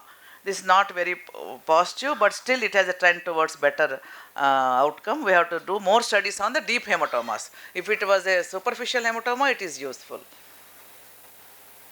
Key findings and conclusion, minimally invasive surgery improved functional outcomes at 180 days and with lobar hemorrhages and reduced 30-day mortality compared to medical management. However, we have to still have more studies in what to do with the deeper hematomas, whether to just leave them alone, reduce the clot or do just a decompressive craniectomy. These are the three options that we have for deep hematomas. This is the Interact 4 which has been presented before. Don't reduce the BP early, but if you have to reduce, you reduce it within 1 hour of the onset of stroke to 140 millimeters. After 3 hours, if you reduce it, it is no use because the maximum expansion of clot occurs within the first 6 hours. Tranexamic acid is very cheap and available everywhere. We have positive trials in Australia and stop mus, and we are doing in India. This is an ongoing trial by the Dr. Jairaj group. This is the intrinsic study. All of us are a part of this trial, which is ongoing. We just give 2 grams of tranexamic acid intravenously in 100 ml normal over 45 minutes within the first 4.5 hours of ICH. Anexa one trial, we do know that idarucimab can reverse your coagulation problem, and you can do dabigatran patients, you can give IVT. But what about the thrombin inhibitors? This is the study with Anexa. They did try, but the andexanet alpha is more effective than usual care in controlling hematoma expansion and increased risk of thrombotic events. That is the problem. So this is still not recommended for routine use. Block ICH trial, we do know that ICH, other than hematoma, now the second problem is the inflammation. To decrease the inflammation, they are trying that cytokine IL-1 inhibitor to improve the outcomes. Trials in stroke neurosurgery, they are positive. In decompressed 2, did show use of decompressive craniectomy in CVT patients, just like in malignant MCA patients. And this is another decompressive craniectomy for versus the switch trial, which has been presented by Dr. Arun also. Severe deep intracerebral is a potential treatment, but still not having a significant statistical benefit. Trials in primary and secondary stroke prevention. This is a polypill again riskometer, which was tried once before, again now they are trying it again in patients with mild to moderate risk of stroke without TIA or any other cardiovascular disease. They just give polypill, along with they give the stroke riskometer to control your lifestyle. So healthy lifestyle along with polypill may be better than just polypill. This is an interesting study which showed positive results. The AIIMS trial is very important for our daily practice in a patient with a mild ischemic stroke, non-disabling stroke. No need to worry about IV thrombolysis, just do your DAPT, that's enough. They are equally if not better, more effective than IV thrombolysis. Early versus late anticoagulation has been a question, burning question, but is adequately answered by the ELAN trial, which is we are also part of this trial, prestigious trial, where it showed that more than 2,000 participants across 15 countries. Early initiation of DOACs is safe and reduces the embolic episodes following acute stroke. So what about this ongoing trial INSPIRES? Rationale and design is effect of a 3-month intensive statin and antiplatelet therapy. All of us give high-dose statins in acute stroke, but they are now studying whether it is as high-dose statin and antiplatelet therapy with acute mild ischemic stroke. Is it better with ICAD or ECAD? Its conclusion is AIIMS, it is still ongoing. It has to do whether early initiation of intensive antiplatelet and statin therapy is effective and safe in reducing the risk of recurrent stroke in patients with acute mild ischemic stroke or high risk TIA with ICAD or ECAD. LACI2 is again, we all know there are subtypes of strokes, they don't respond equally. Lacunar strokes are very difficult not to crack other than IV thrombolysis. They are trying isosorbide mononitrate and silostazole treatment with symptomatic small vessel disease. This is again ongoing, feasible. And this is a trial in the 7-year trial presented in the ESO regarding stenting plus medical therapy versus medical therapy alone with ICAD. Some of the centers do stenting for ICAD, but it is still not proven. And this again, it proves that maximum medical therapy is the cornerstone of ICAD, not our stenting and angioplasty in the patients with intracranial large vessel disease. Colchicine is again a new kid on the block. It is an anti-inflammatory drug, as we know, with a lot of potential. In acute ischemic stroke or TIA, it's a chance 3 trial, multi-center double-blind randomized placebo-controlled trial to evaluate the safety and efficacy of colchicine versus placebo in preventing subsequent strokes within 90 days after a high-risk TIA. And conclusion, no significant reduction in stroke with low-dose colchicine compared to placebo. However, there is a promising drug which we have to keep trying with different doses and different subgroups. CONVINCE trial is again support to hypothesis that long-term anti-inflammatory therapy with colchicine may reduce recurrent stroke and cardiovascular events, especially in patients with atherosclerosis. And this is another trial, Arcadia trial again says in patients with arterial cardiopathy, there is no role of anticoagulants, only antiplatelets. In STOPCAT trial also showed along with other trials, there is a lower risk of ischemic stroke without increasing the major bleed risk. You give anticoagulation only for 3 months. Don't go beyond 3 months. We don't have a risk. Risk is equal or more after 3 months. Rehabilitation, so many things have come up. RTMS, your student has presented a nice study yesterday. So this is new thing. For a lot of things are there in the rehabilitation. Our president, Dr. Nirmal Surya, will be talking about them in the afternoon sessions.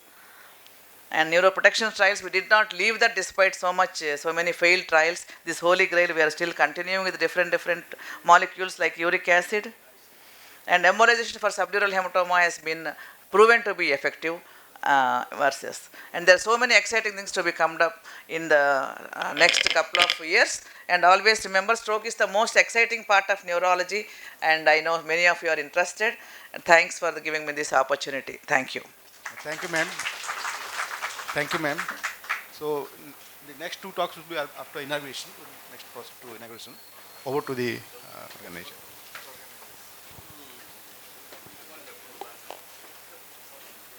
We'll conclude the session 3, and it was a very wonderful session, and all the speakers, they shared their knowledge, which was very important for all of us. We were all benefited. So now coming to the felicitation of the speakers, I will request Professor P.K. Sahu sir and Dr. A.K. Mahapatra sir to felicitate Dr. Vineet Suri sir.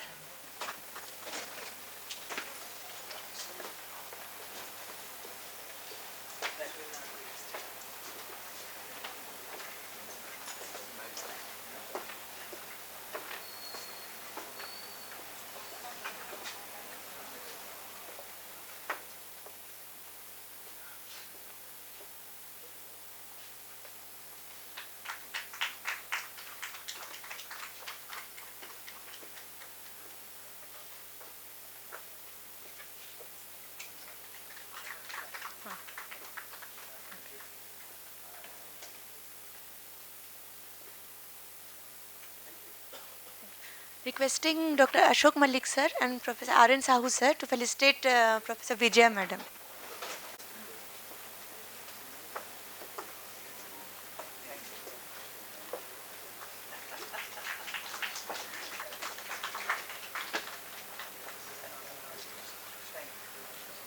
Now requesting Dr. Soumya Nayak sir to felicitate Dr. Arun Shekhar.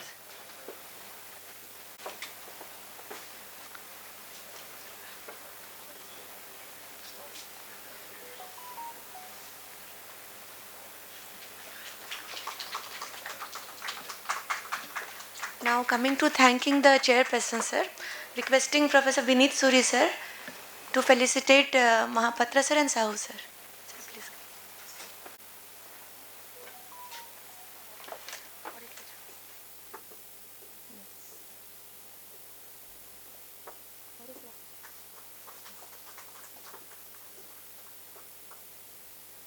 Requesting Dr. P. Vijaya madam to felicitate Ashok Malik sir and R.N. Sahu sir.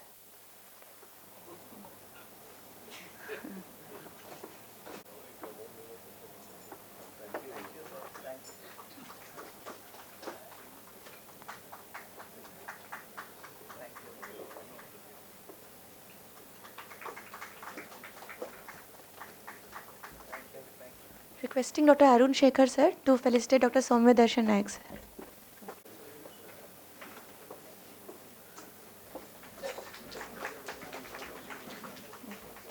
With this, we come to the session end, third session end, and now coming to the very important and vital session of our event, that is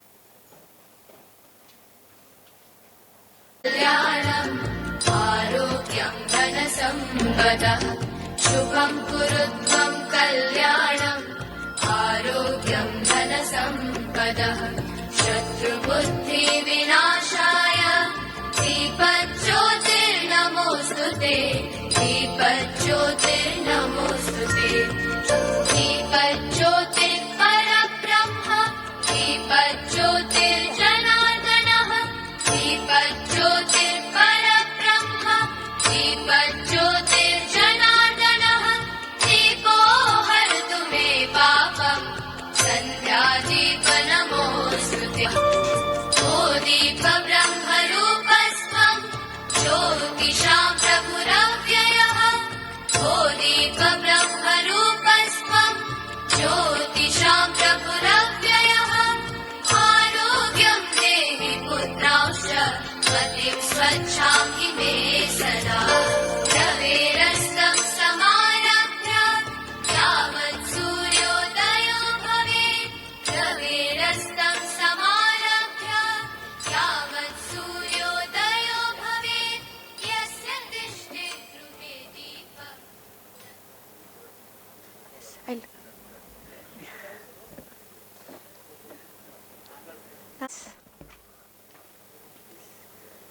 Sir, please come to stage.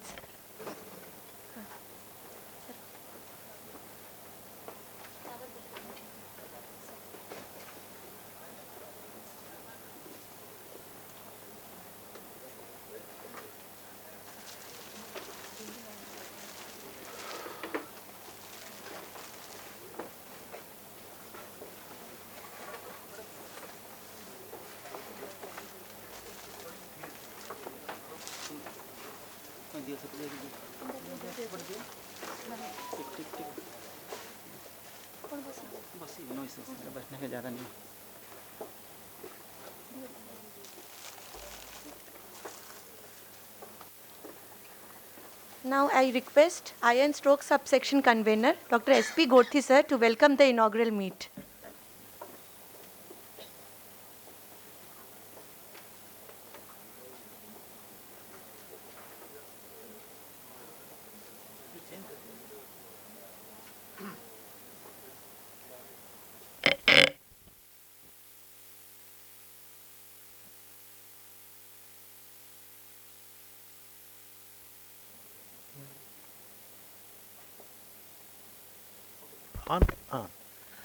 Dignitaries on the dais and faculty and delegates who have come to this wonderful conference. It's amazingly very exciting scientific content we had, and Indian stroke subsection has been very active in the last couple of years under the chairmanship of Dr. Kameshwar Prasad and subsequently Dr. Sunil, and we have been conducting journal clubs and academic programs very periodically. And also we are planning surveys. We did surveys of stroke care in India and also published in Journal of Stroke Medicine. So accordingly we are taking appropriate steps, and our chairman's vision is that the suffering of stroke people should be alleviated by both academics as well as social measures. So these are our main vision and mission statements. So, and on this occasion, we are proud of the team at AIIMS Bhubaneswar, because with such a short notice, they could organize a very wonderful conference with rich academic content. I want them, I really appreciate and full appreciations and tons of best wishes to them for the wonderful conference they have arranged. And with these few words, I welcome all the delegates for this conference and wish you all the best.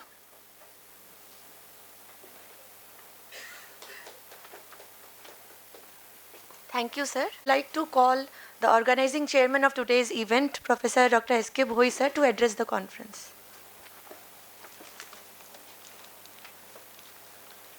Good afternoon, sir.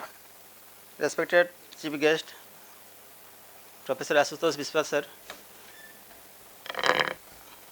Professor Kameshwar sir, Narayan sir, Nirmal Surya sir, and Gorthi sir, and all my esteemed speaker, chairperson, delegates.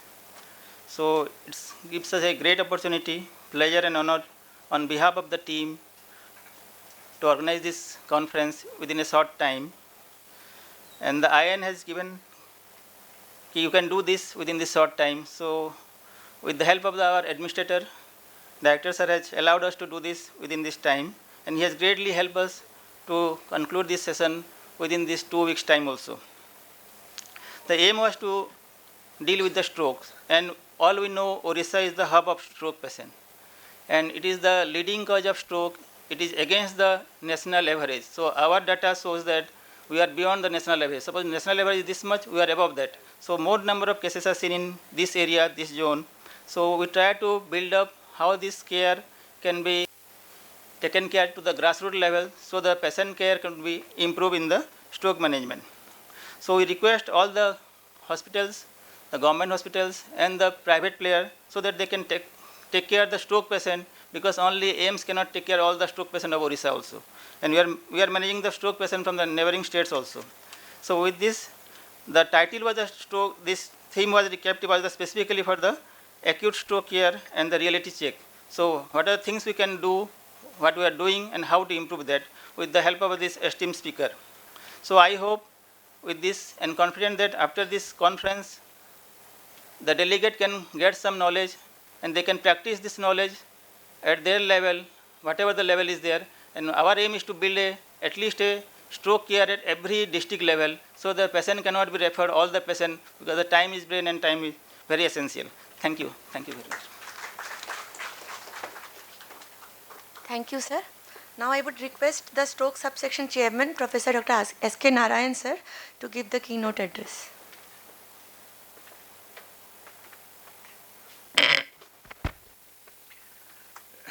Good afternoon.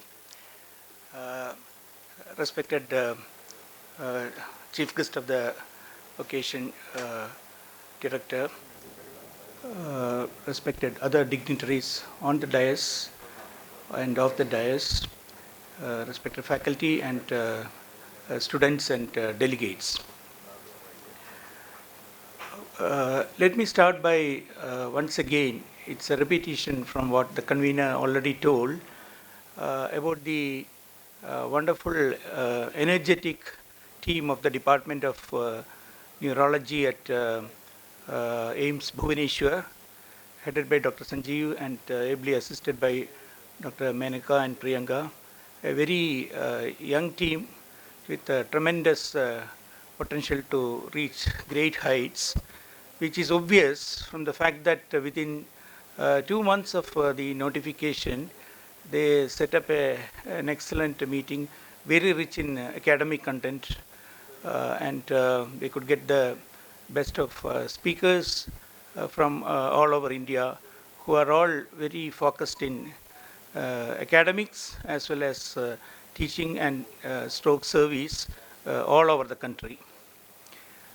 I can take a proud special role in that. When Dr.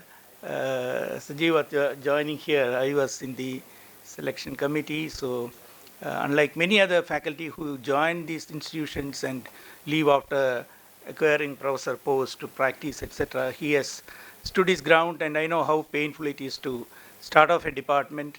I've done it in JIPMER, so he is building it the right way, and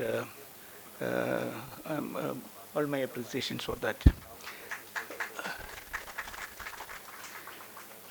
Coming to stroke, in 1994, after my DM, I got a scholarship and went to Edinburgh to work with Charles Warlow. That was a time when many people asked me, why stroke? I remember in my final year, I admitted a total MCA occlusion stroke with complete hemiplegia and aphasia. And I put the patient on ventilator. My then HOD asked me, hey, these are patients who are definitely going to die. Why do you want to? ICU beds are very limited, and we have to allocate our resources more carefully. And the situation from that moment, that point of time, it was probably a right statement at that point of time. It has changed significantly. Now we have patients with total anterior circulation stroke walking and coming to our outpatient clinic after about 6 to 9 months. This happens in a regular fashion. So we know how much of things have changed. And along with this, as Dr. Vijaya just now told, it's one of the most exciting fields in neurosciences now. And my other counterparts tell, is it because you are head of the department that almost all our journal clubs we have stroke papers? Not really. It's because this is one of the most fascinating and happening area in medical science now. You have not only science as a part of stroke care, but there is a lot of social elements also going to the care of the stroke patients because of the time window factor, because of the devastating effect of stroke and the social and community burden stroke causes. As you know, it is in the older people, it is the most leading cause of disability, and it's also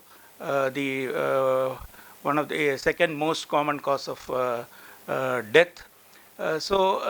Stroke has got a lot of importance, which the medical and scientific community is strongly but surely has accepted now, and WHO has given a lot more space to WSO now, and we have Indians are leading the WSO in its various capacities now, and the rehabilitation of stroke is an extremely important part. Our president of the Indian Stroke Association is also a very leading world member of this neuro rehabilitation section. And we have stalwarts like Dr. Kameshwar Prasad, who has been leading stroke subsection of Indian Academy of Neurology, and he has been teaching, and we have been spreading the message, and has been doing advocacy in getting more of government support. This has really started making an impact. Now, tissue plasminogen activator, the thrombolytic drug, is almost everywhere in India available, and it's almost freely available in most of the centers. For deserving patients, definitely it is freely available. Even if they go to private hospitals like Apollo, there is some way of getting the reimbursement for this drug. Similarly, the same thing has to happen in the other most effective treatment which has come up now, which is mechanical thrombectomy, which has got a slightly longer window of 24 hours, and it is the kind of stroke that we can prevent from patients from getting the long-term severe disability. So that even if it's a cost intensive kind of care and resources intensive kind of care, by developing the mechanical thrombectomy ready stroke centers and comprehensive stroke centers, this challenge can also be met with. And all that we need is, in India, as I talked in the pre-hospital stroke care talk, it's extremely important that the entire country works as a unit when it comes to healthcare. We need to have mechanism to quickly receive calls from such patients and to reach out to them and to guide them properly to the appropriate stroke care facility which is suiting the specific type of stroke that patient has had, so that without loss of time, patients can be guided to the right centers to give them the right kind of treatment at the earliest. I'm sure that with the digital technology and AI capacity that the country has got, and the huge human resources, skilled human resources that we are having, we will be able to do very well, like some of our neighboring countries like China has done. They're doing very well actually.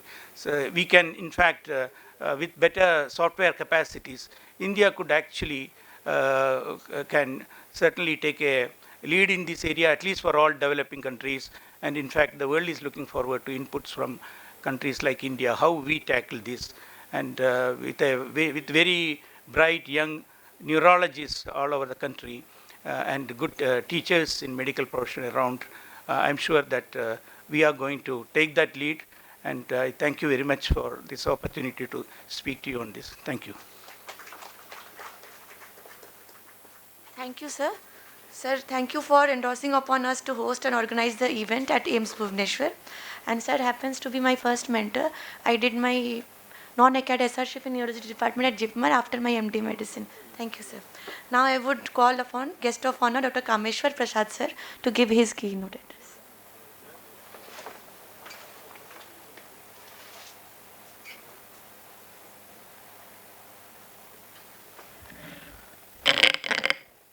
Thank you, Dr. Menka. It's a great pleasure to be here. I have been coming to Bhubaneswar quite a few times. And maybe because Dr. Biswas became director, so even if there is a request for whatever reason, I say yes, because one is that we happen to meet. The secondly, I'm seriously and sincerely believe that under his leadership, AIIMS Bhubaneswar is going to be one of the leading AIIMS in this country.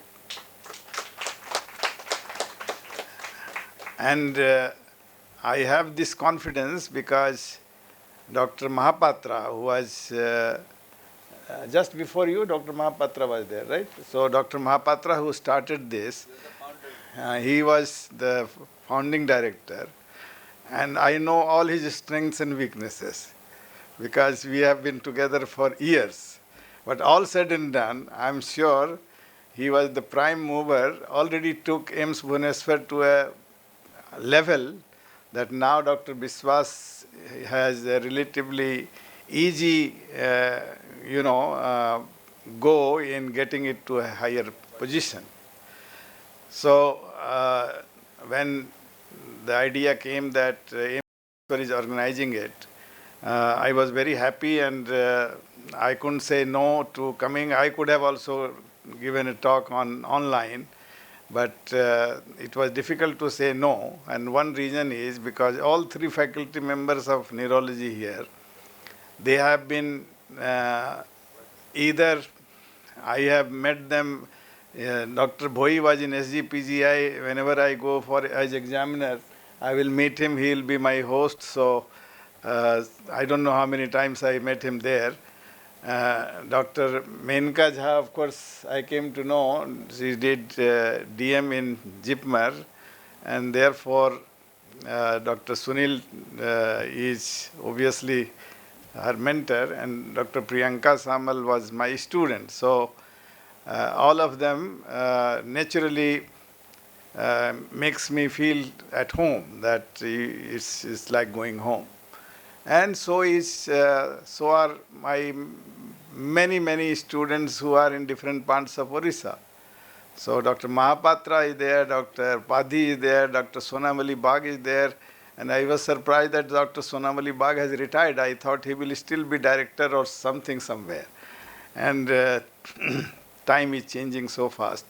Odisha was I think, right place to choose, because one reason is that this is within the stroke belt.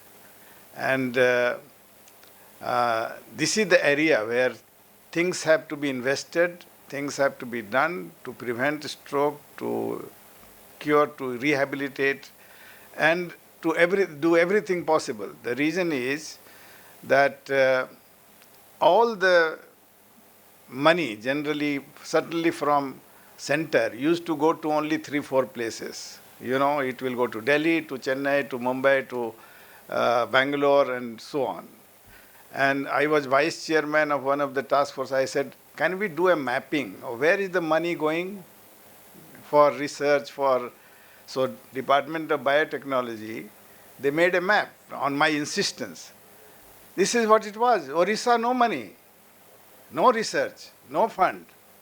Same was true for Bihar, for Jharkhand, for Bengal, little bit in Calcutta.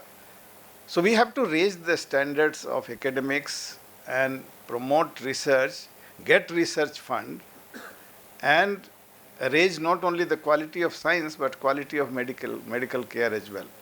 So that is why I like this idea of having it in Odisha, and I thank Dr. Sunil Narayan, who made it possible, and Dr. Gorthi, of course. So this is a very right place, right moment, and very well organized. I must say, one good thing you did was you didn't call a minister to inaugurate. Minister or, some political...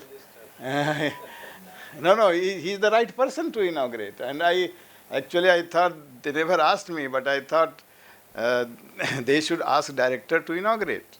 And that's it, because he is going to see what the problems are, he is going to listen to you, he will do the necessary things. Ministers won't do anything. So that is one good thing you did. And second good thing they did is that speakers, they sort of felicitated the chairpersons felicitated the speakers, and immediately speakers returned the favor. They felicitated the chairperson. So you balance this thing very well. So very well organized. Scientific content is very good. Your deliberations are very high standard. I think students are enjoying it. Only thing is that the chairs are so big that you can't see them very well. You see, so that is something which was, obviously doctors were not involved in, designing it. Otherwise they will make sure it will be, everything will be up to right size. So I'm very happy that it is happening, and it's very well organized event, and I'm sure this will grow further, and it will not be the last one. Already Dr. Nirmal Surya was talking to the director and to Dr. Bhoi that there should be another event. So one thing, once these things start, then academics doesn't stop.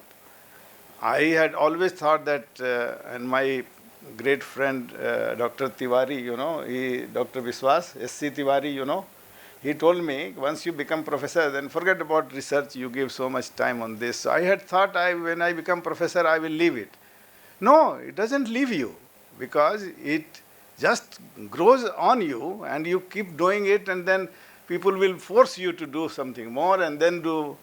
So it has not left. I have retired, not only become professor in 2000, retired, but still it's not leaving me.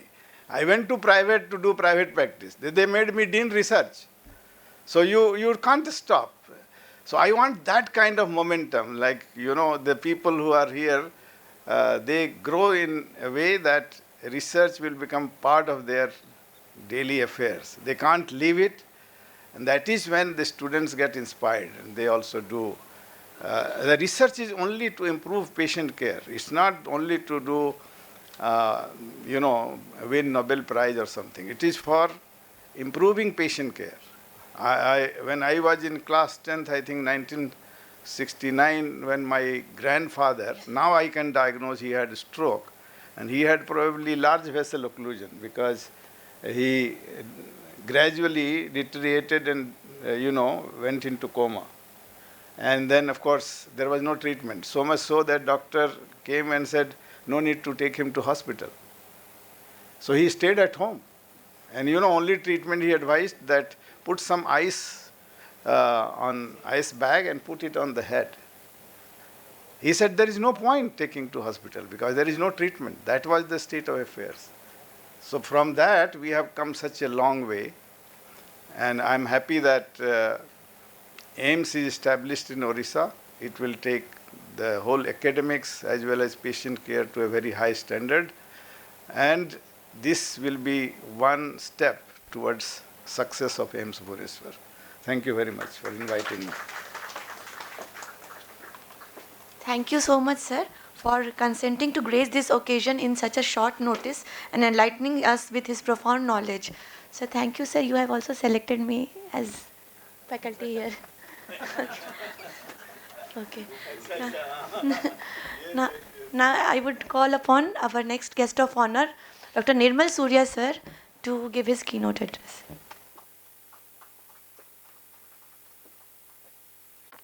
Good morning, or rather we are moving into the good afternoon.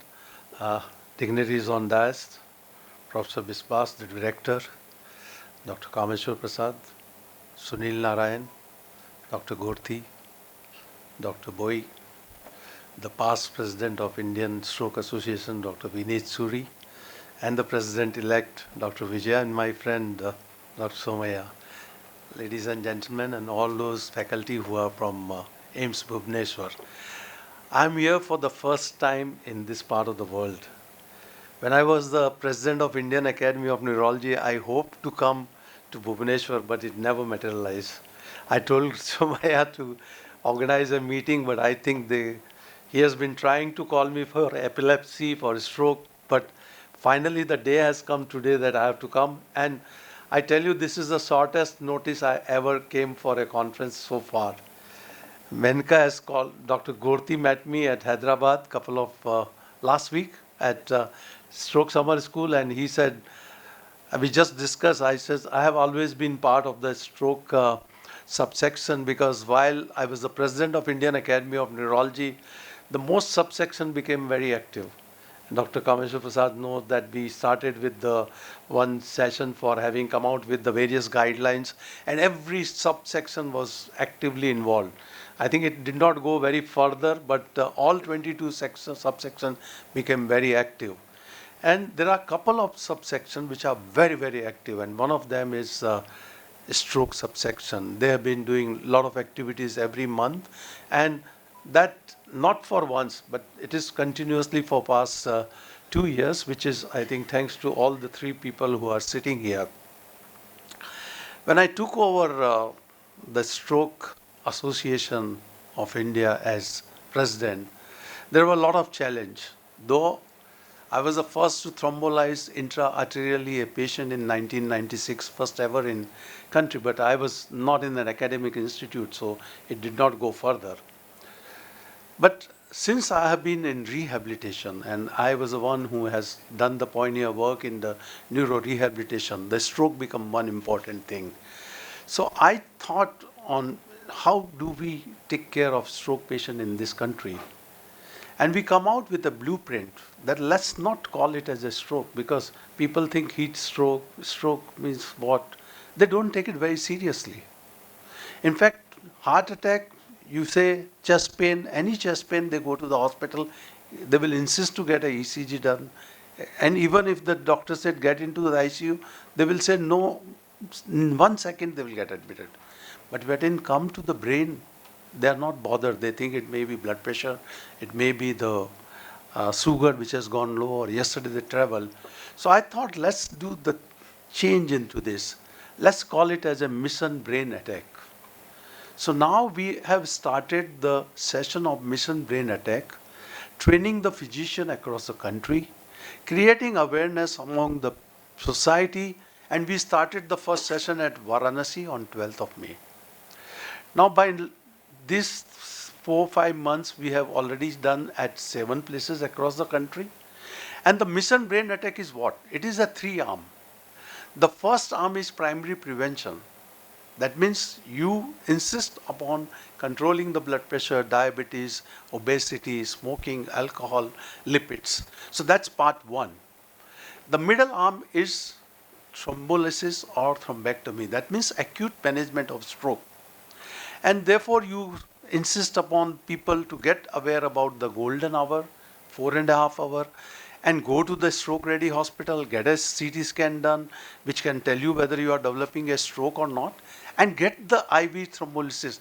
And I must tell you, sir, in last couple of months, the meetings which we have done at Varanasi, Aurangabad and Nasik, there are already 10 to 15 physicians who have thrombolized the patient. So by now in India, there are about 20-25 patients has been thrombolized by the physician after this mission brain attack which Indian Stroke Association has organized. So I think we need to create this sort of awareness across the country so that, as you know, that Indian population is 1.42 billion.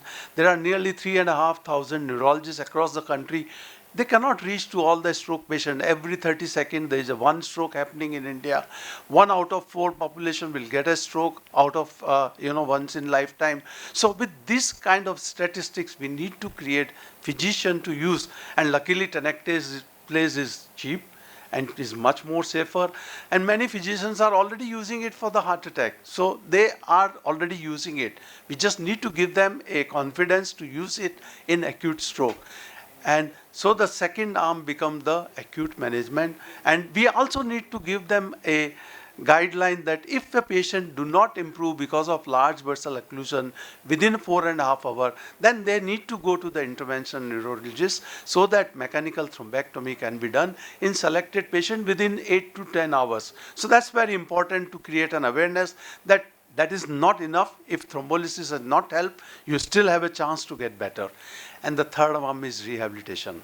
You all know that nearly 1/3 patients remain with severe disability and the 1/3 with moderate to mild disability. So there are nearly 40% patients after 1 month are disabled, and we need to have a proper rehabilitation to create the stroke patient to go back to their work.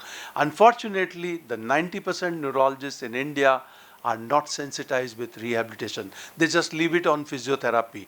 But if you are afternoon, when you listen to my talk, you will realize that what changes has been happening and what is the future in the rehabilitation. not only in the stroke but also in TBI and other neurological disorder, you will realize that this sort of things cannot be left upon the physician. And I think Sunil Narayan has taken it very seriously about the neuromodulations and other part, which shows that neurologist has to come out. There's so much of research has been going on. So we are talking about end-to-end care for the stroke in India with all the three arms: primary prevention, acute management, and those who are left out with disability with rehabilitation. And I think this is the way we need to create an awareness among the physician, among the society, so that early stroke awareness can be done and the proper treatment can be given. I think this meeting in this part of the country, which is, in the East India, not very famous, not been much been talked about in the national conferences. And I think if you organize meetings which may be short, 200, 300, 500 people, it will definitely create much more buzz. Whatever research you are doing would be boosted, and you will be able to do more and more research, and your younger student would be able to go into the stream of national neurology, both neurology, Academy of Neurology, or into the stroke, or into the movement disorder, or epilepsy, whatever subspecialty they choose.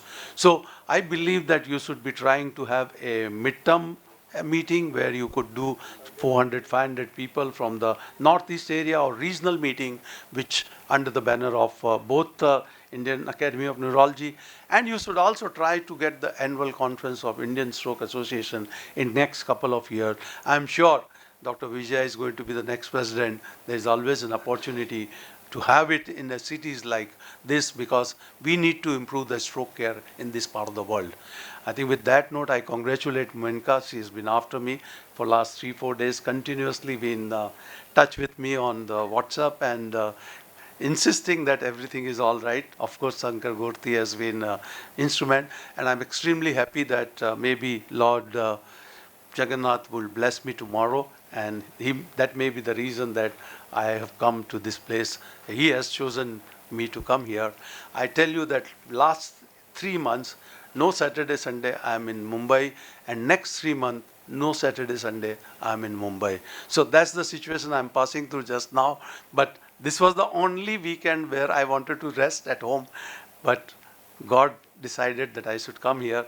I'm extremely happy to be here, and I thank everybody who has organized this meeting, and I hope that end of the day you would be much more wiser and able to use what you have learned today into the practice.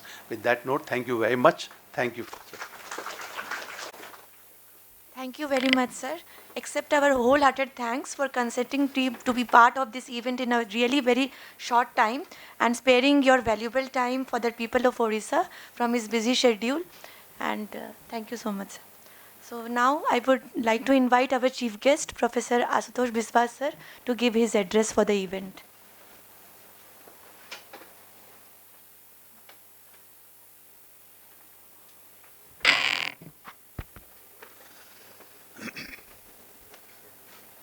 Good afternoon, everyone. Respected all the dignitaries, the expert members from the Society Indian Academy of Neurology and the Odisha branch, the Neurological Society, and other delegates, expert members present in this auditorium. It's a great pleasure and honor to be here today by presence here, that to such a very brilliant, the group of people, expert people sitting and having a workshop. I know Dr. Kameshwar Prasad sir, that from New Delhi for more than 30 years. And thank you, sir, for your appreciations for this institution growing up. We are stage of growing, because it's just a 12, 13 years old, not like Delhi AIIMS. So we are struggling with the many things, and our hope, and we are having much confidence in us. Our brilliant faculty members, staff are here, all committed, devoted for this aim and objective to take this institute higher. And extremely happy to know that I was just discussing also Professor Kameshwar Prasad sir for is the Neurological Society should have the national meeting here, and I came to know they did not have this annual meeting before in AIIMS or in Odisha. So I invited that you should consider for having this annual meeting next time whenever possible. So it is under consideration. Let us see how it would be successful, and I'll be at least be grateful and extremely happy to facilitate and to be part of the organizing capability and to host this conference in future if it is being considered. And this is a very public health challenge. I came to know from Dr. Nirmal and saying that there's every 30 seconds one stroke is occurring. So then I was confirming with our Professor Kameshwar Prasad. He said 2,000 per day. You can imagine 2,000 stroke per day. What is shocking, figure. And this is necessarily a serious problem in the society, and this is an old age problem. Everyone will have this stage, the growing stage, and certain knowledge will have of having stroke. So you understand where I've been hearing this, the management part. Now stroke, as we know, is one stroke means neurological stroke. That means not much of treatment and is a neglected disease. Neglected, I think most neglected areas of the medical profession. Stroke ho gaya to bhai kya karna hai, अच्छा chalo. Then bedridden and management. So if you go and this is a very serious challenge for the management. Stroke, and then starting from acute stroke management. This is a very important thing because there is a reversibility and the complications could be prevented. That is the area, golden hour for intervention. That's the message, how you have to focus on. When the patient is not only the doctor should be ready and the hospital setting should be ready to provide services, but the awareness, public awareness is very important. To report to the proper place on time. So the management is on time during the acute, very early stage. So then only we will have the opportunity to intervene. So there is a very important public health awareness and the program should be focused on. And this is not only for the management, but I think we should develop some preventive strategies. So can we do something? Can you have any program that we should know much before happening the stroke? What is the policy? What is how we could prevent it? The stroke, एक दिन में 2000 हो ही ना. Every 30 seconds there should not be any stroke. Although there are many risk factors that we could prevent, that the risk factor of the hypertension, diabetic, other cardiovascular diseases, obesities and all that are high risk factor for this disease. And if you control those, probably we can prevent. But I don't think you will be 100% preventing and all that. Is there any modalities that we can, like the ECG we do have any preventive screening tools to know you are going to have maybe in future stroke? So evaluation, assessment of preventive stroke strategies, screening strategy at the age after 5 years or after 50 or maybe 40, you should go for angiography, like a health screening. So can you detect anything there, thrombus or anything, or predict? Just I was having, we are going also having MOU with the Indian Institute of Technology, Bhubaneswar, to go for AI program. No, AI is the future of medicine that we are thinking is going to take away off your all intelligence, natural intelligence, so we'll be surviving on artificial intelligence's future. So medical technology is very, all other technology, everything, you go for the war at the zone and all drone, AI fitted drone, what to fire, what not to fire, and everything. I think all technology now coming up with the AI. So medical technology is also now very fast growing with the AI, amalgamating the technology of the program and all. So we are dependent on the technology. So we just tried, we had a University of Taiwan to understand the AI in neurological disorders. So someone who is the expert in the AI and the neural sciences given talk in our institute, and they can predict how much you are going to improve with the AI tool, and something that they can map and they can very well predict various progression of the disease and all. Probably this kind of technology that we can have, so we can predict your AI based program, something from the scan and all, brain scan, so that we can have a predictive model that you can have, okay, after 3 years, 5 months later, you can have a stroke. That is the precision we can have.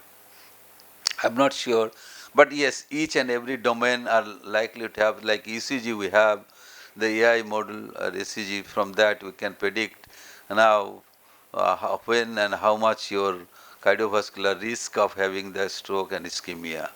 So that is how the model, the advancement is coming up. So I think this is what in the prevention part, and community also we need to have to really reduce this high burden and the incidence of 2,000 per day, and you can imagine 141 million people, and then the proportion, and then you can understand what a huge burden, maybe the second capital of stroke in the world next to China.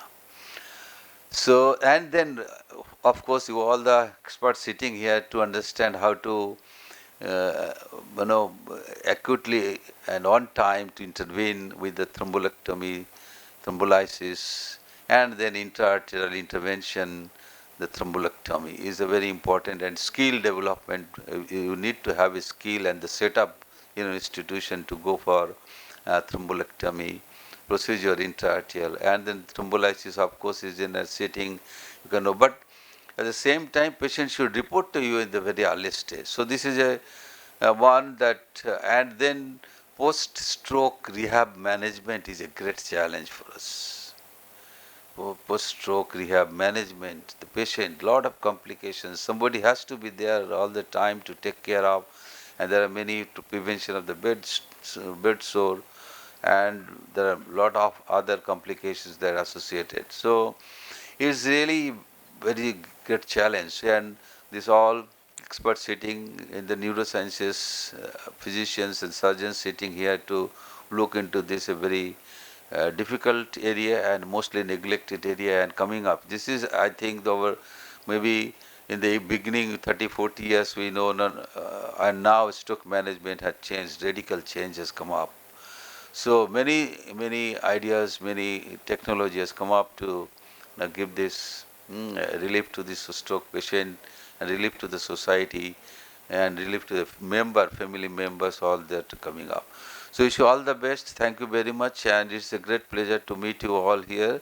And thank you the Indian Academy Neurology Society for choosing this. And I would like to thank the Department of Neurology, Dr. Bhui, and his team for organizing this midterm neurological stroke society conference in AIIMS Bhubaneswar. And I hope everybody is enjoying here, coming out. Those who are coming for the first time, I hope this is a city of temple. Will enjoy here much, and then sea beach there, and the Konark temple, and all other lake lagoon. The one of the best lagoon there, the Chilka Lake. So I hope there is a lot of enjoyment in this place. So, and also again I am inviting the Neurological Society of India to consider for having a national conference next time in AIIMS. I am always there to serve. And thank you very much. Thank you. Thank you very much, sir, for the enlightening talk and giving us the opportunity to organize the event at AIIMS Bhubaneswar. Thank you, sir. And thanking the Indian Academy of Neurology Stroke Subsection for giving us the opportunity to organize the event. With that, I conclude the inaugural session and I request our dignitaries to take their seats in the front row. But before breaking for lunch, I have an important announcement. Please, yes.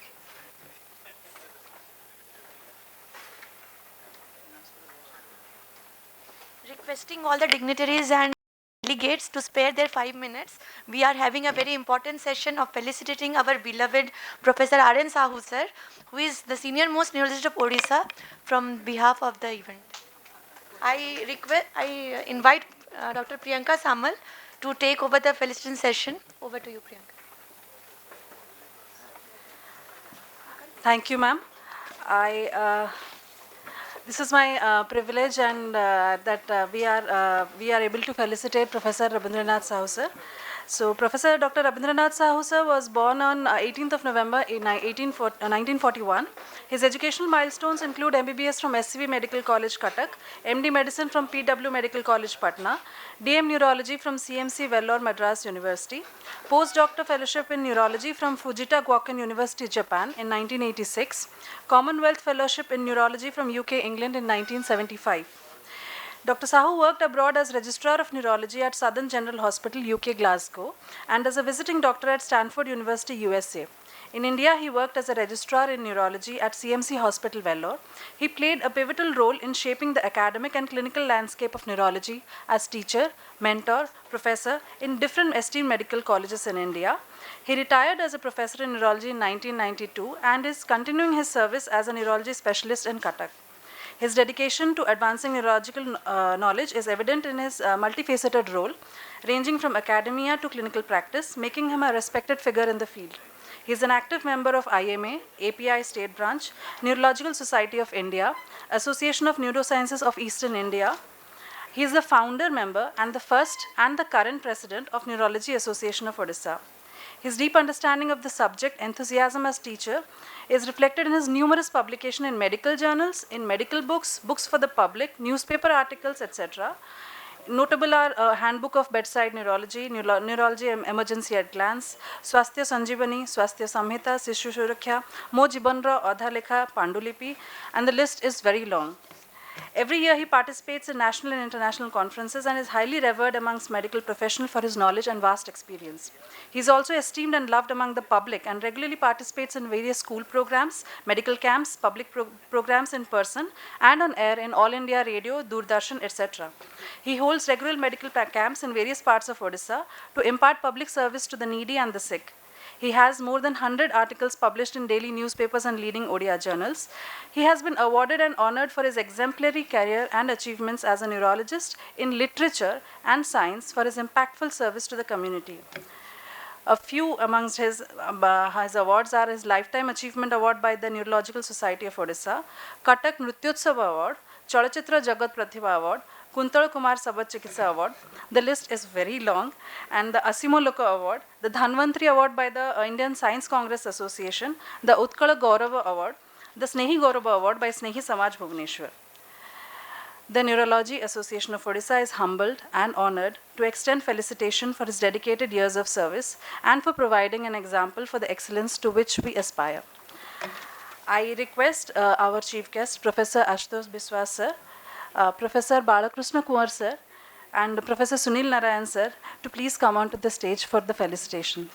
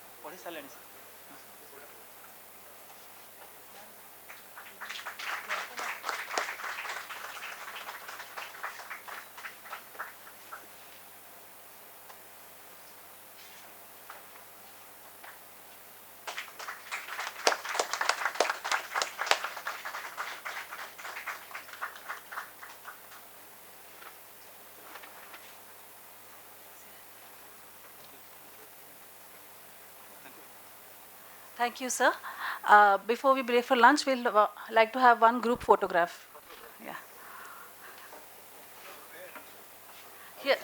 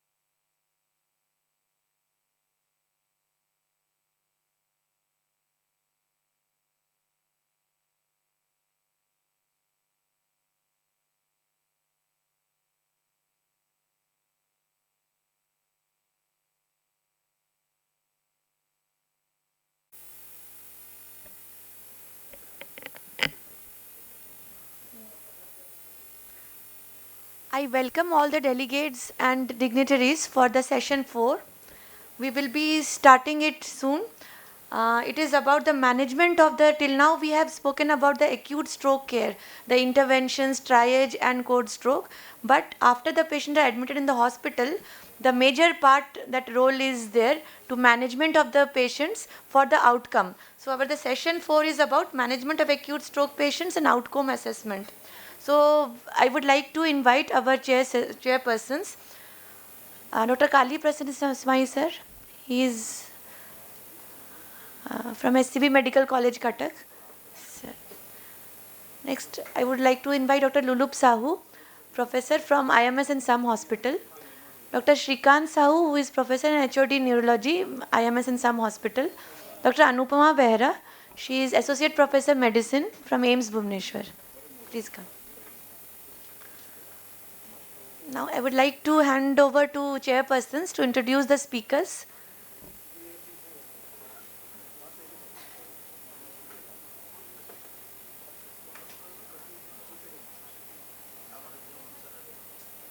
Lunch. We have the session 4. Our first speaker is Dr. Nirmal Surya. He is based at Bombay Hospital and Medical Research Center.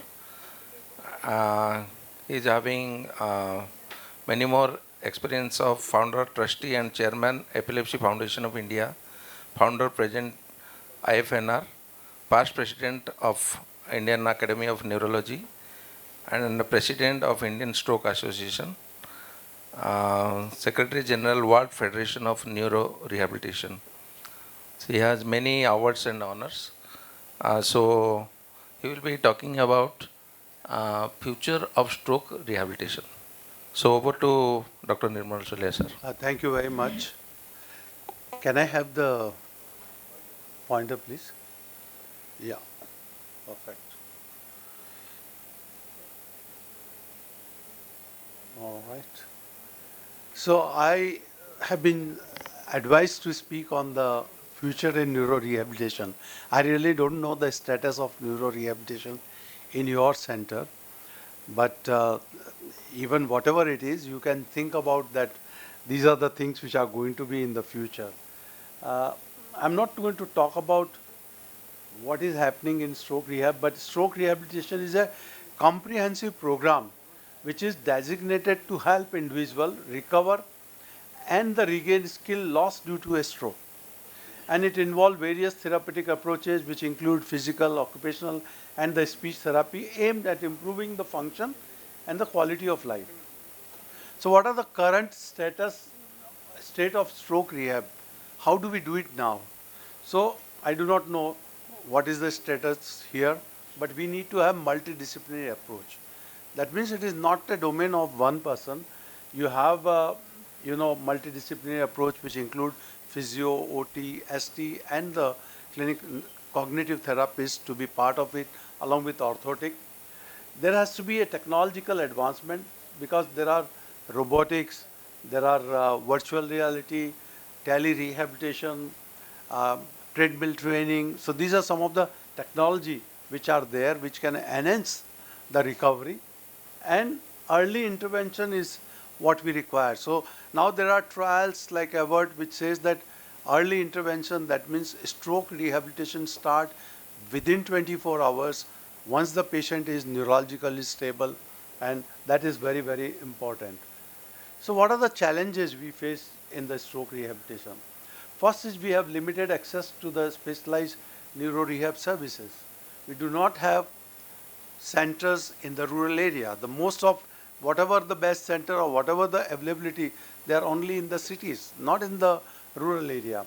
Then there are problems with managing complex and chronic comorbidity that impact the recovery. So you have a disorder of consciousness, brainstem stroke. 90% centers do not know how to rehabilitate this patient. So that's a challenge.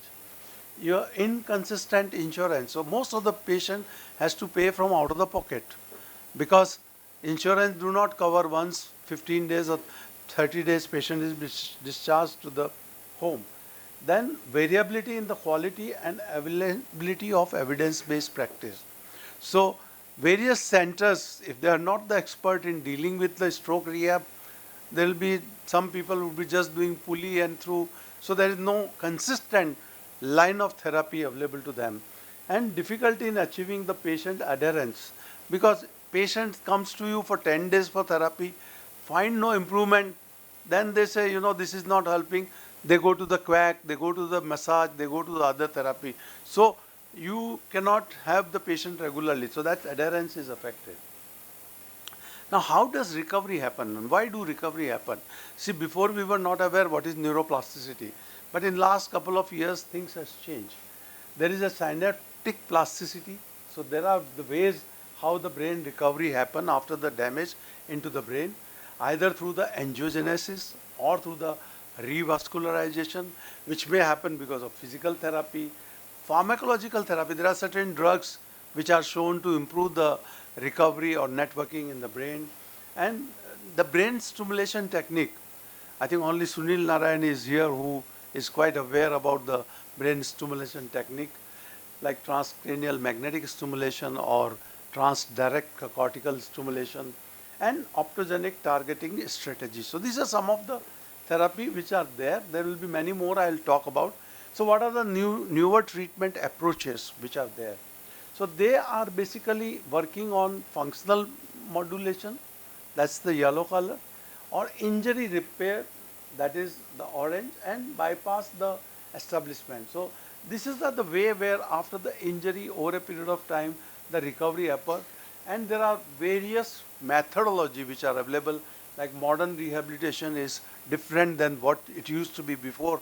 Before, when I was doing my DNB in 80s, I was told that a stroke patient 1 month to be lying in the bed, don't do anything. From that, then the things started coming that do my physiotherapist would put a, old days used to have a pull, ring in the wall. So they would put a thread into that and ask the patient to do pulley and movement. So from that, we have come to a stage where the modern rehabilitation has come. The robot assisted training, I'll talk about this, the virtual reality, brain stimulation, I told you. But there are other things which are also like cell therapy. So it is something new. And of course it has been on research, but now it is coming back into the real treatment. The brain computer interface. So BCI has become a reality in this part of the world, and peripheral nerve transfer. So this is something which China has been doing for last 10 years. So 10 years ago when I went to inspection of CRC, that is China Rehabilitation Center in Beijing, they shown the cases of how they are doing brachial plexus transfer from the one hand, normal hand, into the paralyzed hand, and the hand function been improving. So I was amazed, but that technique now is coming back to our country.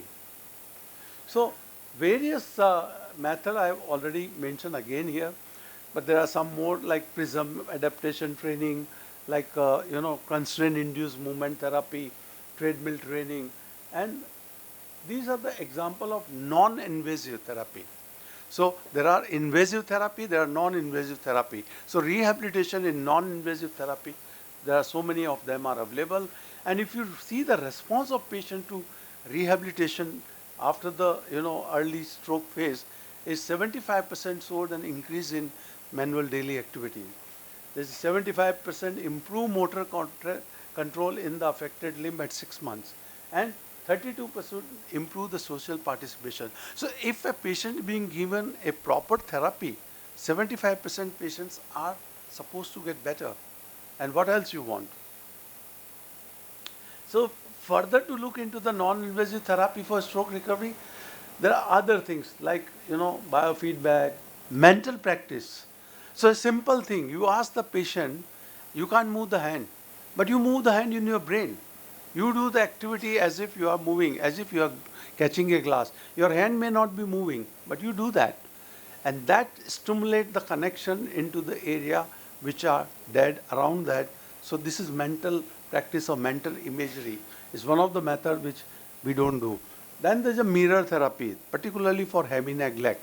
So for hand as well as for the leg, where there is a hemi-neglect, you put a mirror. We'll come to that. The occupation therapy, robotic. This is something which is very interesting.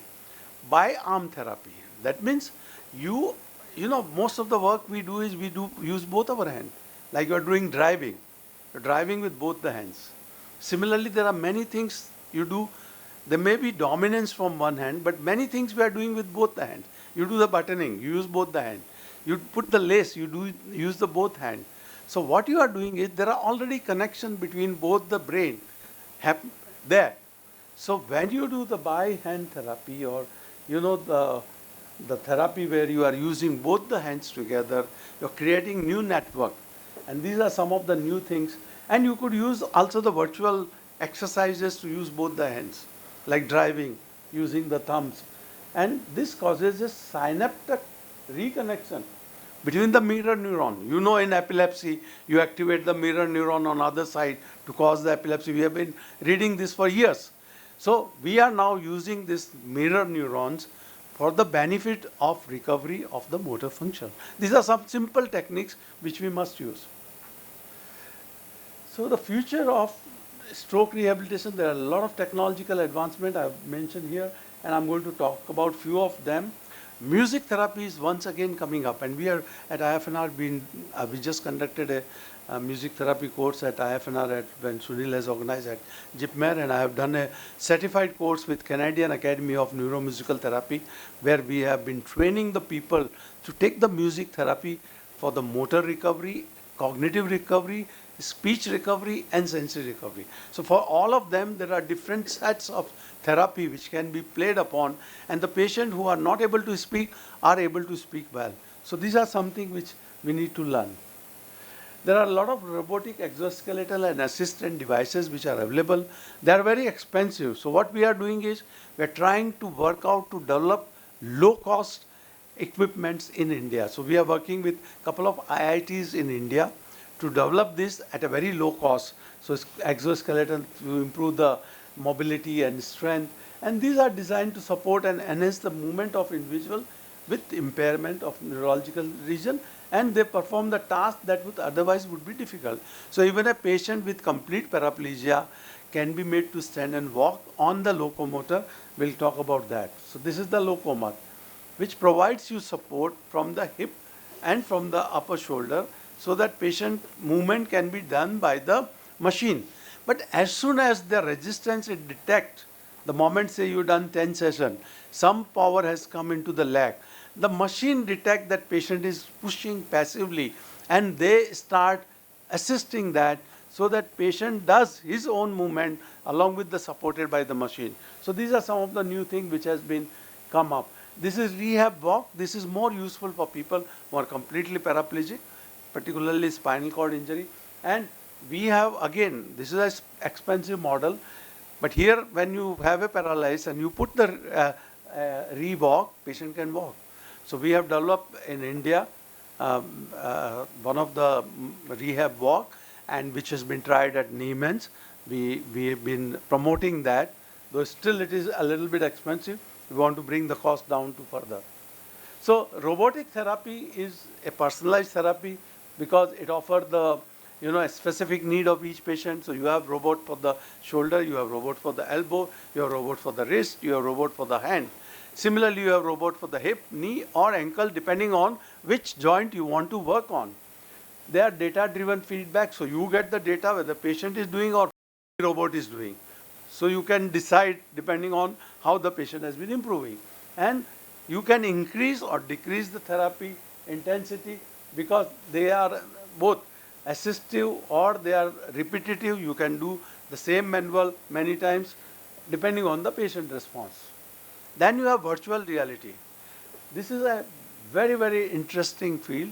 There are either virtual reality or there is an augmented reality. These are technologies that are being studied to help post-stroke patients. And many of the centers are coming out with VR. There are many development happening at India. We are trying to develop low-cost virtual reality, but still we are not able to get the glasses, which is very expensive, costs about 75,000 rupees. VR and AR can be used in conjunction with conventional therapy. So you are using treadmill training and you can also use the VR. So you can connect the two sides of the brain with both the therapy together. And it can be also used without suspension, so patient can use it more often. And interesting is you can give it to the patient at home and you can do it at home therapy. So you can plan out. So they can be immersive like you use the glasses. They can be semi-immersive where you do it on computer, or there can be non-immersive. So both the three therapies are available. The various companies are coming out with various sort of programming for the benefit of rehab. And there are a lot of advantages. It can be home-based virtual reality. And you see over a period of time, how the popularity of VR has grown. You look at the 2003 and you look at the 2016 data, and views in various diseases like Parkinson's, MS, acute stroke, chronic stroke, TBI, cerebral palsy. So VR is something which we need to explore, and it helps in networking in the brain. And you can have a real specific interactive game-based virtual reality rehab system for patient. So for hand functioning or for the leg functioning, both can be done. And these are some of the data, where forearm movement and eye-hand coordination improve, upper extremity control, endurance, speed, accuracy, and the range of movement, they all improve. Then we have at IFNR developed this new gloves now. We are promoting this Galanto innovation, where it is a glove which is fit to any hand. So above 7 years of age, you don't have to get multiple gloves. One glove fit to all. It is wireless, it is portable, and it has gamified virtual exercises. It is very easy to use. Analytic dashboard is there. It is reliable assessment of both gross and fine movement, and it's affordable. So this gloves is available.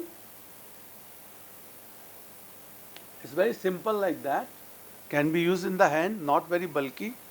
And these are the game person can do.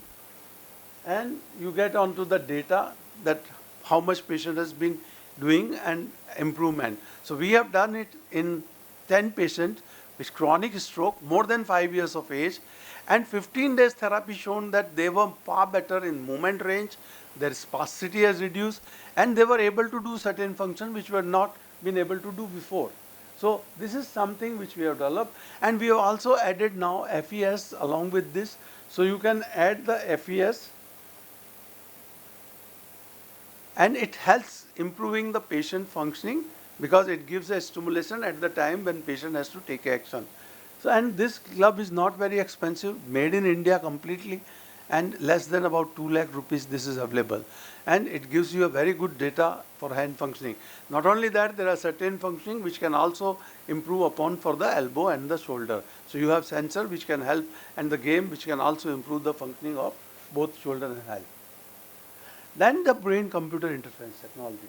Now, there is a BCI technology which is established a direct communication link between the brain and the external devices, allowing user to control computer, prosthetic or equipment using brain signals alone.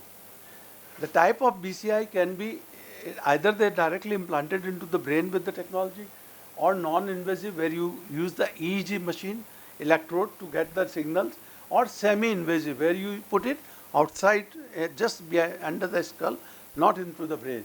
So you can have invasive, semi-invasive or non-invasive. And Signal processing is been by capturing the brain signal through the EEG or the neuroimaging methods, process this signal to the interpret the user's intention, and it also translate that into the commands for the external devices.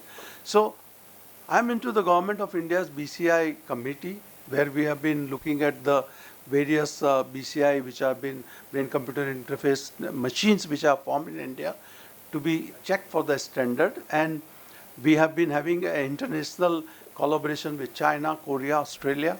Our BCI meeting is happening in Trivandrum in December. So what we have been seeing is that you may not have heard, but 200 channel EEG machine, 216 channel EEG machine is what is being used to capture the data from the brain, and then these data are transferred into the mobile app, and they give the signal and how the brain is going to function for certain hand function. So it has been used in epilepsy, stroke, and Parkinson disease. So there are a lot of advancement are coming, and in future we will find that BCI could be a technology which is used for people whose hand functioning is completely lost, or vision is completely lost, or they have a problem of cognition which is need to be improved upon. And these are some of the way where brain signaling in acquisition, the intent, the feedback, and this can again be added along with the various other technology like virtual reality, and they can double way can be used. Then you have a potential impact because of this. It improves the motor function, increase the independence, enhances cognitive function, personalized rehabilitation, long-term recovery, long-term maintenance. But there are a lot of ethical consideration as BCI technology, advanced ethical issues such as privacy, consent, and potential for misuse like unauthorized access to the brain data, etc. So these are some of the things which we need to work upon. But these are the application of BCI in neurorehabilitation, and we really need to know, because as a neurologist we will be working on this. Then of course AI in stroke rehab, which can be enhanced precision and consistency. We have been hearing about AI. Then personalized therapy, real-time feedback and monitoring, and increased therapy intensity. Then the understanding the neuroplasticity. This is something which we have been working on, and these are the various methods which you can work on the neuroplasticity, which gives you task-specific training, mirror therapy, CIMT, sensory stimulation, and cognitive rehab. So this is about the mirror therapy which I talked about. There is a good evidence that it improves the paratic hand, and these are some of the studies which says it could be an adjunct to the conventional rehabilitation. So you should do particularly for hemileg neck. Then there is a level A evidence on the constraint induced movement therapy, where you tie the normal hand, ask the patient to use the paralyzed hand for 8 hours minimum a day, and CIMT is something which is very, very interesting. Only one of the therapy for the motor function which has got level A evidence. And these are some of the paradigm. Excite trial has shown significant improvement in the motor function for those patients who have used it regularly. Then body weight support treadmill training. So you have a gait improvement following this. So this is something can be done. TCDS and RTMS are something which is very useful. So you have electric magnetic stimulation either on the side of the paralyzed side or on the normal side, positive or negative, and this causes an electric current, and that improves the motor function. It has got wonderful reports in aphasia following the stroke. Aphasia, the patient which improve significantly with RTMS. And then direct current stimulation which can be given directly into the brain, and again these have various methods by which it improves the neuroplasticity and hence the motor recovery. And these are some of the technology after using. You can see that tactography shows the improvement in the nerve fiber connection between the brain and the damaged area. So you have an evidence which shows that these are the technology which helps you the patient. Then there are regenerative medicine like enhancing blood sir. Just last 3 slides. Okay. So this is promote the stroke recovery through the surgery, as I mentioned to you, and stem cell therapy which has got great potential. But there are stem cell therapy which is to be used with this non-invasive method like RTMS and TCDS. So if you use them together along with the transplant of the stem cell, then this has got better rehabilitation. So these are the future prospects like gene editing, advancement biometrics, nanotechnology, combining stem cell and neutropathic factor, and integration of AI. And these are some of the methods by which the patient will be improving the quality of life.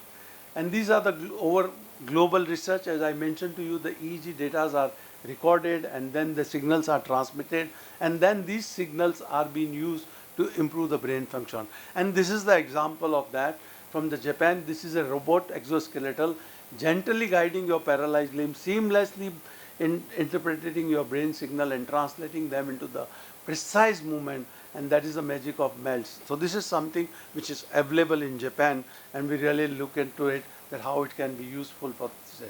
So these are the future tele-rehabilitation, these are various platforms, and these are the rehab gym. So what we are looking at is the gym to be developed starting from the hospital, which can go to the home, like you have a gym at various places. They can be developed the rehab gym, which could be specific for the various rehabilitation. And these are the remote monitoring. So to conclude, the brain is primed to recover early in the post-stroke period. Animal studies suggest that there is time window where brain is primed for the maximum response to rehab therapy, so that delay can cause to the detrimental in recovery. Clinical studies earlier rehab is associated with better functional outcome, which reduces formal and informal care need. And there are lots of novel therapies which are available. Many more are there which I am not talking about it today.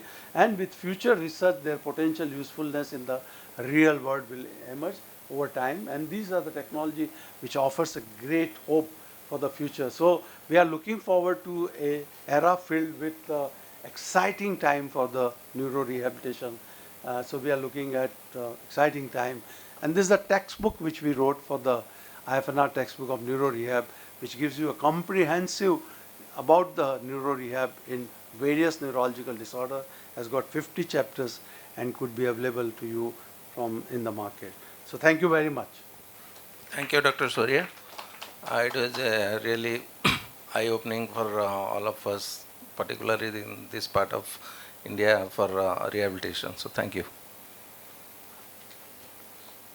If anybody has question, I am happy to answer. So any question? We can have in the yeah, no problem. Last of the session. So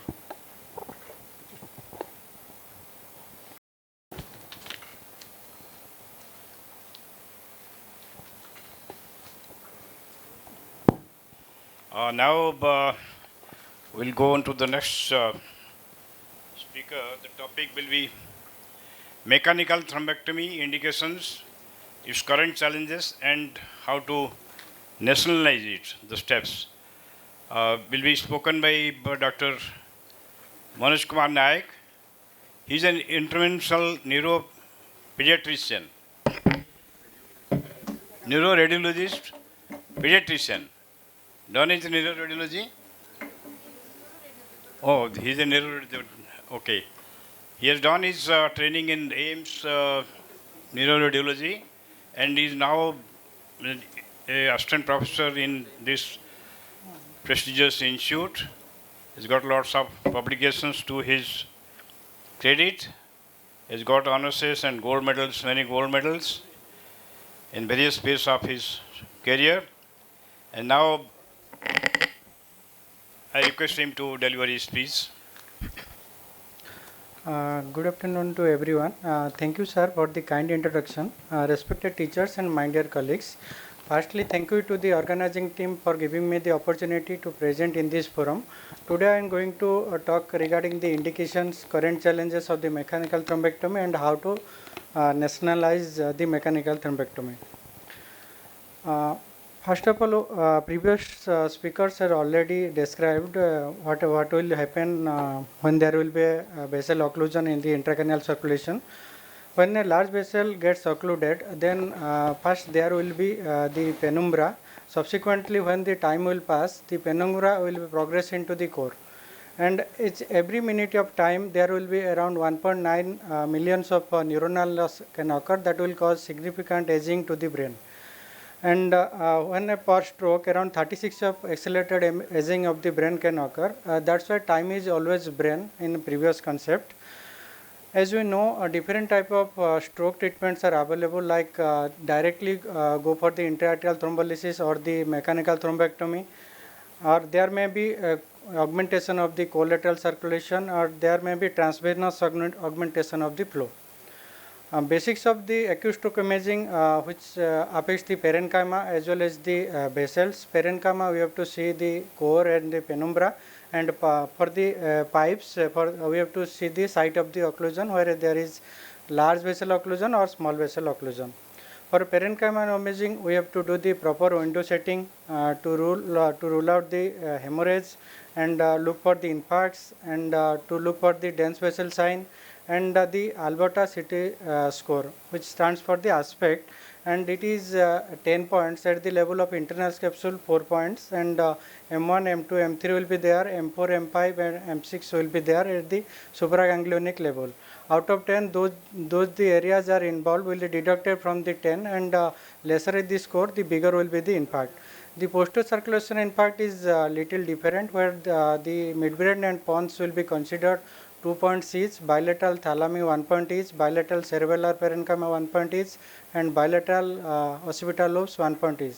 Total points will be 10, and it will be calculated according to the like anterior circulation impact. We have to see the core, what is there, where there is small core, when the aspect will be 8 to 10, and moderate core will be 6 to 7, and large core will be 0 to 5. Then we will do the vessel 1 imaging to look for the large vessel occlusion and the site of occlusion, then that will decide the mechanical thrombectomy. One more important aspect is the collateral grading, and usually the good collaterals are the slow progressor and with a good prognosis, and the bad collaterals will affect the brain much faster rate, and that will cause the bad prognosis. According to the American Heart Association and the American Stroke Association, since 2015, when the MR Clean trial came, and the bridging thrombolysis with thrombectomy was done within 4.5 hours, and 4.5 to 6 hours will go for the direct mechanical thrombectomy. But in 2018, and the dawn and diffuse trial came, and there have been the stroke can be, the mechanical thrombectomy can be done up to 24 hours, where the bridging thrombolysis remains same up to 4.5 hours. So generalized consensus, like when there is a good aspect with large vessel occlusion, to go for the mechanical thrombectomy, and large vessel occlusion with low aspect, usually the thrombectomy will deferred in that case, but certain scenario we will discuss one by one. And the large vessel occlusion with wake-up stroke, we have to assess the penumbra, and according to that we will go for the mechanical thrombectomy. And different procedures like stent retriever technique, aspiration technique, or there may be combined technique that is known as Solumbra can be adapted for the mechanical thrombectomy. In this case, you can see how the stent retriever thrombectomy works. First, the clot has to be passed to the microwire and the microcatheter. Subsequently, there will be the deployment of the stent retriever after the removal of the guide wire.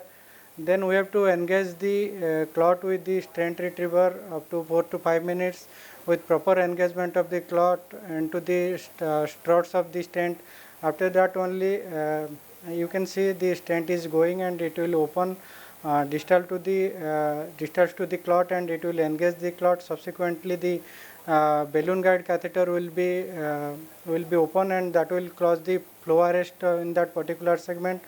Then we have to retrieve the clot. But in aspiration, what will happen? The aspiration catheter has to go and attach to the mouth of the clot, and the aspiration device that will suck the clot from the intracranial circulation. Both are like apple and oranges, because some of the cases the stent retrievers are better, and some cases the aspiration is better, because we have to decide on the table which will be better for the patient. Like red clots, that will engage the stent retriever better, and the outcome will be better, where the fibrinous clots, hard clots, and that will be better in the aspiration catheter. Looking back to the history to that, first the PROACT 2 trial was in 1999, where there was intravascular thrombolysis, followed by the ECOS trial in 2003, intravascular sonolysis, subsequently Morsi trial, the Penumbra trial, and the 2012 SWIT trial and AIIMS trial. All those trials used the stent retriever, but the outcome was not that good in case of large vessel occlusion with mechanical thrombectomy. But the landmark trial in 2015, that was Mr. Clean from Netherlands, and they used the stent retriever and the balloon guide catheter, and they have shown the good result. They have class 1 evidence in case of mechanical thrombectomy. And 2018 Dawn and Diffuse trial used the Trivo, that is the striker material for the mechanical thrombectomy, and the outcome we'll discuss later. This is the history of the endovascular stroke therapy from 1999 to the Dawn and Diffuse trial in 2018. And the 2015 trials like Mr. Clean, Escape, Extend 1A, Sweet Prime and Revasca trial, they have included the large vessel occlusion. The time of ictus or time of window is different according to the different trials. Mostly they included this less than 6 hours of large vessel occlusion, and the studies have shown that there was class 1 evidence in mechanical thrombectomy with large vessel occlusion. In fact, in Sweet Prime trial, the number needed to treat was quite low, around 2.5. The second part is the current problems associated with the mechanical thrombectomy that can be patient related or maybe the hospital related. Late identification of the stroke, delayed presentation to the hospital, and non-affordability can be issue from the patient side, and that can be solved with the mobile stroke unit as discussed in the previous speakers. And there may be a AR stroke ambulance so that the stroke patient can be shifted for the thrombectomy centers or the thrombolysis centers. The hospital related may be like proper stroke protocol should be there, no dedicated stroke staffs, non-availability of the stroke hardware, and funding is a big issue in our Indian scenario. For the neurointerventionist, the different challenging situations will be there. Those are not having classical case less than 6 hours with large vessel occlusion. These are the scenarios can present in front where there will be extended window period up to 6 to 24 hours. Tandem occlusion when there will be both intracranial and extracranial occlusion. Large aspect, low aspect or large impact stroke, medium vessel occlusion, low NIH stroke with large vessel occlusion, and the posterior circulation stroke.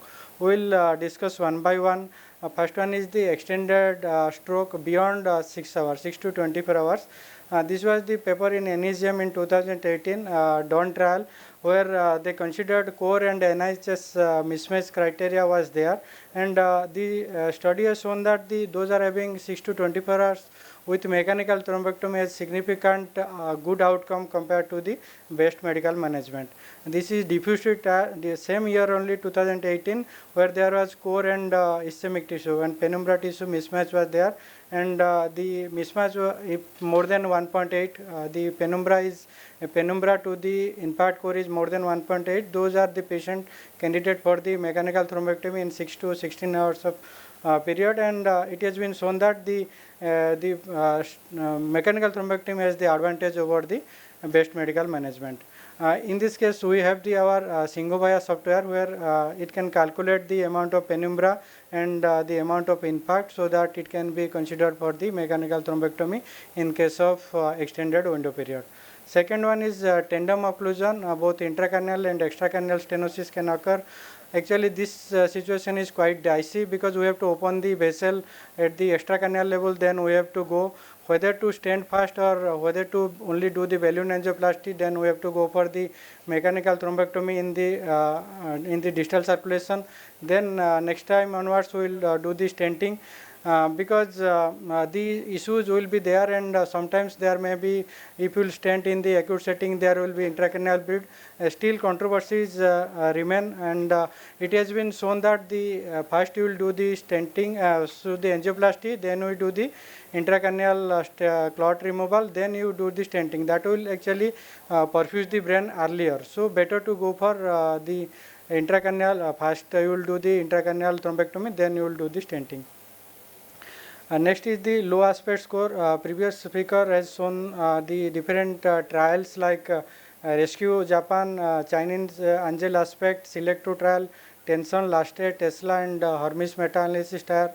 All those trials has shown that there is when the CT aspect was 3 to 5 and up to 12 hours can have a significant benefit in case of low aspect cases, and the bottom line will be like when the impact up to 100 to 125 ml can have the benefit in those trials with the CT aspect of 3 or more, and the MRI aspect will be a little less because it will adequately or betterly precise the areas and aspect better.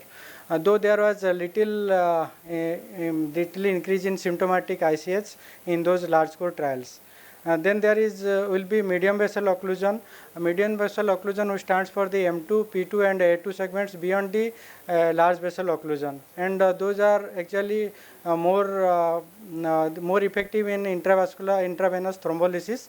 If there will be the ileoquent cortex is involved and no improvement even after the intravenous thrombolysis, then those are the potential candidates for the mechanical thrombectomy in the different trials like distal, discount, escape, MEBO are all those trials has shown that the benefit of the mechanical thrombectomy, and the one more important aspect, these are all small vessels and are likely to rupture if more than 2 passes of the stent retriever has to be done, and one should be cautious while doing the mechanical thrombectomy in medium vessel occlusion. Although the trials has shown that the benefit of the mechanical thrombectomy in medium vessel occlusion.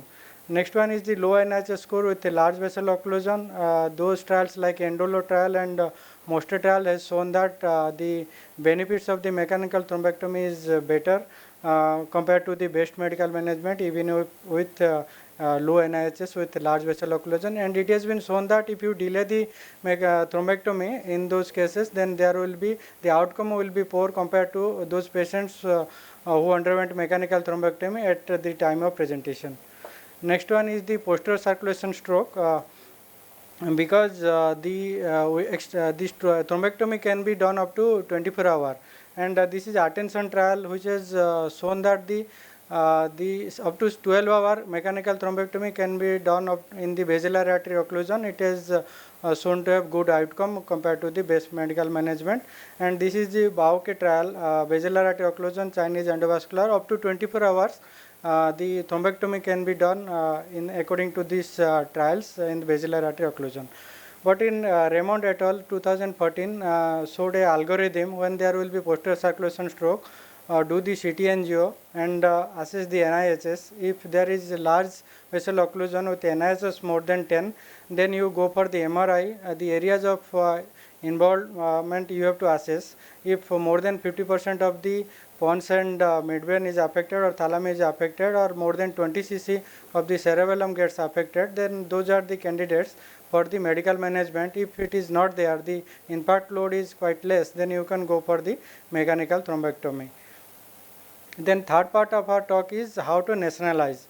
Here are the 10 general steps. I will discuss one by one how to nationalize the mechanical thrombectomy. As Kameshwar Prasad sir already described all those steps, I will little bit discuss about all those steps, like assessment of the current infrastructure.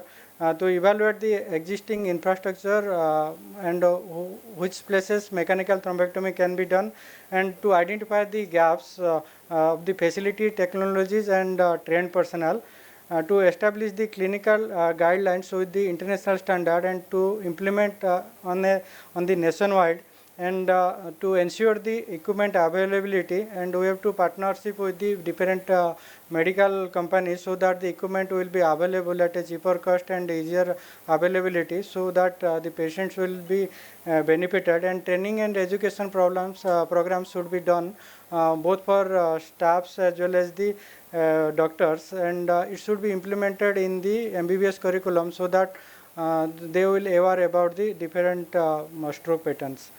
To create a network of care, we have to implement a regional network of care so that the patient will be transferred to the center of stroke where there will be thrombolysis or thrombectomy. And public awareness campaign is very important because to sensitize people, and they can aware of the time and they can come within the window period so that the treatment can be given.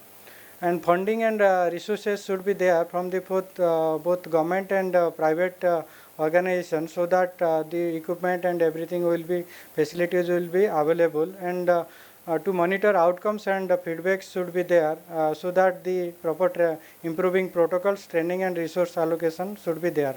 There should be policy and legislation and evaluation of the adaptation. We have to evaluate the different strategies and different protocols, so that regularly, on a regular basis, so that it can be improvised in a better manner.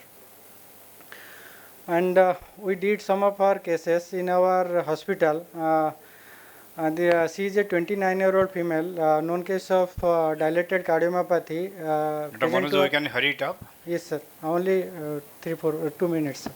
Last known for 3 hours with right side hemiparesis, and NIHS was 11. We did the CT and CT angio. We showed the aspect was 6, and there was a left M1 cutoff. We did the thrombectomy, and with the stent retriever, there was a TK3 flow. And CT scan after 24 hours showed no further progression and impact. You can see there was aphasia and right side hemiparesis. And immediately on the table, patient was talking after removal of the clot. This is about a 47-year-old female who presented with acute onset left side weakness of 8-hour duration, and NIHS was 12. CT and CT scan, CT angio showed the aspect was 6, and there was right carotid occlusion. We did the DSA. We showed the T occlusion after the ophthalmic artery. We did the thrombectomy in the middle of the night, and the clot was retrieved. TK3 flow was achieved. There was no further progression of impact, and patient was, at the time of discharge, patient was talking. This is a picture with esteemed director sir and MSR Dean sir and other dignitaries. It's give you a immense pleasure and satisfaction if you save a life in the emergency period, and it's about a teamwork comprising of neurologist, anesthesiologist, neurointerventionist, neurosurgeon, PMR and stroke staffs. Together we are greater than stroke, and we should always know time is brain and dead brain is dead brain, and if you try to remove or the dead brain, and the procedure will become futile. Thank you for the patient listening. Thank you so very much for the lucid presentation of your topic. I think we are running quite slow, and I may invite one question from the audience.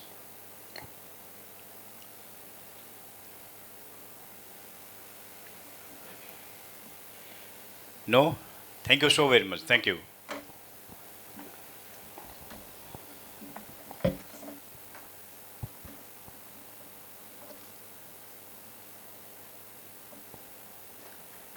Good afternoon, everyone. Now I am inviting Dr. Swagata Tripathi, Professor and Head, Department of Anesthesia and Critical Care, AIIMS Bhubaneswar. The areas of interest are implementation science, neurocritical care, rehabilitation and collaborative research. She has many international and national publications to her credit. Now over to you, ma'am. There is no laptop here.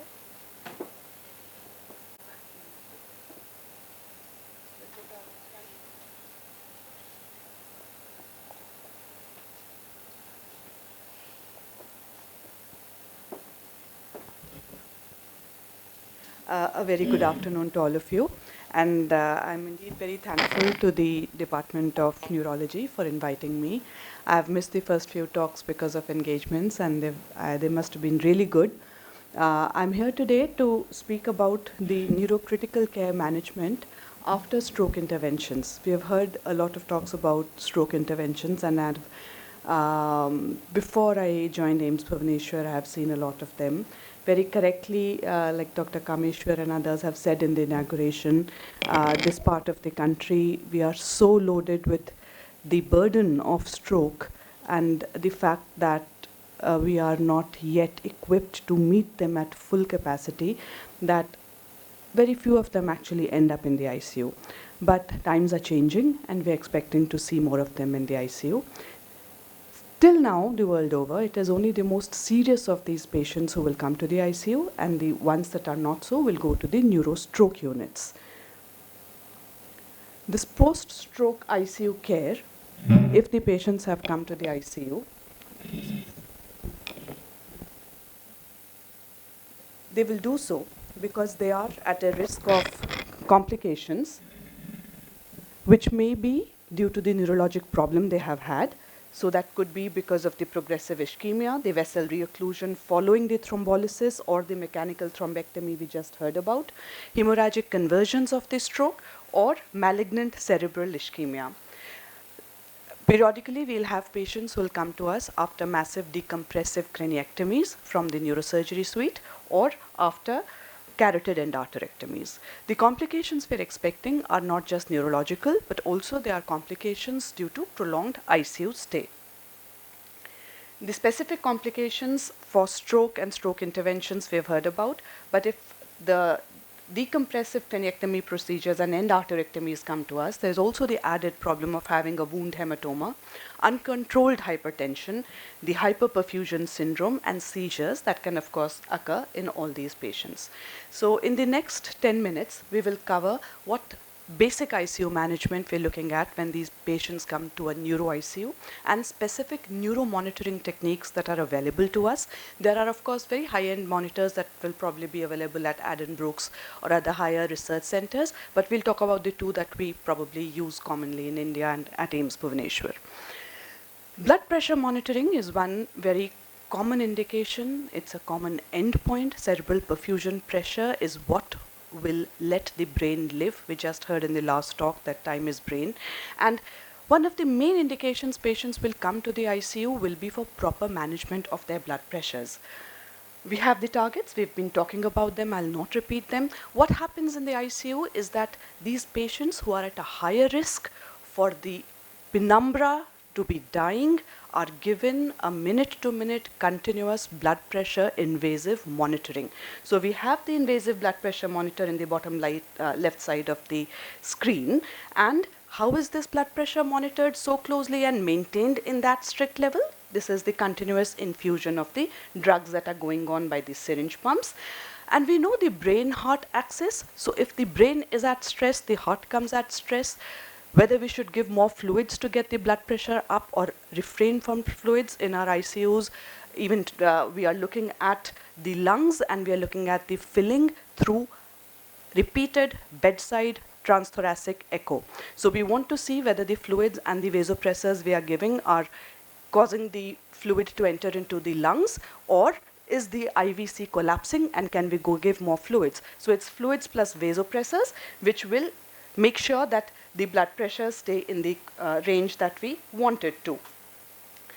In the ICU, these patients are sick, like I said. They'd be most probably intubated and ventilated. If they are being intubated, they need to be sedated. Each sedative that we have will have some effect on the CNS. So the drugs that we use more commonly to reduce the blood pressure is labetalol as a continuous infusion. And if we want to sedate the patient, the commonly used drugs are propofol, because you can switch it off and immediately assess the neurologic status of the patient within the next 15 minutes, or you'll use dexmedetomidine that's coming in a big way into the neuro ICU. It is something that causes a conscious sedation so that you can very quickly assess the sensorium and what's happening to the clot, what's happening to that ischemic region of the brain that we're worried about. And fentanyl, of course, is a drug that is short-acting. Remifentanil has just about come into the country, and we would like to see how the ICU uses it because of its ultra short-acting properties. The other things that we monitor in the neuro ICU, the respiratory system. We're worried, like I just said, the lung-heart axis, the severe sympathetic surge causing pulmonary edema in these patients. We're worried about hospital-acquired pneumonia, swallowing problems, intubations, and aspiration. In the kidneys, we are worried about the acute renal injury. That's, again, the brain-kidney axis. So, and the mannitol that we're giving, the noradrenaline that's going on. So everything causes a stress on the kidneys, and a very close monitoring of hourly input and output and what's happening to the creatinine daily. We do ultrasound of the kidneys to see the VEXUS score, whether it is congested or not, and that's how we take care of the kidneys for you. Hyperglycemia, we have to take care of the blood sugar, and of course deep vein thrombosis is always a risk which we're monitoring for in the ICU for these patients after stroke. 2 quick slides. These patients need to be intubated. The indications for intubation are universal, but when it is a large stroke, then we have to be a little more worried about things like exactly which GCS, so GCS less than 10, the protective reflexes, are they good or not, whether there is a midline shift, how much is the ICP, whether the lungs are full of water, and is the patient going for a decompressive craniectomy soon? If he is, then the indications come a little shift to the left. Extubation is also a very sensitive point for these patients in the ICU. We have now, I'll not go into the details, but we have alternatives of non-invasive ventilation in the form of high flow nasal oxygen and CPAP. Now, the choice of whether to use it for a stroke patient is more an art than science, but it's very important in India and our part of the world where the incidence of ventilator-acquired pneumonia is raising in the ICU. So a close watch and a decision of whether to take the tube out and when to take it is important. And finally, all studies in neuro ICUs are showing that early tracheostomy for patients who have a poor GCS will decrease mechanical ventilation days, will decrease length of stay in the ICU, and this can actually get your patients out of the ICU quickly. We have a project going on at AIIMS Bhubaneswar. I'll have one slide of it towards the back, where we tracheostomize and send these patients home quite quickly.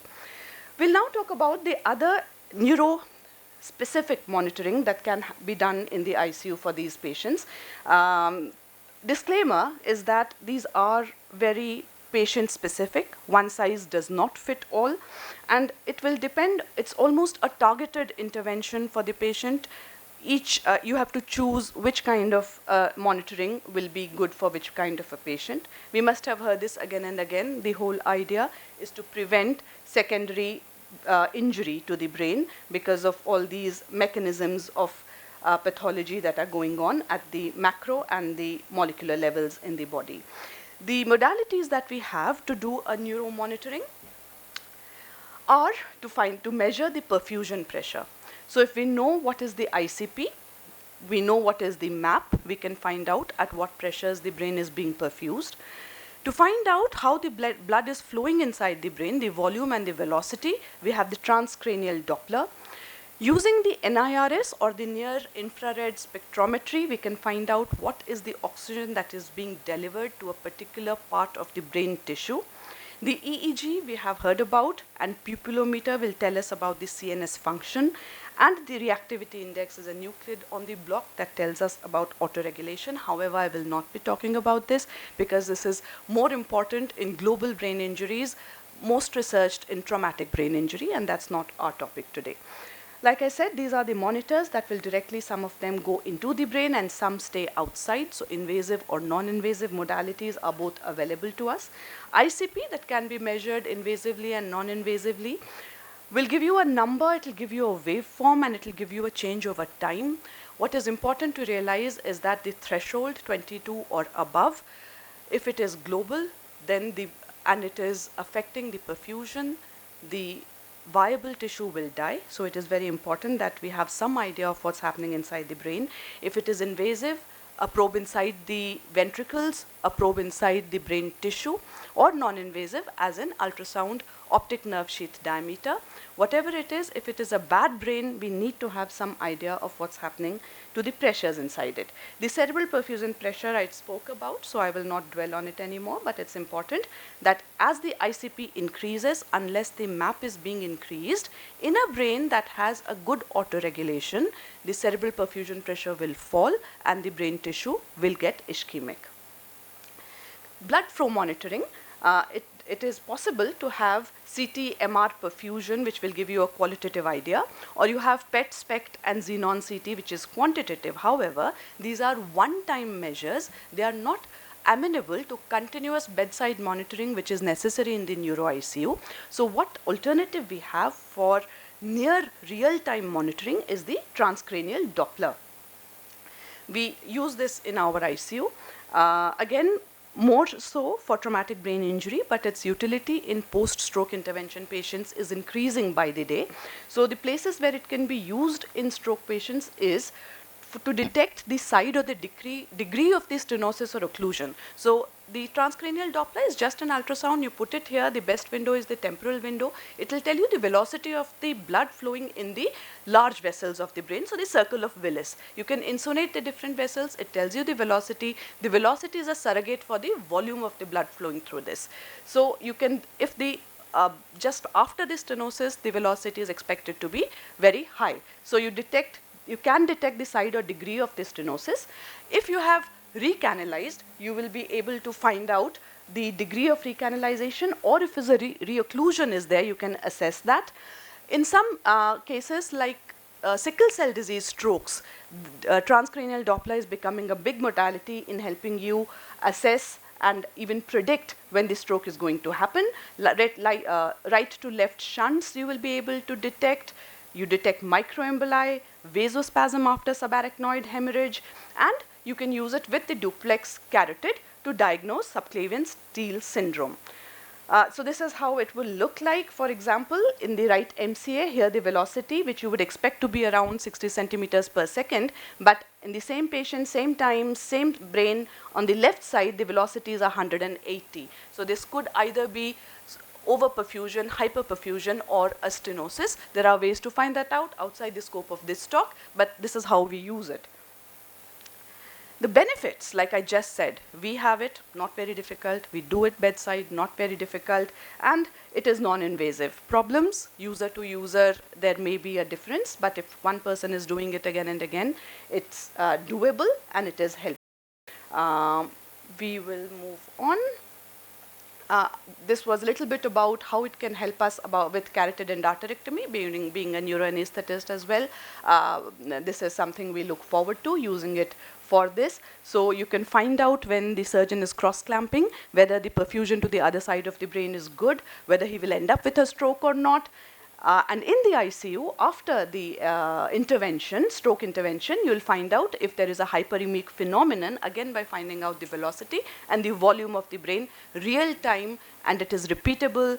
There is no radiation risk involved, so this can be done repeatedly. One more modality that we use very frequently in our ICUs for stroke patients and for medically ill patients is the non-invasive ICP assessment by looking at the optic nerve sheath diameter with the linear probe of the bedside ultrasound. There is some discrepancy about what should be the diameter of the optic nerve sheath, but if it is more than 6 millimeters, you are very sure that the ICP is raised, and this can be used to monitor and treat your patients in the ICU. So this is something that we do regularly over here. We also do the SGVO2, the jugular venous oxygen saturation. Simple to do. You just put an 18-gauge catheter the opposite side that you would do the internal jugular venous cannulation. So central vein you put down. For the jugular vein you just go up. The problem here when we're talking about stroke intervention is that this is a global assessment, and unless the stroke is really big, it will not tell you about what's happening in that part of the brain. Again, theoretical, you can find out what is the tissue oxygen saturation in the brain by putting in a probe. You can do the near-infrared spectroscopy, just like a pulse oximeter for the brain. And research methodology only being done in AIIMS Delhi and NIMHANS, as I'm aware, and they've stopped it now as well, is the cerebral metabolism. You put in a catheter, you take the CSF that's coming in and measure the metabolites in it. It will tell you whether the ischemia is spreading or not. We have talked about continuous EEG and quantitative EEG. It's being used now to detect non-convulsive seizures in the ICU and also for prognostication of these patients. However, as I come to the end of the talk, we have to think when these patients come to our ICU, what exactly are we going to measure? How are we going to measure it? Is it going to be cost effective for us? And will it actually impact outcome? All these things are aggressively under research and being looked at. One of the cheapest things that you can do is the neurologic wake-up test in the ICU. Make sure the sedatives that are being used are not long-acting. There are pros and cons to the wake-up test, but this is definitely the cheapest and the most effective thing we have with us now. So what we do in our ICU is 7 o'clock, stop all sedatives. By 8 o'clock, look at their neurology. If they are struggling, ICP will go up, monitor it, document it, put them back on sedation. So there's a lot of multimodality monitoring going on in the ICU. This, in combination with next-gen tools, will help us. Last slide about, we spoke about a lot of rehabilitation, very advanced rehabilitation Dr. Nirmal was speaking about. With the pressure of patients in our ICU, what we do here is at least to make sure that the patients who have irreversible brain damage and get tracheostomized are able to go home. Till now, and it's a multidisciplinary, you can see Dr. Bhoi there, all departments who have these patients participate. We have looked at 360 patients who have been tracheostomized, bedridden, would not walk, but we have managed to send 240 of them back home by training the families and giving them support back at home. This is a Wellcome Trust and ICMR funded project where we screen, train the families bedside, give them equipments. There is a health app with which we can follow them back at home so they feel safe once they go home with the tracheostomy in situ. And then there is a person who does home visits to help them feel better. These are my sources, and thank you very much. Thank you, ma'am, for an excellent talk regarding neurocritical care aspects of the acute ischemic stroke patients and acute hemorrhagic stroke patients. So due to lack of time, I am inviting only one question from the floor. Any questions? Okay, we have to go to the next session. For the next session, the topic is in-hospital management of complications following acute ischemic stroke or acute stroke. I would like to invite Dr. Bhubaneswar sir. He is now working as a senior consultant in neurology in the Apollo Hospital, Bhubaneswar. He has a lot of publications in the national as well as international level. His field of interest in stroke, demyelinating disease as well as electrophysiology. And over to you, sir, for the next one.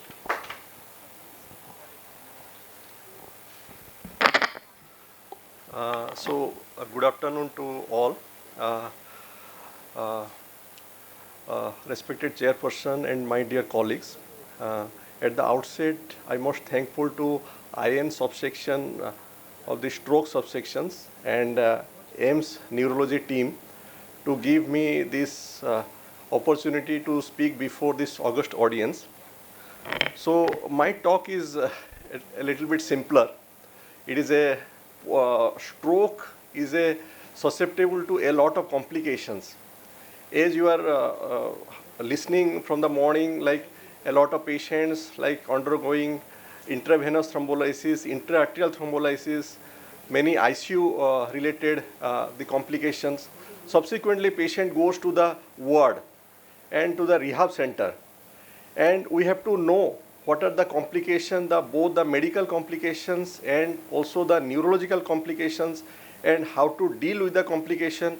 Most importantly, how to prevent those complications so that the treatment will be better and the patient will be better. So coming to a case, we have seen very recently, he is a 70-year-old gentleman with post-decompressive craniectomy for left-sided malignant MCA infarct post 20 days. And he was shifted from the rehab center, and he had complained of recurrent shortness of breath, excessive endotracheal tube secretions, and difficult in intubations. So on examination, he was conscious. On tracheostomy, he was febrile with tachycardia, and there was very tachypnea. Around respiration rate was around 44. There were bilateral crepitations on auscultation. It was second admission for the same problem. He was having the recurrent this thing. So chest X-ray we did very quickly, and chest X-ray showing like this bilateral opacities. So what may be the cause? I will ask the resident if they want to speak. Is this aspiration pneumonia? Is this heart failure?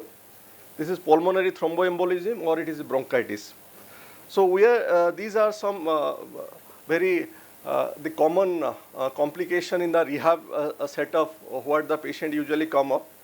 So we actually involved the ENT doctor, ENT, and they did a scopy. So during the scopy there was some type of false passage, and they told we have encountered food materials during the scopy. So this is a small this thing. So passage was there. So it was like a acquired tracheoesophageal fistula. So if the tube is like for the prolonged time or the pressure is high, then with the pressure effect they can cause a fistula, and the patient had a recurrent respiratory tract infection. So what we should do is use high volume, low pressure cuffs should be used, and we did actually tracheal and esophageal stenting and resection, and anastomosis was done by our CTVS doctors. So these are some type of unusual complications sometimes may inquire. Many times we think like it is maybe aspiration pneumonia, but we land in some other complications. So coming to the complication, a lot of type, there is a neurological complications, cerebral complications, and de novo the extracerebral complications, and there is also, I think it is not, okay. There is also exacerbation of the pre-existing conditions are also there. So there is always an interplay between these three type of side effects, and accordingly the patient land in the problem. So what are the complications? In the cerebral complication, like enlargement of the stroke size, or there is worsening of the cerebral edema, maybe there is a seizures, maybe there is a hemorrhagic transformation of the cerebral ischemic strokes may occur. Or in the medical field, there may be like some cardiac side effect, the pulmonary infection and the metabolic condition may also appear. So I am not going to the detail about the cerebral complication because of the constraint of the time. I will mainly talk about the medical complication. So in the complication, so what are the most common complication? The most common complication in our scenario or in the Western literature is also infection. Like urinary tract infection or the pulmonary infection, they are in the setting of like 23-22%. And there is other complication like a venous thrombosis, DVT, or like the psychological complication like the depressions. So these are some major complications usually we see. So if you see the time frame, so according to the time frame, the most common complication like the seizures, the DVT, so these are occurs within the 5 days of the duration, and subsequently the other complication also occur, and the complication usually goes up according to the duration of the disease or hospitalization of the patient. So what are the most common, the risk factor, what we encounter during this thing? So if the age is higher, so the complication will be higher. If the stroke, if it is like a hemorrhagic, a large hemorrhagic stroke, or if it is like a total anterior circulation stroke, so the risk factor will be, the risk is higher. Or if the length of the stay is high, so the complication will be also high. So coming to some important things, I will not go very detailed because of the time this thing. So just some important complication I want to share, because the dysphagia is a major complication during the hospital stay and major risk factor for the development of the aspiration pneumonia. So a systemic review for the 24 studies, risk of pneumonia was increased with dysphagia with relative risk of 3.17 and especially with aspiration relative risk of 11.56. So as dysphagia occurs, the aspiration occurs. With the aspiration, there will be high chance of the patient landing in pneumonia. So what are the independent predictors? Maybe facial palsy, aphasia, age, higher NIHSS score, and impaired pharyngeal response and impaired oral clearance. So what to do? Because how we will see the patient is for like dysphagia. So the common method what we do, like mainly water swallow test. that is the like sensitivity of around 40%. And if it is a trained swallowing clinician, it is like a 50%. And if you do some tests like video fluoroscopy, so the sensitivity may go up to 65%. So, but formal screening protocol for the dysphagia was associated with significant decreased risk of aspiration pneumonia. So it should be done at the bedside when the patient, we are thinking the patient to be given feed. So this type of test, and we should think about these type of complications also. So how to prevent the aspiration? Initially, if the patient is unstable, we should like initial nil per oral. Dietary modification actually has to be done, like semi-solid diet or this thing. And head of the bed of the elevated to 15 to 30 degree. The screening actually I have told. And if the patient is unstable, we can give like the nasogastric tube or the nasoduodenal tube, or sometimes also the PEG also we can advocate. So coming to the pneumonia, as I have told, this is the most common complication we usually encounter during our hospital stay. So what are the risk factors? These are also the same almost, but recent concern actually use of the gastric acid suppressant medication, that also we routinely give to all the patient, indoor patient or the ICU patient. So we have to aware that routine use of the gastric acid suppressant medications, they can actually give rise to pneumonia type of effect. So how to prevent? So patients to be mobilized when the neurologically stable and the good pulmonary care, and for the intubated patient, daily assessment for the potential extubation and the suctioning of the secretion should be done. Prophylactic antibiotic do not reduce the incidence of the post-stroke pneumonia. And other pulmonary complication is they are telling that need for mechanical ventilation and the neurogenic pulmonary edema. These occurs very acutely or subacutely in the setting of head injury, seizures, stroke, the particularly subarachnoid hemorrhage patient. They also land with the acute neurogenic pulmonary edema. The treatment is usually supportive treatments and treatment of the cause.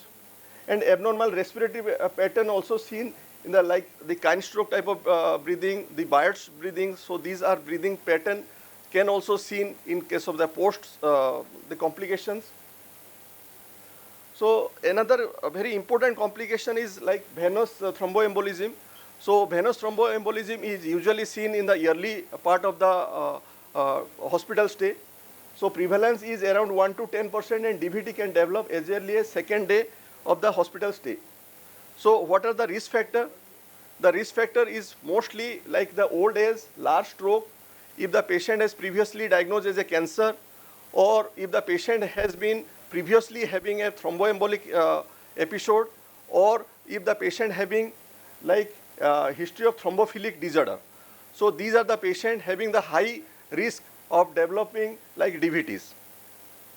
So this is a guideline for the prevention and the management of the stroke in 2024.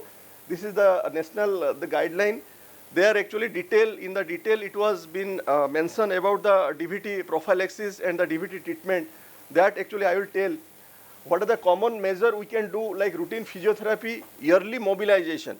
So if the patient is stable, then within 24 hours the patient should be mobilized and the physiotherapy should be started and the physiotherapy should be involved, and also the DVT pump and the thigh length, the graduated compression stocking should be also used. So what are the pharmacological treatment of the DVT? They mostly, like in the ischemic stroke, I think there is no much controversy because we need to, from the day one, we can start with unfractionated heparin, 5,000 units subcutaneous BD, or sometimes thrice daily, or the low molecular weight heparin once daily. But the problem occurs when we deal with the intracerebral hemorrhage. So at that point of a time, we need to individualize the patient.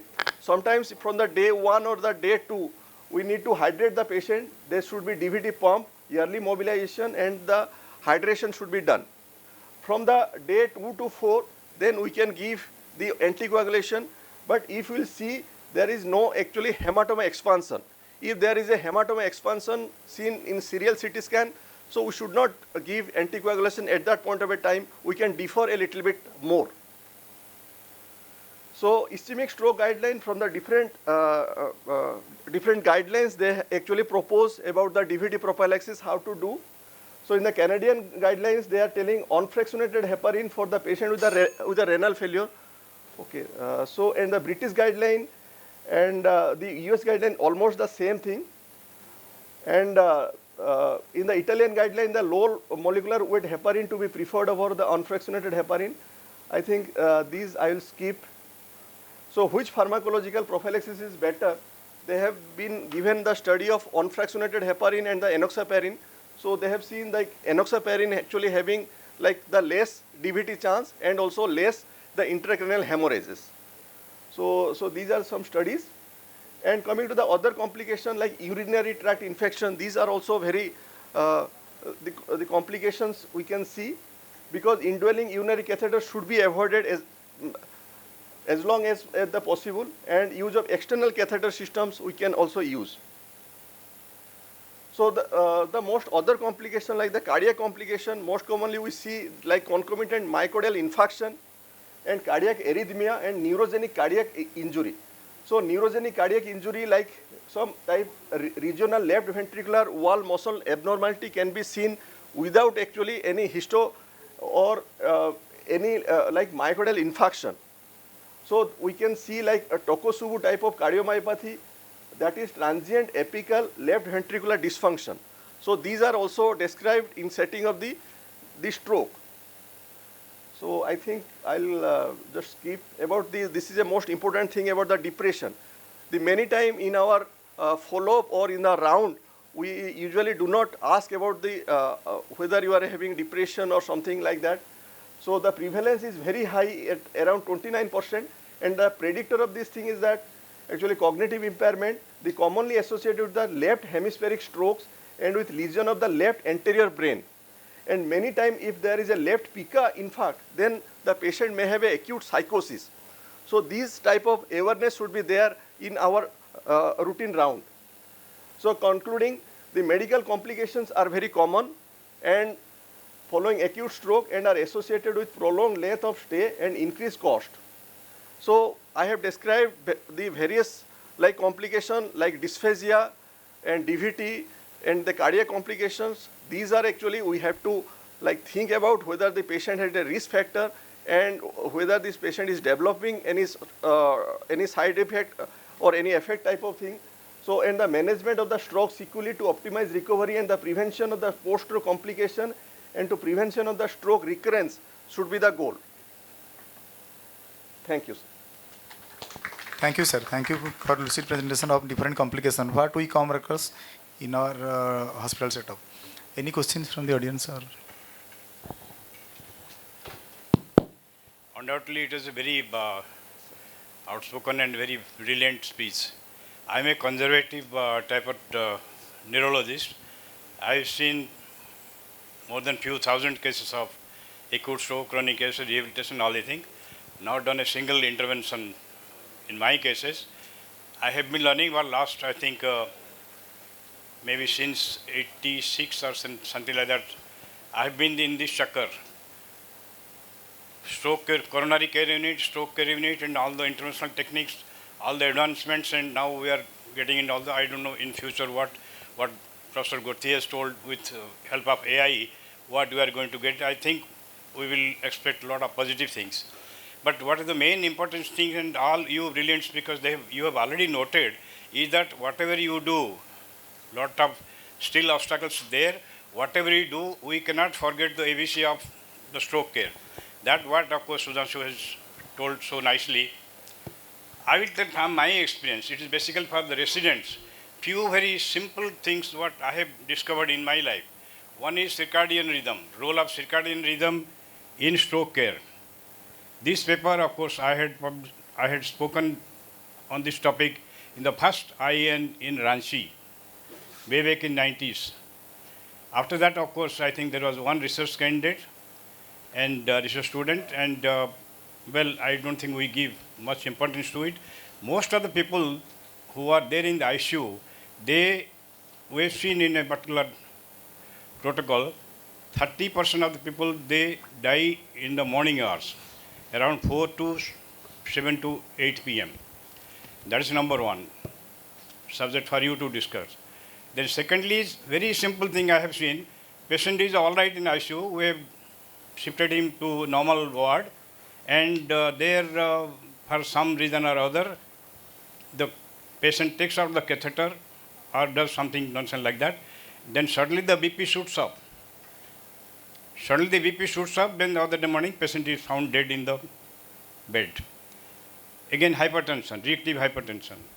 Second is a needle, some sort of thing, offensive thing which patient cannot take it out, and it is there somewhere there and it is nagging the skin, and the reflexes, sympathetic nervous system reflexes, the patient shoots up and the BP shoots up, again the same thing happens.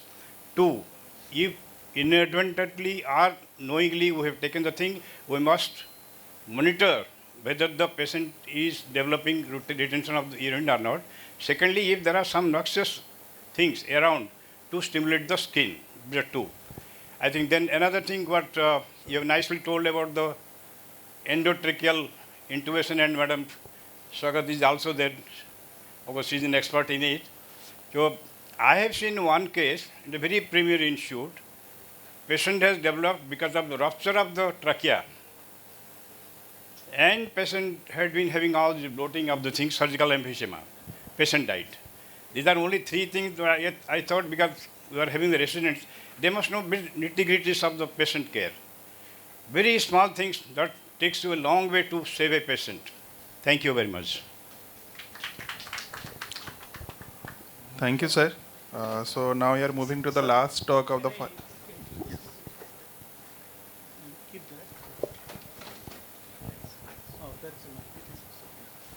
So the tracheoesophageal fistula development, we also encountered a couple of cases like that, where thanks to the ENT evaluation, better endoscopes they are having now, it could be detected actually.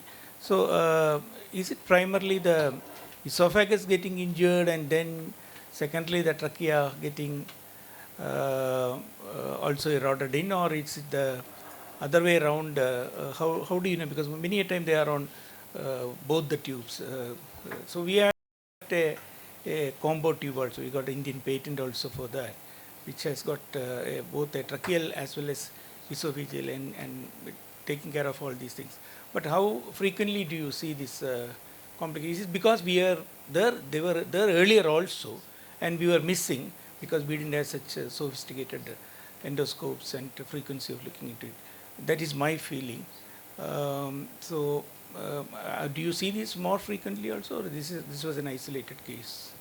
Yeah, sir, I think I have seen only one case. I have not seen, I think the other also can actually comment.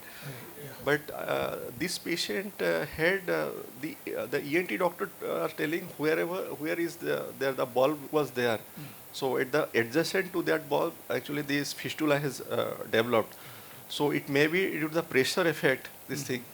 It was in a high pressure. So they were telling. From trachea initially eroding, and then. It eroding, and there is a fistula formation. And to Dr. Sogata, another question is, do you have experience with this NIRS, which sometimes people are using in anesthesia, especially I think NIMA has got one. There was some discussion of having one in our department also. Do you have any experience with that use in? Brain injury patients. Not for any kind of ICU. No, in ICU traumatic brain injury, okay. Not for stroke, because this is very localized. So even for traumatic brain injury, there is now a controversy: should I put it on the damaged side? Should I put it on the healthy side? Which side I want to protect? Yes. Because it's only telling you about like this bit of a tissue, whether it is getting oxygenated or not. So unless it's like a major vessel, huge stroke, and malignant stroke, the evidence is not that great. Because people are also, there are some kind of recommendation to include it in this pre-hospital screening gadgets. This is also one of the things which is being trialed in US and all actually. So it's a lot of hype going on the wheel. It may take some time probably. Thank you, sir, for the nice comments. And moving to the final talk of the final session, So for this topic is postdoc spacioity, special emphasis on TMS. And for this topic, we have Professor Sanjeev Kumar Bhoi. He doesn't need any introduction. He's the professor and HOD of AIIMS Bhubaneswar. And he had more than 100 publications and specialization in neurocritical care, clinical neurophysiology and headache and CNS infection. Over to you, sir. Thank you. Respected chairperson, senior faculty member and friends. The topic is the post-stroke spasticity. So at the end of the session, this is something more of a basic part, and I will try to say whether this basic part can be extrapolated to the clinical outcome. So AIM is the post-stroke spasticity, special emphasis on TMS. So already all the speakers said about the spasticity. So the incidence is around 42%, around maximum. And what are the risk factors for spasticity? They are severe weakness. Somebody is having severe degree of hemiplegia, power is less than 1, 0. Is there a hemorrhage is there or the basal ganglia is involved? They are more likely to develop the spasticity in the due course of the recovery. So this is the basic slide. So here you can see there are two types of hemisphere, like a bullock cart carrying the two bullocks both the side. So both the brain talks, so the bullocks also they cross talk each other. When you get a damage to the one hemisphere, what will happen to the damaged hemisphere and what will happen to the contralateral or the unaffected hemisphere? US is the unaffected and is the affected hemisphere.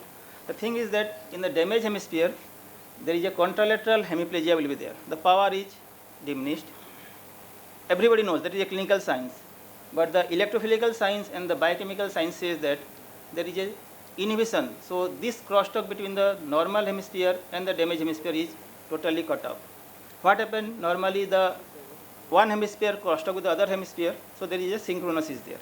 So once that is damaged, so this will not talk to this hemisphere.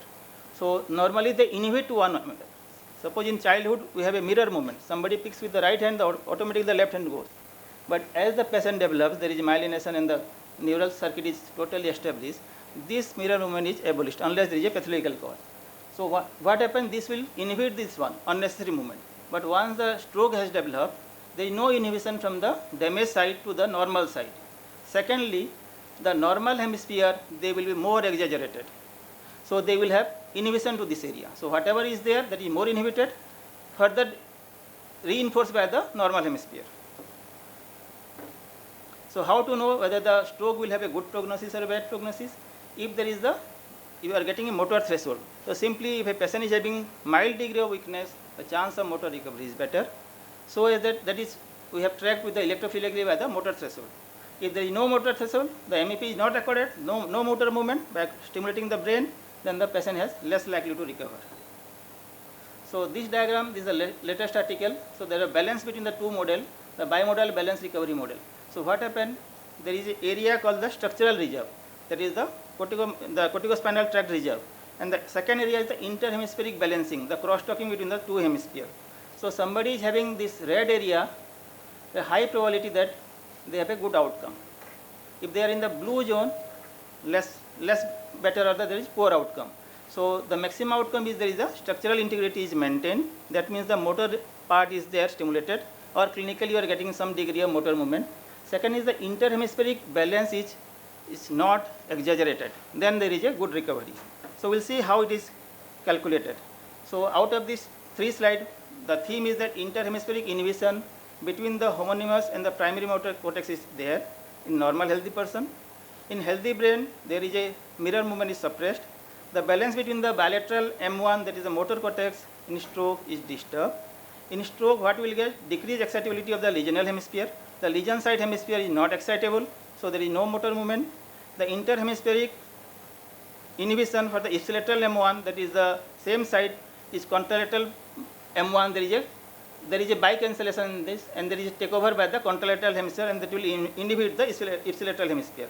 The hyperexcitability of the contralateral M1, that is the normal side, will be more excitable, and there is enhanced intercortical inhibition, and there is decreased activity of the corticospinal tract. So this is the final take home. So what we see now coming to the transcranial magnetic stimulation. So this is the disease side.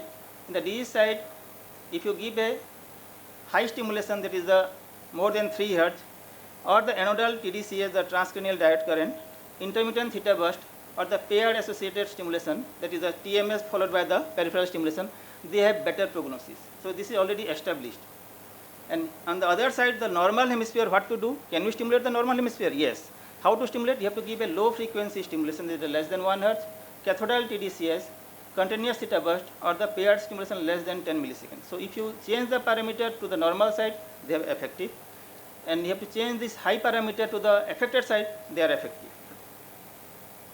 So these are the articles that shows the effectiveness of the transcranial magnetic stimulation for the recovery of the motor function and the spasticity. So the conclusion is that low frequency RTMS, that is less than 1 Hz, applied to the contralateral side, that is the normal hemisphere, combined with the therapy, that is occupational therapy, was effective in the rehabilitation of the chronic stroke patient with severe limb hemiparesis. So if you give, in the case of severe patient, they will have some improvement. So coming to the systematic review, at the forest plot that shows they slip towards the, favors towards the RTMS group. Though here the conclusion says, the meta-analysis says the type of the effect size was less because this was a high degree of heterogeneity, more than 70%. So they have said that there is some chance of improvement. They cannot say because the heterogeneity is very high. And the sample size is less than 10, all the groups. So coming to the how the RTMS helps in the stroke recovery, not only the motor function, there is now the neurochemical changes will occur in the brain. So that will have an increased motor movement, dysphagia improvement, depression improvement, cognitive function improvement, and also the central post-stroke pain pathway also. Coming to the management of spasticity, there are very limited drugs are there. Already these are the older drugs, more than 1 decade old. There is nothing new in the basket. Coming to the botulinum toxin is there. We prefer the baclofen, tizanidine, gabapentin, all of these are there. Botulinum toxin is given, but they are more costly, they are site selective, the dose should be repeated, followed by the physiotherapy. But if the patient is having severe degree of power loss, that is zero power or hemiplegia, you cannot give botulinum toxin, because if you give also there is no motor movement. So unless there is some at least grade 3 power, you can go for a Botox. And sir has already said about the many new devices. Our talk will be the RTMS and the TDCS. So I will say about 3 hypotheses, whether the serial MEP recording will help in the establishing the pathophysiology of this RTMS, effect of RTMS on the spasticity and motor recovery in chronic stroke patient more than 3 months old, whether you can prevent spasticity development in case of acute stroke. So these are my 3 hypotheses. Actually, we are doing this RTMS from the last more than 15 years. Initially, I was doing on the migraine pathophysiology, and after joining here, we have received this RTMS 3 years before, and we have started doing all these 3. So coming this hypothesis, serial MEP1, so serial MEP is not done till date in the world literature. So we have tried to do the consecutive 6 stimulation of motor evoked potential. We have stimulated the brain, recorded the motor evoked potential from the periphery. So everybody has done single motor recovery, but we have done the serial 6 stimulation simultaneously and record the consecutive 6 MEP. The normal brain is a habituation method. Suppose you are given some scolding somebody. If he gives the scolding repeatedly, what happens? You will be habituated. This is the normal brain phenomenon. So what happens to this physiology in case of stroke patient in the hemispheric side and the affected side? So we have given 3 sessions of RTMS. We have recorded this 3 months old stroke. CT brain was taken care. And this was the day 1 RTMS, day 2, day 3, and this is the RTMS group. This is the same group. We have compared a randomized trial. And we have assessed on day 1 before this RTMS and day 4 at the end of the 3rd session. So this was the MEP. This is the graphical picture what you get from the machine, and this is the RTMS machine with our senior resident delivering the therapy. So 6 consecutive MEP were recorded on both the hemisphere, the normal hemisphere and the affected hemisphere. Where is the MEP recorded? The first dorsal interosseous of the upper limb, the corresponding side, and the stimulating area was the contralateral side. So these are the inclusion criteria. They should be the first ever stroke. They should not be recurrent stroke. 3 months gap should be there. And the spasticity should be more than 1. So you have taken the 3 month stroke with the more than 1 degree of spasticity. And there is a standard contraindication like any of the MRI machine, because this is a magnetic machine. So these were the final. We have analyzed 25% in the active group, 25% in the SAM group. No, this is the 10% in the 11% in the SAM group, 10 in the active group, and 10 in the control subject without any disease. So coming to the graph, what we see here is that in the stroke patient, the MEP parameter, the motor evoked potential parameter, you can see there is a the stroke versus the control. The control has less excitability, whereas the stroke patient in the unaffected hemisphere, they are more excitable. That means the brain is excitable in case of stroke non-hemispheric side. That is the non-affected side. So they are hyper-excitable first. Second is the affected hemisphere, they are suppressed. So this is our first pathophysiology. So the baseline amplitude is high, that is called sensitization in unaffected hemisphere, and it is habituated following low frequency. So we have given the RTMS to that unaffected hemisphere, and we have suppressed that hemisphere, and that we found in the graph. So which is hyperactive before the RTMS, became normal after the RTMS. So our first question was achieved, that it is behaving like a normal. And secondly, the latency of the how much time it takes from the brain to the up to the first dorsal interside, that we have measured. And initially it was very fast, it is coming very fast. But after giving RTMS, it is going slow. That means it is slowing down. The hyperactivity is slowed down. So the summary of the question number 1, there is less variation among the serial MEP in the lesional hemisphere. The lesion side, they are not varying, whereas the unaffected hemisphere is more variability is there. That means there is a loss of neuroplasticity in the affected hemisphere. There was a reduction in the amplitude and increase in the latency. So the amplitude which was very high in the unaffected became low after the therapy. So this was the effect of the RTMS. And this was published in the World Congress Neurology, the abstract was published. Coming to the second hypothesis, whether the RTMS will help in the recovery of the patient. So whatever the pathology is immaterial, whether the patient is benefited or not. Let's see whether the spasticity decreases and the motor recovery occurs after the RTMS. So this is our second trial. So this was a thesis to the one of the pass out student.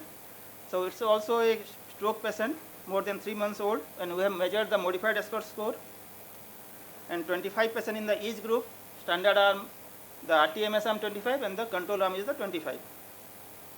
So the baseline were equal, there is no difference because the RCT, there should not be any baseline difference between the both the arm. The hand grip strength was 3 also. We have measured with a hand anemometer. Coming to the result. So what happened in the RTMS arm after giving the therapy after 1 month? This is a 1 month period trial. So you can see in the graph, the shoulder spasticity, the modified Esper score, the more the higher is the bad.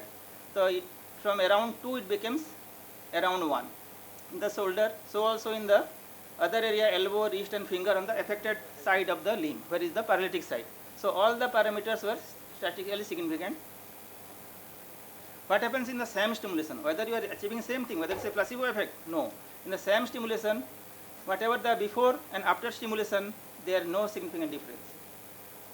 You can see that both the graphs are almost same. And we have measured the spasticity 3 point time. One is the before, one is immediately after the RTMS, one is 1 month.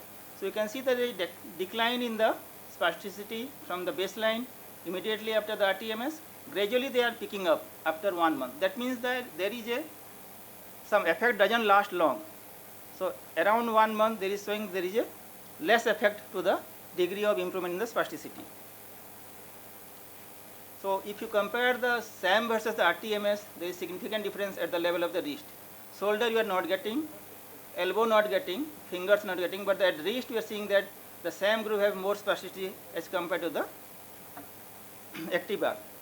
So coming to the motor power, the second question of the hypothesis 2, whether the motor power is improving or not. Yes, you can see here, this is the before treatment is the blue one. This is the motor power in the hand anemometer, hand grip strength, that is increased slightly. Numerically it is increasing. In the SAM arm, it is not improving. So this is small study, you cannot show the statistical significance, but the trend is there and the deviation is very high, so it require more number of patients. So this trial also published in the abstract form in the Journal of Neurological Sciences. Coming to the summary of the second hypothesis, our study shows that 3 sessions of low frequency RTMS was able to suppress the unaffected hemisphere and is helpful for the reducing the spasticity and the recovery of stroke. So this can be applied with more larger number of patients. Coming to the last hypothesis, whether can you prevent the spasticity in acute stroke patient? Somebody is coming within 7 days, 10 days, within 1 month. Can you prevent the spasticity? Because prevention is better. Because once they develop the spasticity, there is no treatment. Or the treatment is more having side effect. So this was our third hypothesis. Within 1 month of stroke patient, can we prevent the spasticity development with simultaneous improvement in the motor power? So this was the current study. We are already on the middle of the study. This is the interim analysis of the study. So we have taken the 7 days to 1 month stroke patient. So we cannot take very acute patient within 7 days because they are in the critical phase. So once they are settled down, we have taken them. And what is the spasticity? They do not have the spasticity. That is less than 1. In the earlier trial, we have taken more than 1 spasticity. But here they are having minimum or no spasticity, less than 1. And we have randomized. Here also we have measured the MEP. We are not showing the MEP data here. And assessment at the end of 1 month. So this is the data. So you can see the RTMS, the baseline spasticity. The number of patients were 14 in the RTMS arm and 12 in the. So once we complete, this number will be higher side. So interim analysis, so in the shoulder you are getting a significant difference between the RTMS versus the SAM arm. Though they are having the improvement, suppose you are seeing the shoulder spasticity is there, it becomes higher in case of shoulder at the, suppose it is 0.43, at the end of 1 month it is 0.36, improvement is there. In SAM also, there is increase in the spasticity. And if you compare the p-value between both the arms, there is a significant difference. So what is the difference? Coming to this graph, the green one is the RTMS at baseline, RTMS on baseline. The black one is the RTMS at 1 month. The red one is the SAM stimulation at baseline, and blue is that 1 month SAM stimulation. Here you can clearly see the blue one, the SAM group, they are having more spasticity at the end of 1 month because they are given placebo therapy. That is, SAM is a placebo therapy. Whereas in case of the active therapy, the RTMS therapy, there is reduction in the spasticity development. So the aim is that whether we can prevent spasticity, yes. Whatever the spasticity less than 1 grade, further declines. And in case of SAM arm, there is a very rise in the spasticity level. The summary of the hypothesis 3, we found there is significant reduction in the prevention of spasticity at elbow and wrist in RTMS group at 1 month compared to the SAM group. So hand grip improved both at the end of 1 month. So to conclude, serial MEP study revealed the pathophysiology that a decreased plasticity in the lesional hemisphere. Following low frequency RTMS, the contralateral hemisphere is suppressed. Spasticity is decreased in chronic post-stroke spasticity patient following RTMS therapy till 1 month, because we have no data beyond 1 month. Also noted prevention of spasticity in RTMS group at 1 month. So if you give early RTMS, there is high chance that you can prevent the development of spasticity with a good outcome in the motor strength. The therapy is safe because it is a very low frequency stimulation, only they will get some sound only. There is nothing like the seizure occurrence. But in case of high frequency stimulation, what we do in the migraine, chance of getting a seizure also there. And main important is the type of stimulation, which type of stimulation you are giving, which hemisphere you are stimulating, what is the coil size, there are different types of coil, what is the duration, what is the frequency, total number of doses, this required in large sample size. Thank you.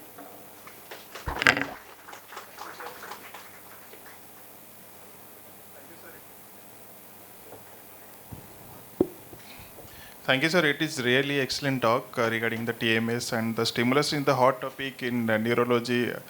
As for neurosurgery also, we are having stimulation like DBS, TMS, BNS, everything. So if any questions or any comments from the floor.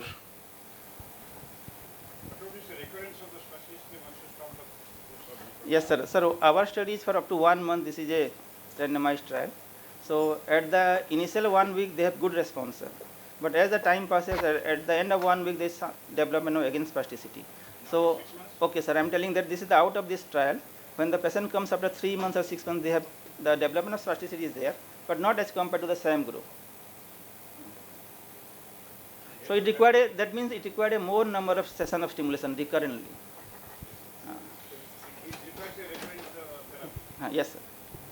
This is not a one time only, sir. It required more number. Thank you for the talk. Nice initiative, studying the non-invasive brain stimulation. My questions are the same as I had discussed last time, yesterday evening. Is the numbers are still falling short of the minimally recommended numbers. The thing is, stroke has a natural history of improving. Yes, sir. So whatever pre-post that you are seeing, especially in a small number, it's a little tricky to attribute it only to the TMS Machine, effect. yes. Could be the natural recovery process also. And even the spasticity reduction is interesting. Yes. But we also know that once you inhibit the the effects are quite complex when one side is already damaged. So whether these are due to temporary shock-like effects on the anterior horn cell, and that is why whether temporarily we are reducing the spasticity, or whether this is really preventing in future development of the spasticity, only time will tell. Yes, sir. So again, we do need to follow up these patients on the very same patient on further long time. But most of the studies what they have done is available on literature also. The same groups after stopping the stimulation to continue to follow up also there are issues, because the maximum effect of TDCS and TMS which are documented is days to weeks only. But if they produce permanent plasticity changes at the synapse level, and also the sprouting of dendrites and newer connections and all, it could make a difference. But it's quite important to follow it up and then Yes, sir. then see. And I think if you could add a few more cases to Yes, sir. bring up This to is ongoing the trial, sir. new The last levels. one is ongoing. This is also ongoing study. Yes. Interim results. Yes. Okay. Thank you. No, sir, it is there, sir.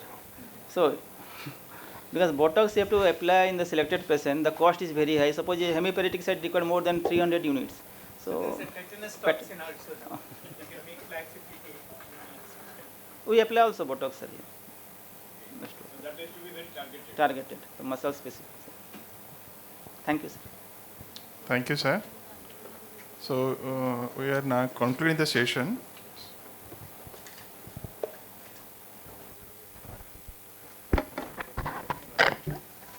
So thank you all the speakers and chairpersons for the wonderful post-stroke, like acute stroke and following that is much more important, because as we all know that acute stroke care, that 50% like majority we are not able to do, and following that the management is most important during the hospital stay, in the ICU what Dr. Swagata told, and post also the spasticity, pain and other complications. Thank you. So now I would like to request our chairpersons to felicitate our speakers. I would request Dr. Kali Prasanna Swai sir to felicitate Dr. Manoj Nayak sir.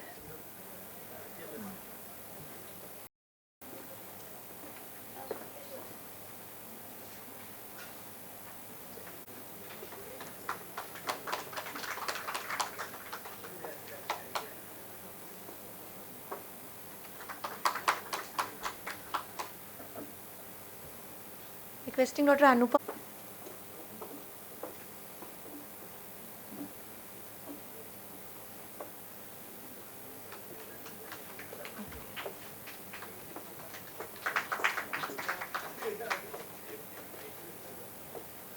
Requesting Dr. Shrikant Saut. अच्छा लुलु को डाके लेंगे right.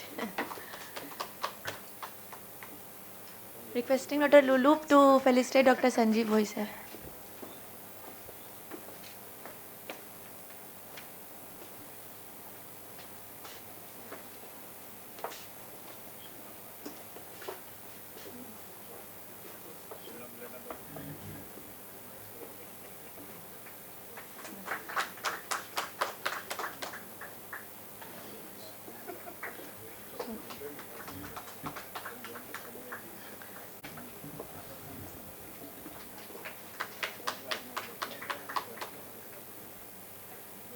Requesting Dr. Swagata Madam Shrikant.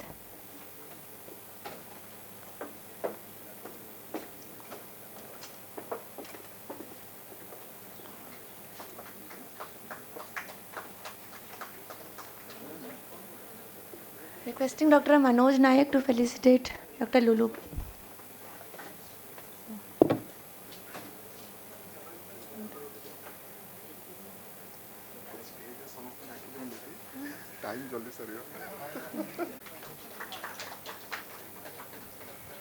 Requesting Dr. Subhranshu Jena sir to felicitate Dr. Anupam.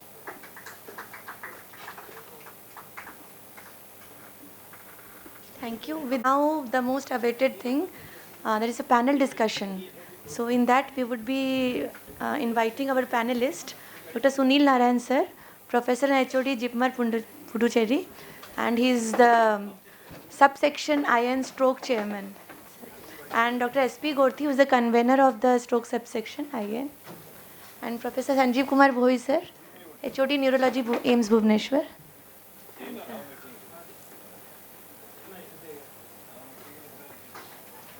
I invite Dr. Priyanka to kindly come and moderate the session.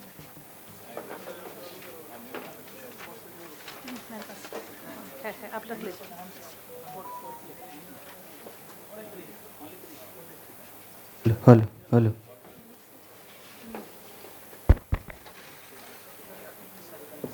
So I'm very sure that you have imbibed a lot of knowledge over the day, and the knowledge cannot be didactic. I'm sure you all of you must be having questions. This is the time. Please shoot your questions. And our teachers are more than keen to answer the questions. All the students are encouraged to ask whatever doubt you have. This is an informal one-to-one discussion. So any question from the audience, and welcome, sir. We haven't had much of question and answer session after the talks because we are running late. So this is the time if you have any burning questions. Otherwise, Priyanka is threatening to ask questions to you people, not us. Any questions about anything? Yes. Dr. Shivani.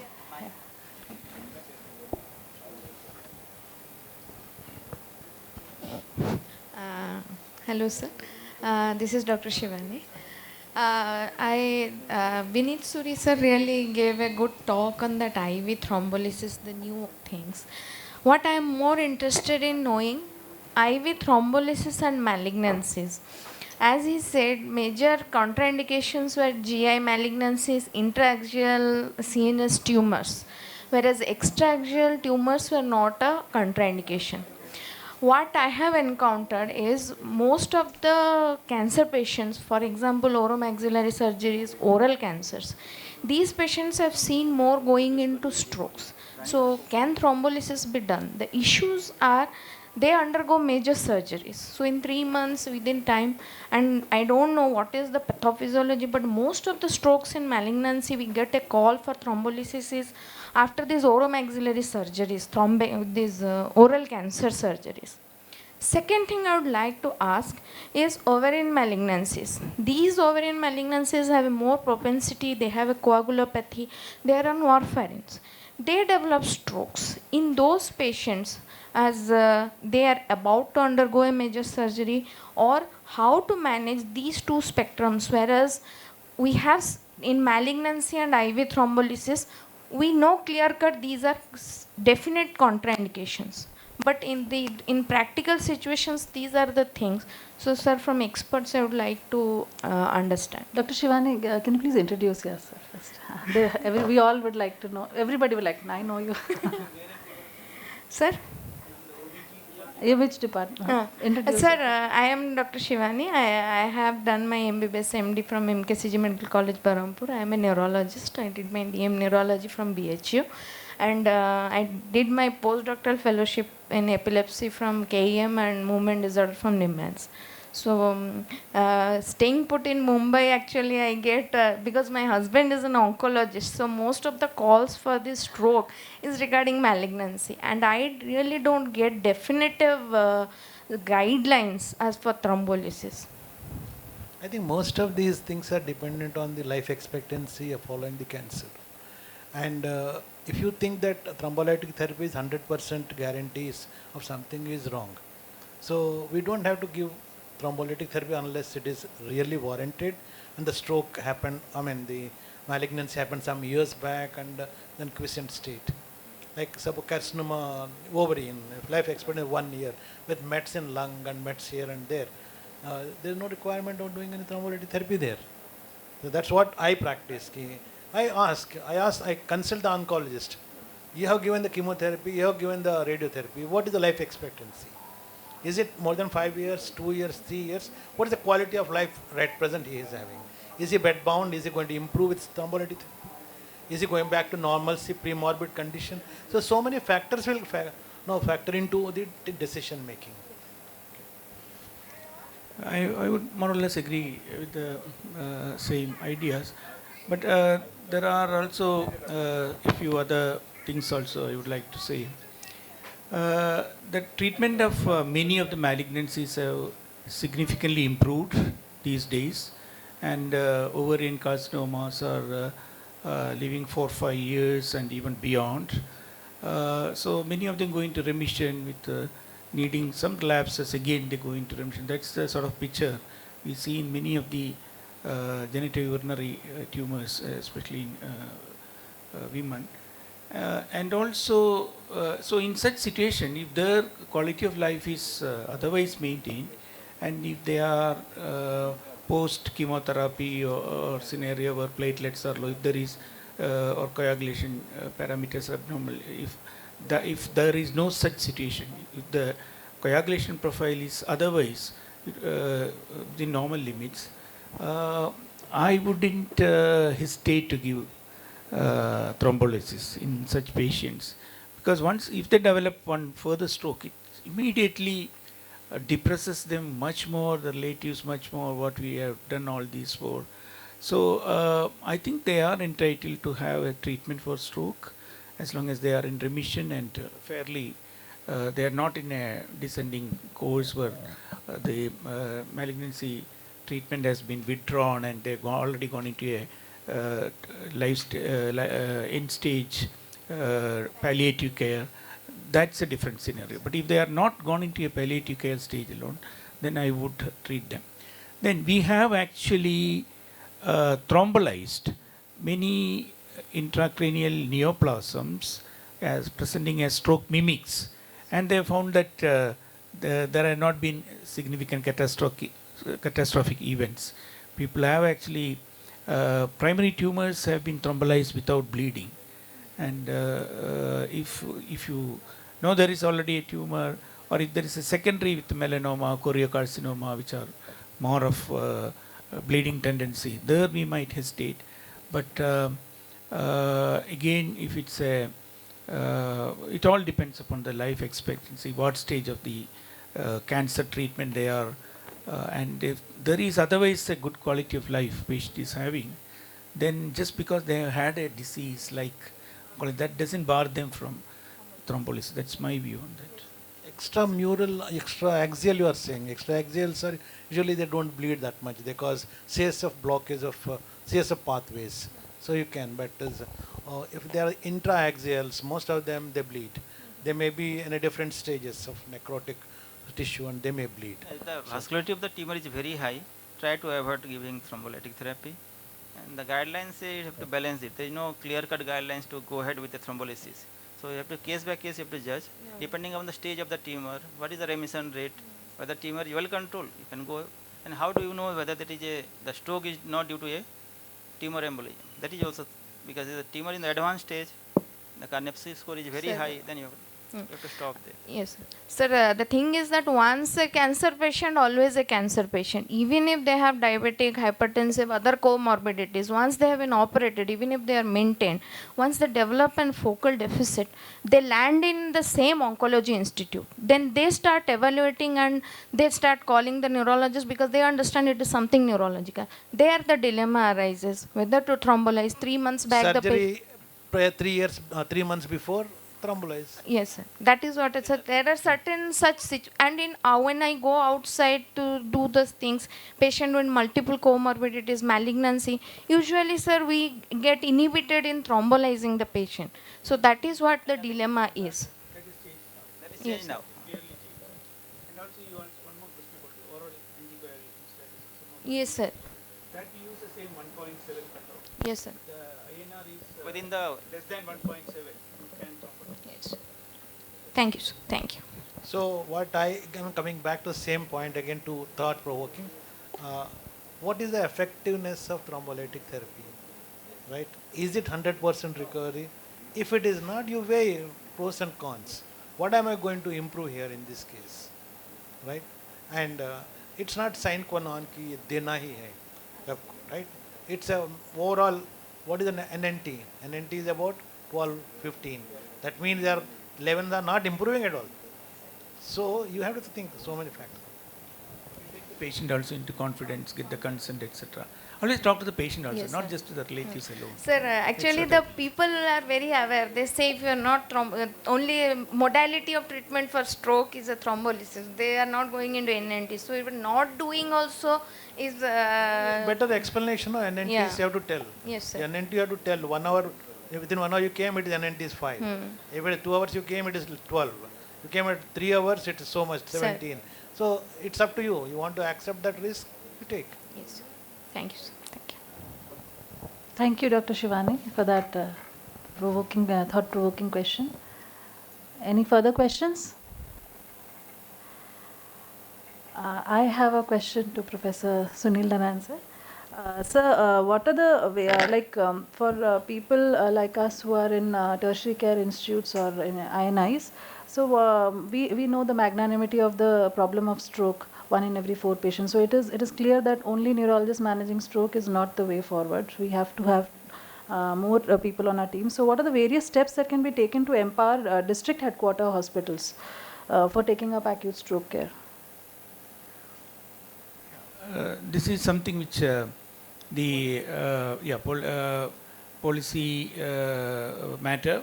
As it is now, if you see a IVTP or tenecteplase vial, you will see it's written to be prescribed only by a neurologist. That's still there actually.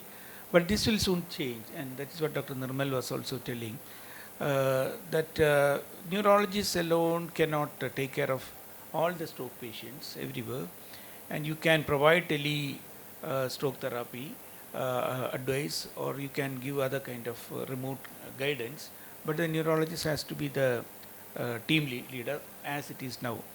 It's a little more complex treating stroke than treating a myocardial infarction, where bleeding like complications and all is not much of an issue. But at some stage, a selected group of stroke physicians, like physicians trained in stroke, they have to have a training in stroke.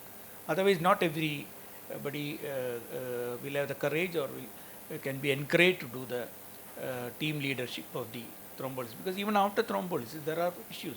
You have to monitor the patient carefully, you have to take care of the blood pressure, you have to detect the early neurological deterioration and then do the imaging and the reversing. All these kind of scenarios come. So physicians will certainly be a part of this work duty. Physicians accept that to be a good thing to come for the patients, for the society, and we have to be equipped with sufficient intensity and volume of training modules to impart that. That's very, very important. I think but that's a way forward. If I can tell from army side, we have command hospitals, and you got the district hospital like hospitals, sub-district hospitals. So there are physicians working, and that's the feedback. So we call at least once 3 months course, 2 months course, and then what we used to do. But here, what we suggest in last 6 years in Manipal, so you can conduct a course of 3 months to 6 months in stroke management, and grant privileges to do thrombolytic therapy, privileges to maintain neurocritical care. I think AIIMS Bhubaneswar can really select your group of physicians around, call them for a course, take a sanction from your director that will conduct for the district physicians to, then a hub and spike model you can develop, and you have to work hard for it. They just doesn't happen. They won't learn. If you expect them to learn, they will not learn. You have to coach them. And you have to do free, re-licensing also. After a period of 1 or 2, the science is changing fast. Even neurologists are finding it difficult to stay abreast of that knowledge. So we need to have this frequent. We have to CME define the geographical program. area. You have to call the physicians, encourage them to come for training. You say, this is my area. These are 3 districts which I am going to cover. And once that model is successful, you can spread it to other districts. Same thing happens, sir. Here we are teaching the newly joined medical officer of the state government. The community medicine they do every 3 monthly or 4 monthly. Periodic, the new batch comes. And here we teach the stroke. 1 hour class is there, 1 to 1.5 hours. So I have taught around 200 to 250 medical officers in last 4 or 5 years. They come in batches. I ask them, only you thrombolize 1%, that is my target. 1% in a year, not more than that. But till yet I have not received any of the. So now this is a they are different also training. in the district level where the CT scan is there. Now you are is a different level. They will be with you on your stroke ICU for 3 months. You have to observe them. They have to learn fever swallowing regular management. training courses. Every course. Training and some sort of licensing, some kind of you can start. regularize there has to be some kind of regulatory mechanisms happening with relicensing. Like doctors have to take CMEs, so like the same way that is. In fact, that's going to be NMC is also now Privileges telling. can be sanctioned by you once you have the certificate. That will be more. Same. So since this is a, may I add, this is a iron stroke subsection meeting, and we know in other diseases, the public awareness programs by media, they go a lot of way forward. Many times we see patients, they don't come on time. So there's this organ donation going on. Then there's at a time for HIV awareness. So stroke awareness programs in media. So how far will that do you think will help? And are we well equipped to handle that population if they start pouring into the emergencies? That is a question which I had in Lucknow when I was asking. The Lucknow neurologist said, please don't talk like this. We can't manage the load that comes. This was the truth. This happened. He said, don't start all these stroke awareness programs and all, because already we are overburdened. The casualties full of these cases. So that mindset has changed now. That was way back in 2010, but now it has changed. But I think every year it is our endeavor to conduct awareness programs. The whole month will continue. This year in our stroke subsection business meeting, the IIN president and the ISA president and Dr. our honorary chairperson felt that the physician should be empowered. All these programs we have to outreach to the physician, conduct for them. So as a result, this October we planned on 13th to conduct for Pune physicians. So like that, here also you gather the physicians and awareness has spread, public awareness programs. We have quizzes, we have walkathons we have conducted. We have conducted for students, for the outside public platforms. And once we happened, about 6 neurologists, 7 neurologists, we have taken on to the Times channel, news channel. 1 hour program we gave about. That definitely makes a lot of difference. In fact, in your own hospital, people doesn't know what is the treatment of stroke. You will be surprised. Many of them, they don't know. They don't even know what is the disease. So even start from your hospital. Number of times that cardiothoracic surgeon, stroke ho gaya yaar, kal to aake dekh lena. By the time the whole thing is gone. So awareness has to come from medical college students. The best targets for me are the final year MBBS students and the interns. They are they are in a mood to learn. They are dreamers. We know that we can't do much, but they know that they are going to do something. Till they know that they can't do anything much, so they'll keep on dreaming. At least they keep trying, right? They keep trying, no? So these are my targets. Are always the young doctors who are dreamers and they are ready. They have entered MBBS with a lot of dreams that we're going to achieve something. All of us, they have studied hard for their exam. They entered. They want to learn. That now after see what happens is, once you know an MBBS MD, you feel as if you are driving an aeroplane. By MD, you come down to car, and DM ke baad the rickshaw, cycle. You know that it's such a slow. In any specialty, you cannot do anything much except controlling few diseases and curing few diseases. So this is the reality of life. So this yearly conduct of a world stroke day. In order to actually serve this singular aim of increasing the public education and getting the message across to them for early recognition and also to early seeking of help and also to create awareness that stroke is a treatable disease and but there are different kinds of strokes and different kinds of treatment. So to impart that knowledge at a community wide, unless we have a specific date and time, they won't do that. Like Western countries, they have Father's Day and Mother's Day. At least on that day, they go and see their father and mother. It is famously said about Amritsar. Amritsar story is very important. Uppal story. You know about our Ashok Uppal? who was a PGI product. And he started in 97, 98 the program. Everybody in the city he popularized. Even rickshawala knows what is a stroke, and they used to take him the stroke case too. So that much he has spread the message in about 2000, 2001. The Upal nursing home it's a very big story that how he addressed this problem and sensitized the whole population about the stroke, how to identify fast, be fast. That time be fast is not there, but fast. So that was a real lifetime story, which very interesting. And television is there in every house, so we can get the message across into each house.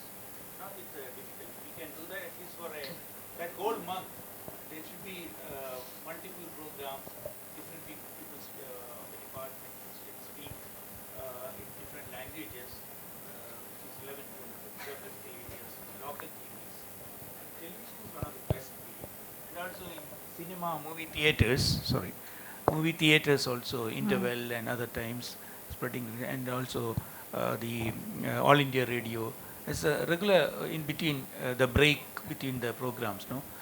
So that kind of a mission, actually both our group, stroke subsection in ISA, is as a part of advocacy, is having dialogues, but no, it will take it doesn't happen very fast, because for some strange reason, health is not a priority. We still have less than 2% of the national I'm sure budget. Sanjeev, with his AIIMS connection here, should have access to local network. Yes, sir. Yeah, You should have health programs there. I'll tell you what happens in Manipal. Every Saturday, they have a 1-hour program of health. By rotation, every department participates. They spreads all across. Went to the Saudi also. I have given stroke awareness programs at least 3-4 times. 1 hour, the interview will be there. There will be MC who is asking questions. But that channel is different. That's not the national channel. For you, local channel is important. So We local have channel. a Jipmer radio, Jipmer like that. You can sit it out and record it and put it on YouTube and then distribute it to local. So that's a very. So the one final question, this is an online question. This was in a hybrid mode, so we had online participants also. This question is from Dr. Debashish Hota. What is the current update on stroke accreditation on India by quality control authentication? So I briefly touched upon that topic during my pre-hospital stroke talk. So right now, the Indian Stroke Association has a tie-up, a memorandum of understanding with the QAI, which is the Quality Accreditation Initiative of India. They have got also affiliated to this international quality control organizations, and they have already trained around 20 of us. Yeah, I think we all got trained by them. Nirmal is so we all actually had to take a course of 8 weeks total of exam. around 8 weeks, And an exam. evening 1 hour, and then we had to write an examination, and we not everybody passed, so we had to go through that whole drill, and there are materials available, and so some people have been certified as quality assessors, and then depending upon there are forms available, so different centers can apply for either a simple stroke ready center or a primary stroke center or an advanced stroke care center or comprehensive stroke care center. Here in the QAI gives only 2 types, primary and advanced center. Yeah, there are subtle differences. Then the assessor will come, he'll inspect and submit a report. Based on the report, the sanction will be given. So the other group which is also now started doing it is the NABH. If you go to the NABH website also, you will see a stroke center accreditation now. Yes, there's another question. Which is tougher, I heard actually. You can ask.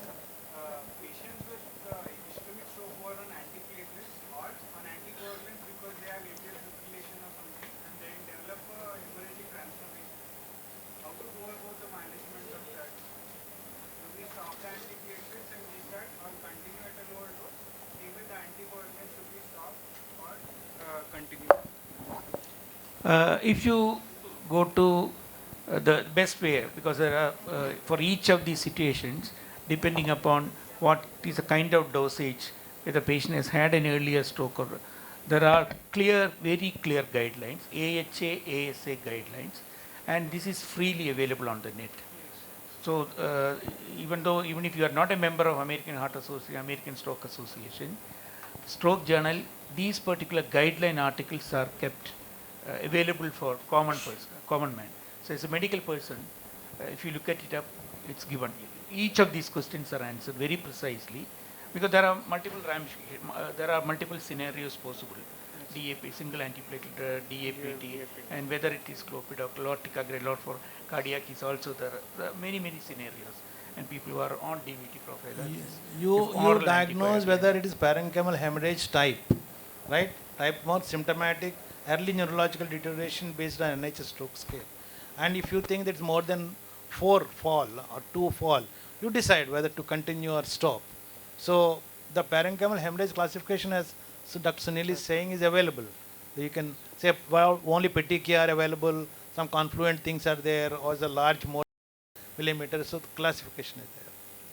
Thank you, sir. You can ask, in case you don't get it. I have the app. It's there on the app, sir. There is a GHS website also. Yeah. Guideline is, there's a guideline on the Director General of Exercise.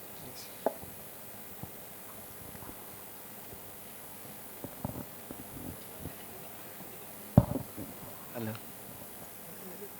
See, if you don't want this evening to be over, keep asking, otherwise she's going to close.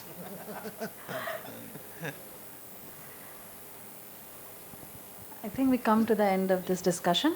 I request sir to please stay on stage for the. We had a poster competition and we had 10 participants from different medical colleges, and I'd like to announce the prizes.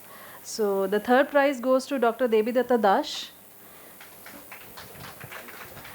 Dr. Devi, please come onto the stage, sir, please.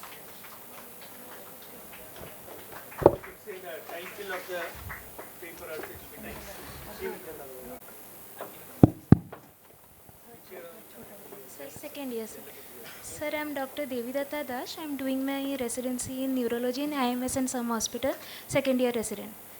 Title of my study is Young Stroke in a case of Takayasu arthritis with latent tuberculosis.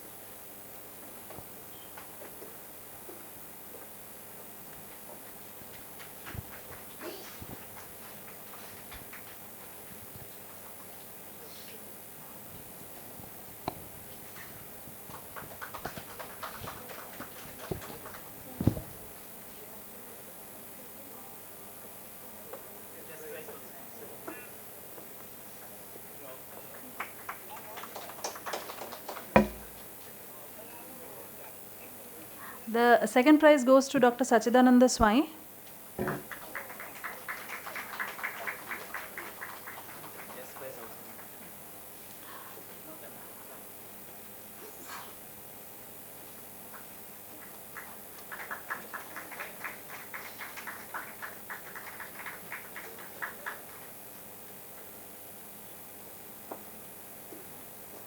So gets the second prize, the award along with the cash prize.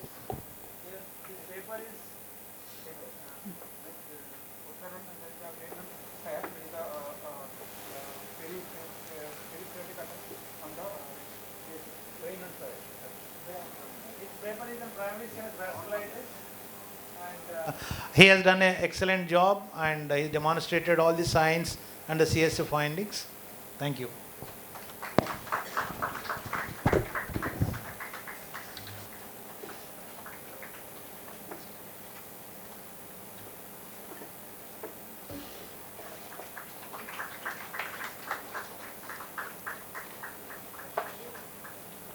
The first prize goes to Dr. M.V. Divya. She gets an award in the first prize along with the cash prize.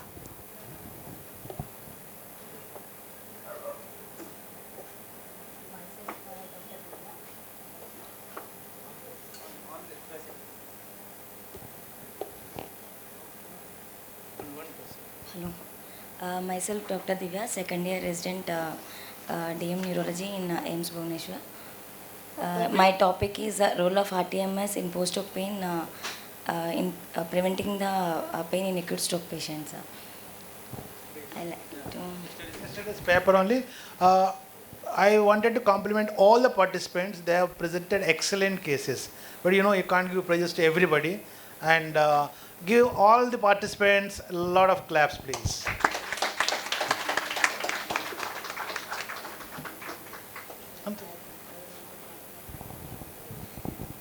Actually, I want to thank my faculty because they had given me the opportunity to do the research on these RTMS and post-op pain. I has gratitude to them.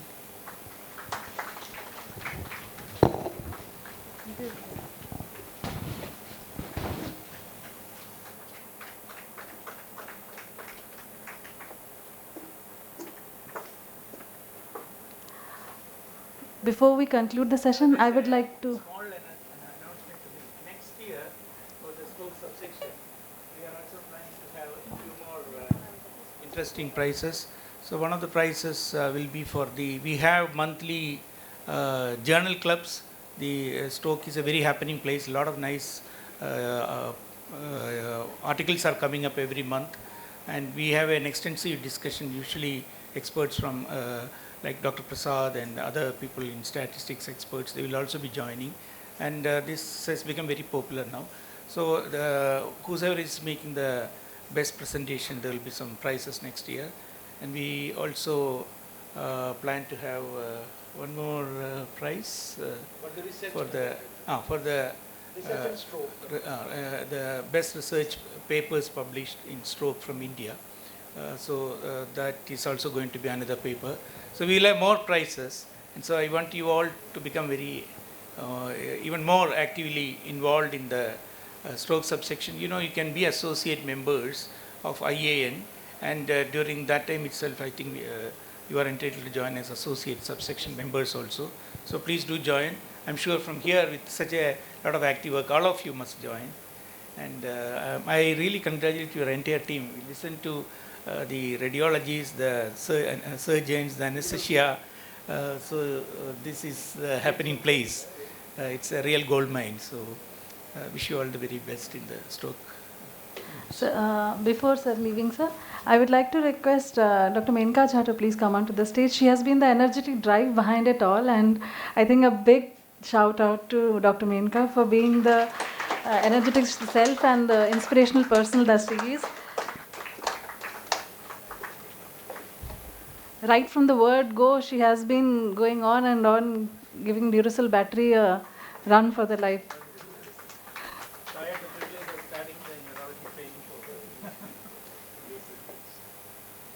Did see a lot of those potentials.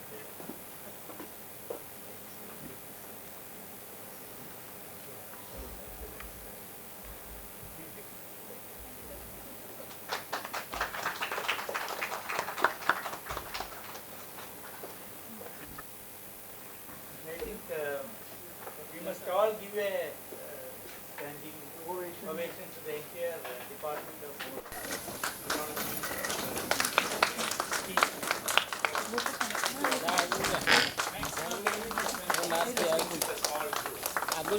Before we conclude, we also want to thank Dr. Priyanka Samal, being the organizing secretary of the conference.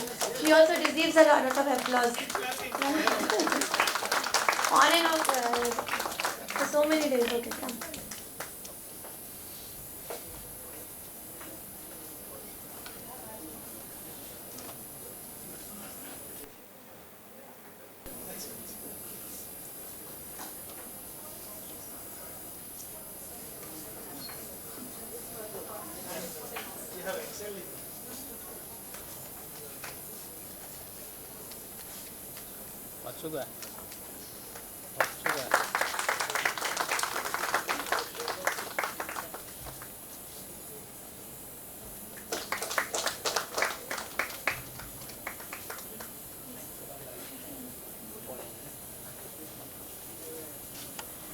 And acknowledge the contribution of those who worked really hard to make this conference happen.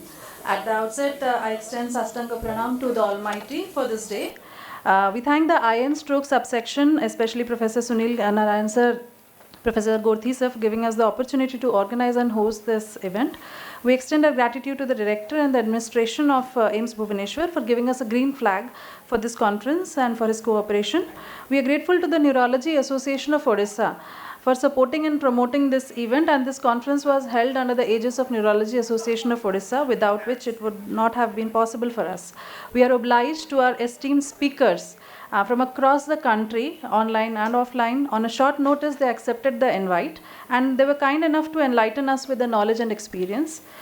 We thank the chairpersons for gracefully presiding over the sessions and for the smooth proceedings. And thank you to all the delegates, the faculties, consultants, students, researchers. This is your meeting. Thank you. And it does not hold any importance without you. And an event like this cannot happen overnight. It requires planning and a bird's eye details. I have already said that. I said it again. A big thank you to Professor Sanjeev Kumar Bhoi for always being there and guiding us through all the hurdles, the ups and downs. And Dr. Menka Jha, Associate Professor, for orchestrating this entire program. And we have been fortunate enough to be backed by a team of very energetic, proactive and dedicated staff of our department. And I cannot name everyone, but a big shout out to all of them, especially Sashmita, Akash, Monalisa, Devashmita, Lily. They all have been working behind the scene right from day one, from making the brochure till they're still here now. And thank you to all our senior residents for their involvement, their willingness to take on the completion of the tasks, sometimes beyond their comfort zones, but they have never said no. Thank you for that. We appreciate the cooperation and support of College of Nursing for this program. We are currently standing in the College of Nursing. And I would like to convey my gratitude to all our sponsors. Many of them rose to support the program at a short notice, and we greatly appreciate that. And thank you to Prasanna and his team. They have been there before, during and after the program. Thank you. Thank you to the media persons. A special mention to those who worked behind the scene to make this event happen, our IT cell, our audiovisual arrangements, stage settings, the lighting arrangement team and caterers and housing staff. Thank you very much. Good evening.